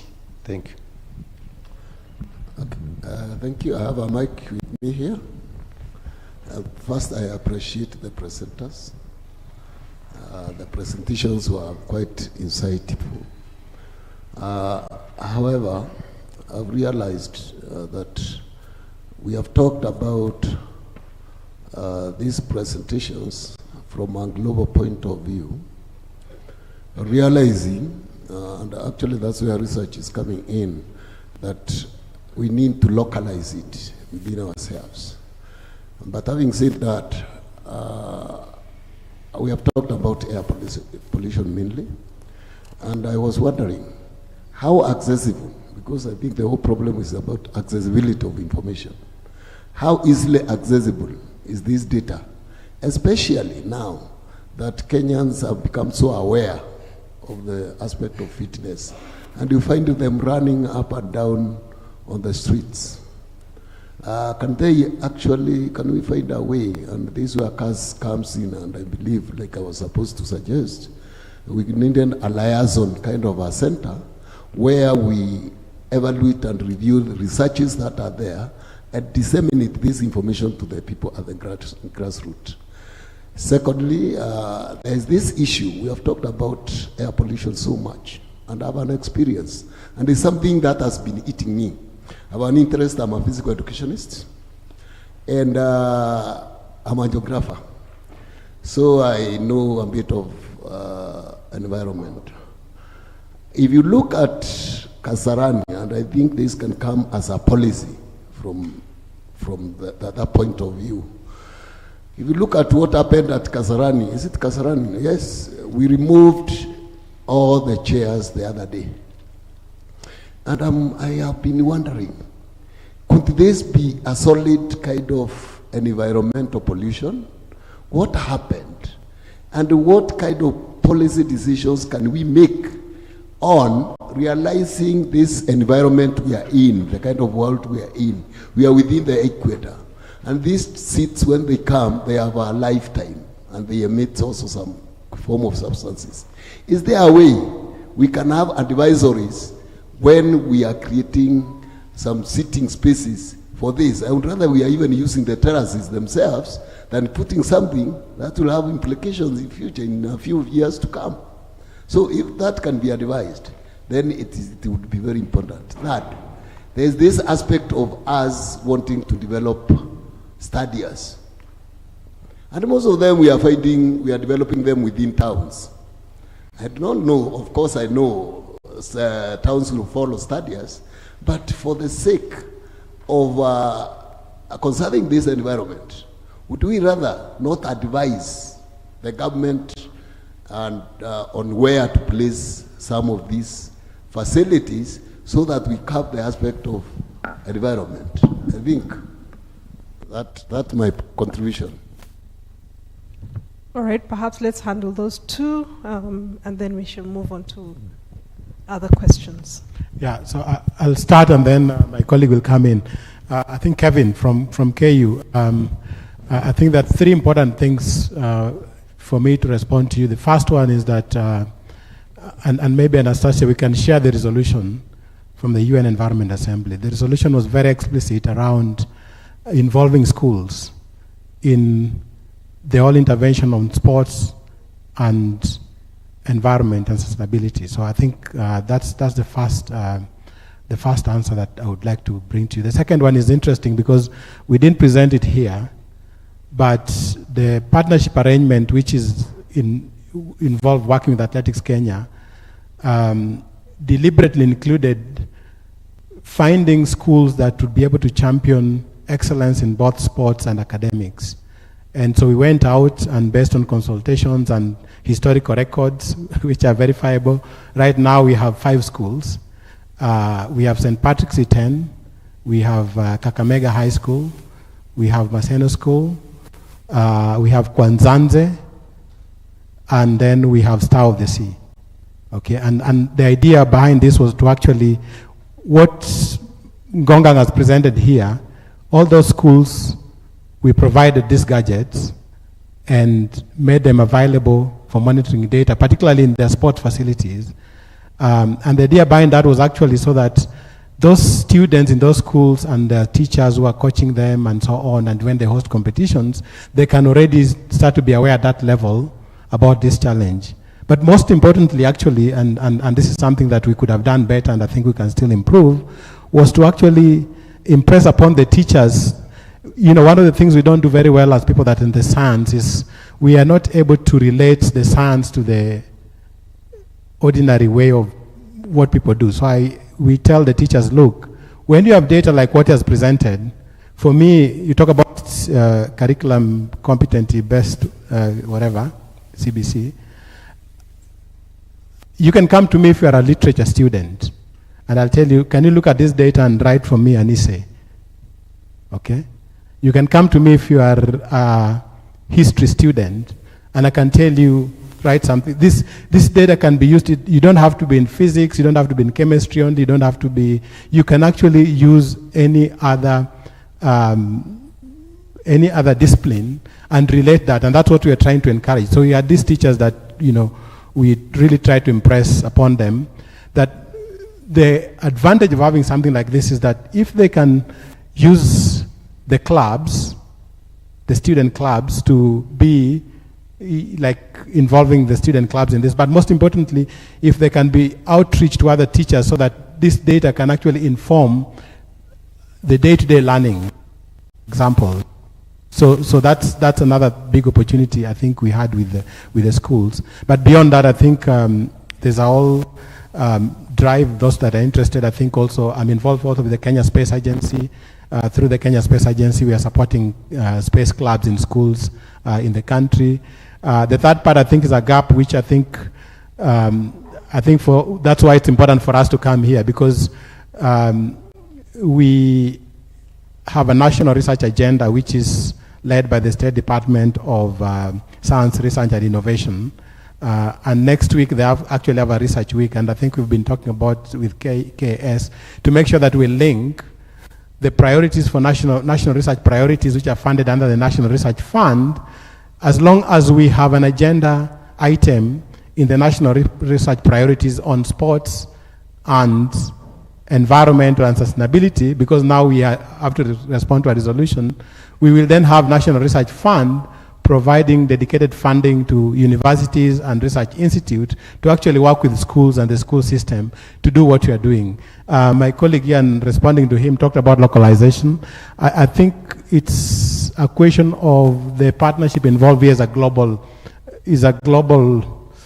mostly global institutions, and we are looking at a research agenda which, as I said, with the climate change and IPCC, it's a gap globally. It's not just in Kenya, but I think it's an opportunity for us to actually also like really find ways to go to the grassroots. And I think Ngongang will talk to you about the fact that everything he has presented here is available on an app that you can actually check on your phone.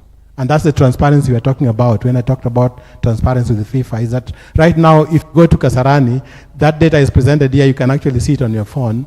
whether you're in California or you are in Brisbane in Australia. So there's no way somebody can come and say, oh, if you ask about how is air pollution in Kasarani, if I'm an athlete, I want to come, to run from Europe, I just go there and say, okay, this is not good for me. If I have a condition, for example, asthma or something like that, I will not come to run because the data is open platform. So, and you can get the data and do all sorts of analysis. Okay, maybe Ngongang, you can add a few things. Thank you very much, Philip. I think mine is a bit, just to complement on your question about the fact that the implementation of facilities raised two major problems. To really understand, does the facility found the development there, or it was the other way around? Like, for instance, when you did the kind of land use analysis of the current status of all the stadium in Nairobi, you notice like Nyayo Stadium in Kasarani, for instance, there are two different land use, because if you look at the tree coverage in Kasarani, it's quite way bigger than Nyayo Stadium. Nyayo Stadium is pretty much 100% built up area. Like, you look around Nyayo Stadium, you just see a lot of buildings around compared to Kasarani. So these are two different kind of land use that somehow also affects the level of air pollution. Now, if we now want to talk about a kind of policy that can now inform the new dimension in which the decision being made on where sport facilities should be located, then we have to really start from looking at what should be the best condition in which a sport facility should be located. Can we put a sport facility close to an industry? No, of course, because of the activity there. So which means activity conversation need to happen before we start thinking about the planning of where sport facilities should be located. But for those facilities already that are existing, what can we do?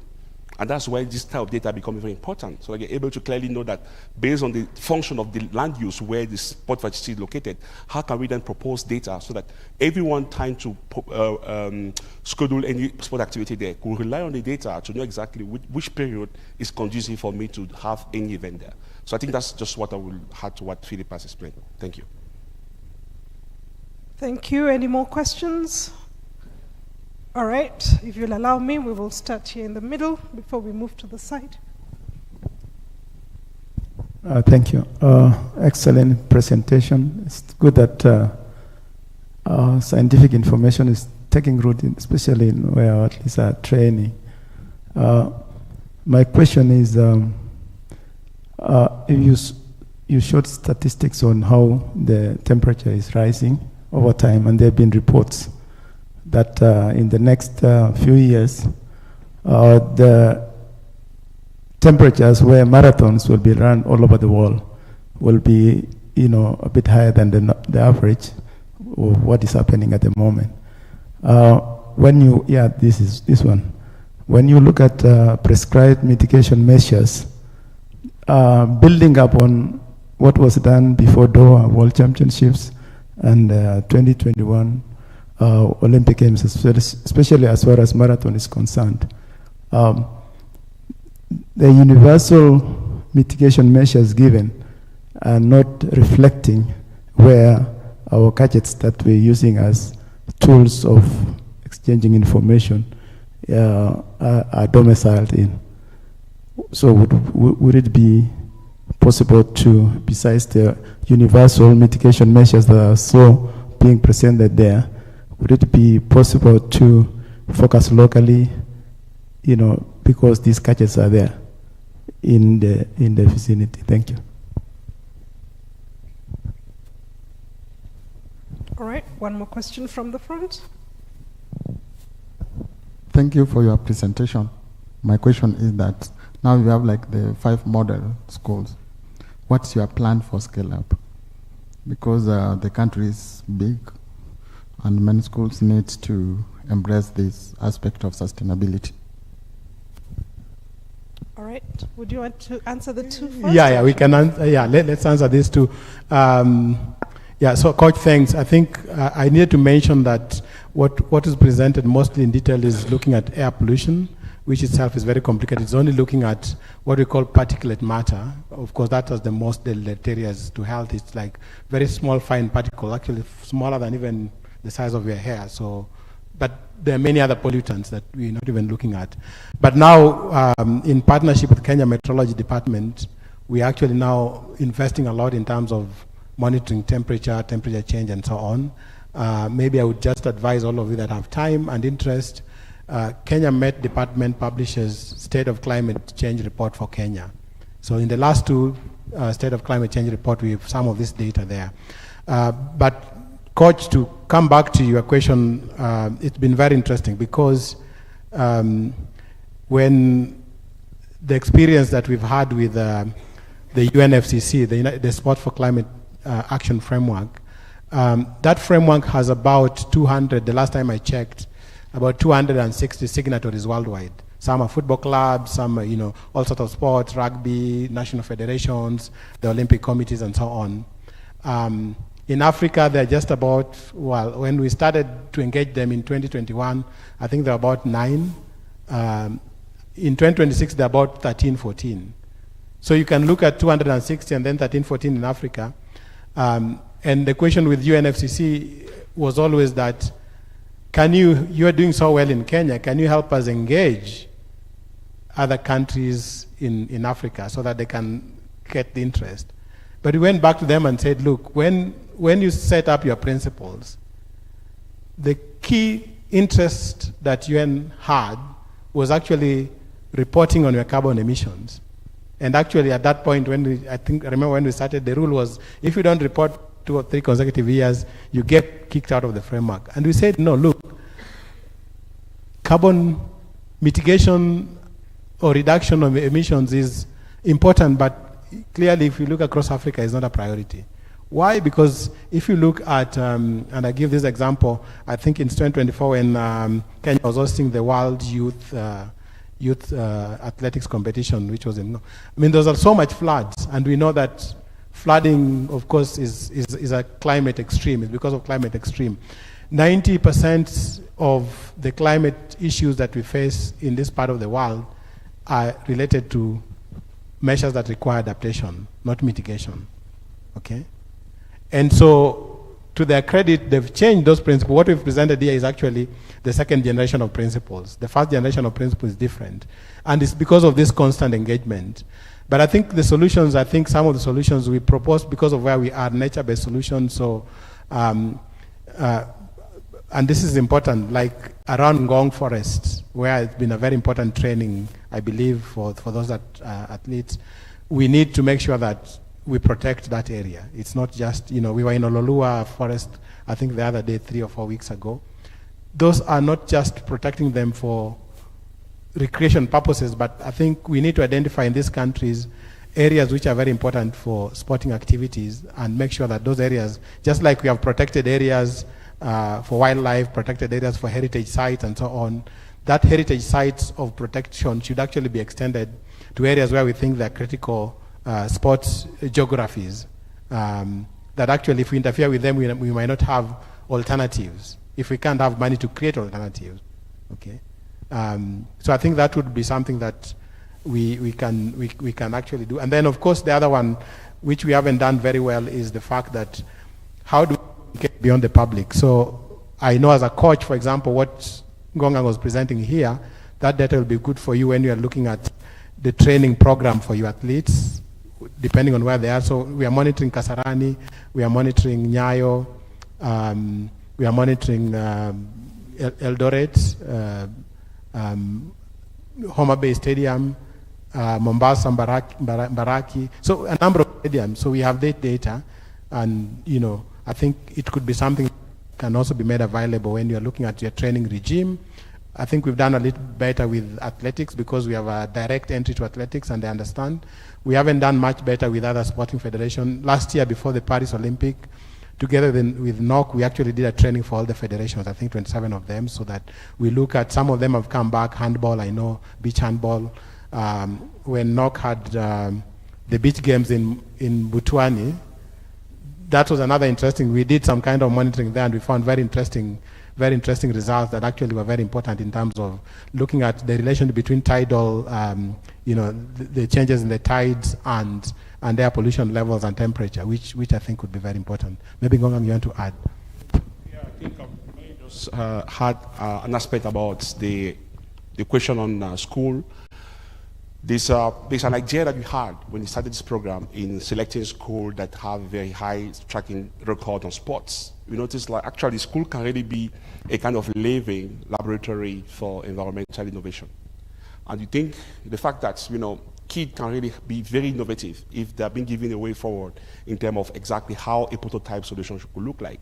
So we cannot deploy air pollution sensor across all the schools, unfortunately, because that's very expensive. But you can then have some way in which, we just kind of engage schools that are experiencing different type of exposure to air pollution, like having some school within the rural area, like currently we have Maseno, St. Patrick, and then select school across the country that could maybe increase the pilot observation of what's happening. And then once you have those prototype schools, now very important now to see how can we then develop some sort of approaches whereby kids can just rely on the way they are being taught in school to now also be in touch with how air quality data, atmospheric data at a very early stage can be part of their knowledge and awareness, so that, at the end of the day, when you have such a gadget in the school, it's not us that will come to maintain the sensor anymore, but that will be under the sole responsibility of the school to ensure that gadget is able to be well maintained, to be well taken care of, but also the data that is generated from that school remains a kind of custody that the school is able to use to kind of teach students about what is the level of air pollution around the school. So I think by doing so, we are going to increase a knowledge of game changer that will really be part of the whole workforce, as you mentioned, for sustainability. But also that also becomes something that we thought having this network would be very important. Since you guys are talking about sport as a curricular academy, how do environmental knowledge, science, and air quality, atmospheric science can actually be part of their whole conversation, so that athlete doesn't just run, they don't just run, but how science can also include some of this practical conversation to also increase their knowledge, so that they also can become part of the change, as part of our conversation. I think that's just an idea Philip was having that it could be good to share with you. Thank you. Thank you. Just a few more questions before we run out of time. Let me allow 2 questions. There was one on this side and one on this end. I can see a hand up here. Let me walk towards you. Thank you. Good afternoon. Yeah, a very insightful presentation. The competence-based education has put more prominence on physical education, and I've heard you talking about your partnership with some schools where you are maybe disseminating the narrative of sustainability. I think you can also partner with the colleges and the universities, because that's where the teachers are trained, so that they can also have the skills and the competencies on sustainability. And once the teachers are informed, they will disseminate the information to the learners when they are teaching them. Thank you. Thank you very much. All right, we'll take one on this side and then... Okay, mine would be on the project establishment, especially on the stadiums. One is on the environmental impact assessment. And again, now the issue of, you talked about the mobility, which I also think the IOC is also keen on. And especially now, if you just look for the Talanta Stadium that's upcoming, and the hosting of the AFCON in 2027, did you consider maybe having a public transport, or maybe part of the recommendation for the future, and maybe borrowing to what happens in Qatar in 2022 during the FIFA World Cup, whether you could have in future have temporary stadiums, and also the issue of constructing stadiums across the country vis-a-vis compared to having community grounds where it's more accessible, rather than having stadiums and community parks where kids and people can be able to train. Thank you, and then let's take the last one so that you can answer both of them together. Okay, mine is not a question, but it is a concern. You should also encourage outdoor education in recreational outdoor places, like in Nairobi, we have the, how do we call it? The one in town and the Arboretum. So these are some of the ways that we can encourage environmental awareness among learners. Thank you. Thank you very much. Yeah, maybe Anastasia, if you allow me, I'll break protocol that we can gather around, because I noticed, if I'm not wrong, no lady asked any question. And for me, that's very important, because we haven't even explained how the gender differentials around what we are, what we are seeing in climate and air pollution and so on. And the ladies are the most affected, and children in some ways. And so maybe after we answer, we can have a session of questions which are just for the ladies, okay? We will have a dedicated session for women. I'll go to the teachers. We have an opportunity. One, I completely agree with you. Actually, the network that we are running right now on climate change and sports is coordinated out of University of Cape Town. Personally, but also I think is important, I think we do have a big opportunity to work with universities locally. Apart from Kenyatta, which somehow, and sorry, I haven't been there, but somehow I understand, has a sports department and so on. There hasn't been, we have had a lot of interest and work with the universities in Kenya, but no university or no faculty member has really come to us and say, my interest is in linking sports to environment. So if you know one, I know there's one who contacted me, and then somehow we never even followed up. But I think that's very important. But it's also important because I think in the context of the work that KAS is doing, and also combining sports and Ministry of Education, the whole agenda under UNESCO, what's called the Kazan Action Plan, which is actually really dedicated towards promoting fitness, linking to sports, sporting activities, and to some extent, also cultural and environmental issues, would be a very good entry point. We didn't present it here, but I think that agenda could be good to think about with the Kenya National Commission for UNESCO, so that it becomes part of really a framework in which we can allow us to sort of start work with the teachers and so on.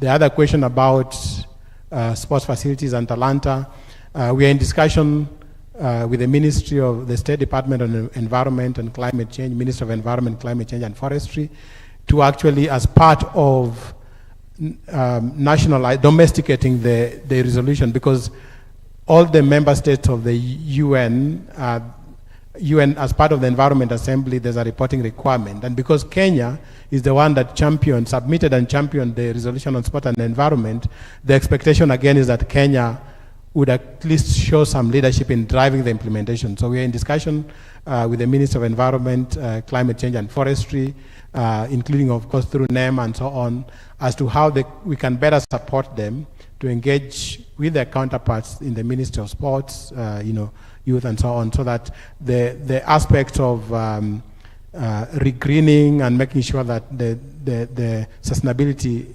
aspects within the current infrastructure being developed, it's considered. And that, I think, also answers the third question about environmental impact assessment.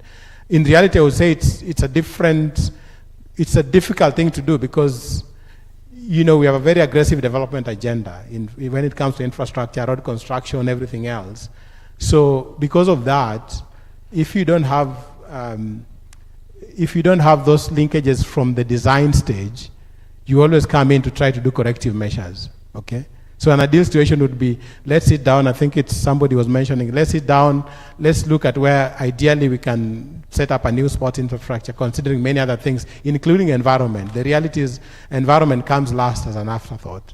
And when it comes from a compliance side of, have you done environmental impact assessment? Again, quite unfortunately, the way we do EIA in this country is not the ideal way, because we don't train. I mean, we've talked to the Institute of Engineers of Kenya, for example. We don't really empower also our professional to understand, to look beyond, depending on the size of the infrastructure you want to put up. In some cases, like big infrastructure, you have to do strategic environment assessment. which is what we should actually ideally do for some of these big stadiums and so on. But we only end up doing EIA, where people just go and end up looking at the locality and they don't look at the whole interconnectivity around. You're talking about mobility and so on. And then you have to coordinate different ministries. Now we have a devolved system. You have to bring in the county government and so on. So unless within that system you have somebody who is very strong on making sure that these aspects are taken into account, it becomes very difficult. Now, the good thing is that now from a compliance perspective, when it comes to sports regulation bodies, it is coming in. So I think we now have experience, of course, with World Athletics requirements. You saw the sustainability strategy. I think as we go along, I think these are going to be much, much more stronger in the way that we are seeing with doping, for example. I think there will be ways in which now environmental issues might actually really be very central towards consideration of sports activities and planning. And I say so with confidence because as a scientist, it is coming not from a compliance side of things, it's coming from the risk management side of things. Because with the examples we provided around what happened, say in Tokyo Olympics, what happened in Cote d'Ivoire and so on, now for you to plan sports activities, infrastructure and events, you have to think about what could make them not happen. And the reality is that now and moving forward, the key thing that would make sports events and activities not happen would be environmental related, nothing more. Every other risk you can address, unfortunately environment risk and health risk to some extent, you will have very limited possibility to address. Gongang? As you are maybe heading towards the end of this session, I was referring back to what this title of the session was, Sports Science Training Workshop, Research Seminar. But more importantly, evidence-based coaching. So which I believe like coach could also be kind of part of the driving agents. Like how then coach are able to include environmental stability as part of their training kind of module. Like how when they are training their mentee or their athletes, how are they able now to kind of include within the aspect of change, as you're talking about, the aspect of environment. That could be like, are they able to kind of advise also on the timing where whatever venue they're training, the athlete is training, account for the time of the training, so that they're able to also be knowledgeable in terms of how they're able to understand how environment can also impact that. So my point is like, if at all we are able to move forward with this collaboration, it could be interesting now to really have a session where coaches are also able to kind of be empowered on how their position can also be influenced in terms of how they cascade this knowledge into their peer. Yeah, thank you. Thank you. That's a very good idea. All right, we have been given a session for ladies. So ladies in the house, it is your time. All right, ladies, questions on environment? Apparently it affects you more than the gentlemen.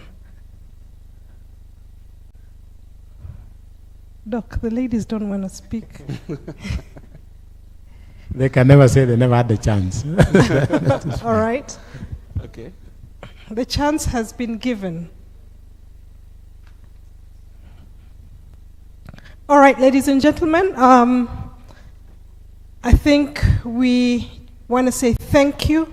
Thank you very much to Dr. Philip Osano and Gongang for the wonderful presentations. Tuwape makofi ya kilo. 1, 2, 3. Thank you very much. All right, we have now come to the end of today's sessions. We have learnt a lot has been said, a lot, I think, as Prof said in the morning, and he has been telling the coaches, that when you actually go into a room to learn, when you leave with more questions than answers, then you have really learned. So I think today we have been given a lot of challenges and a lot of things to think about from so many angles around sports research and just the entire sports ecosystem. So I want to say thank you to all of you. So mujipigie makofi because you have sat through the sessions and listened the whole day. So 1, 2, 3 to the participants. Thank you very much. 1, 2, 3 to all the facilitators. Thank you very much. All right. We have some questionnaires that have been going around the room. If you can please give them back at the registration desk as you leave. And then we have a cup of tea served in the foyer area. And let us meet tomorrow. Our session will start at 9 a.m. So please come at 8:30 so that we can do the preliminaries before we start our sessions tomorrow. So thank you very much, everybody. Have a good evening, ladies and gentlemen. Asanteni.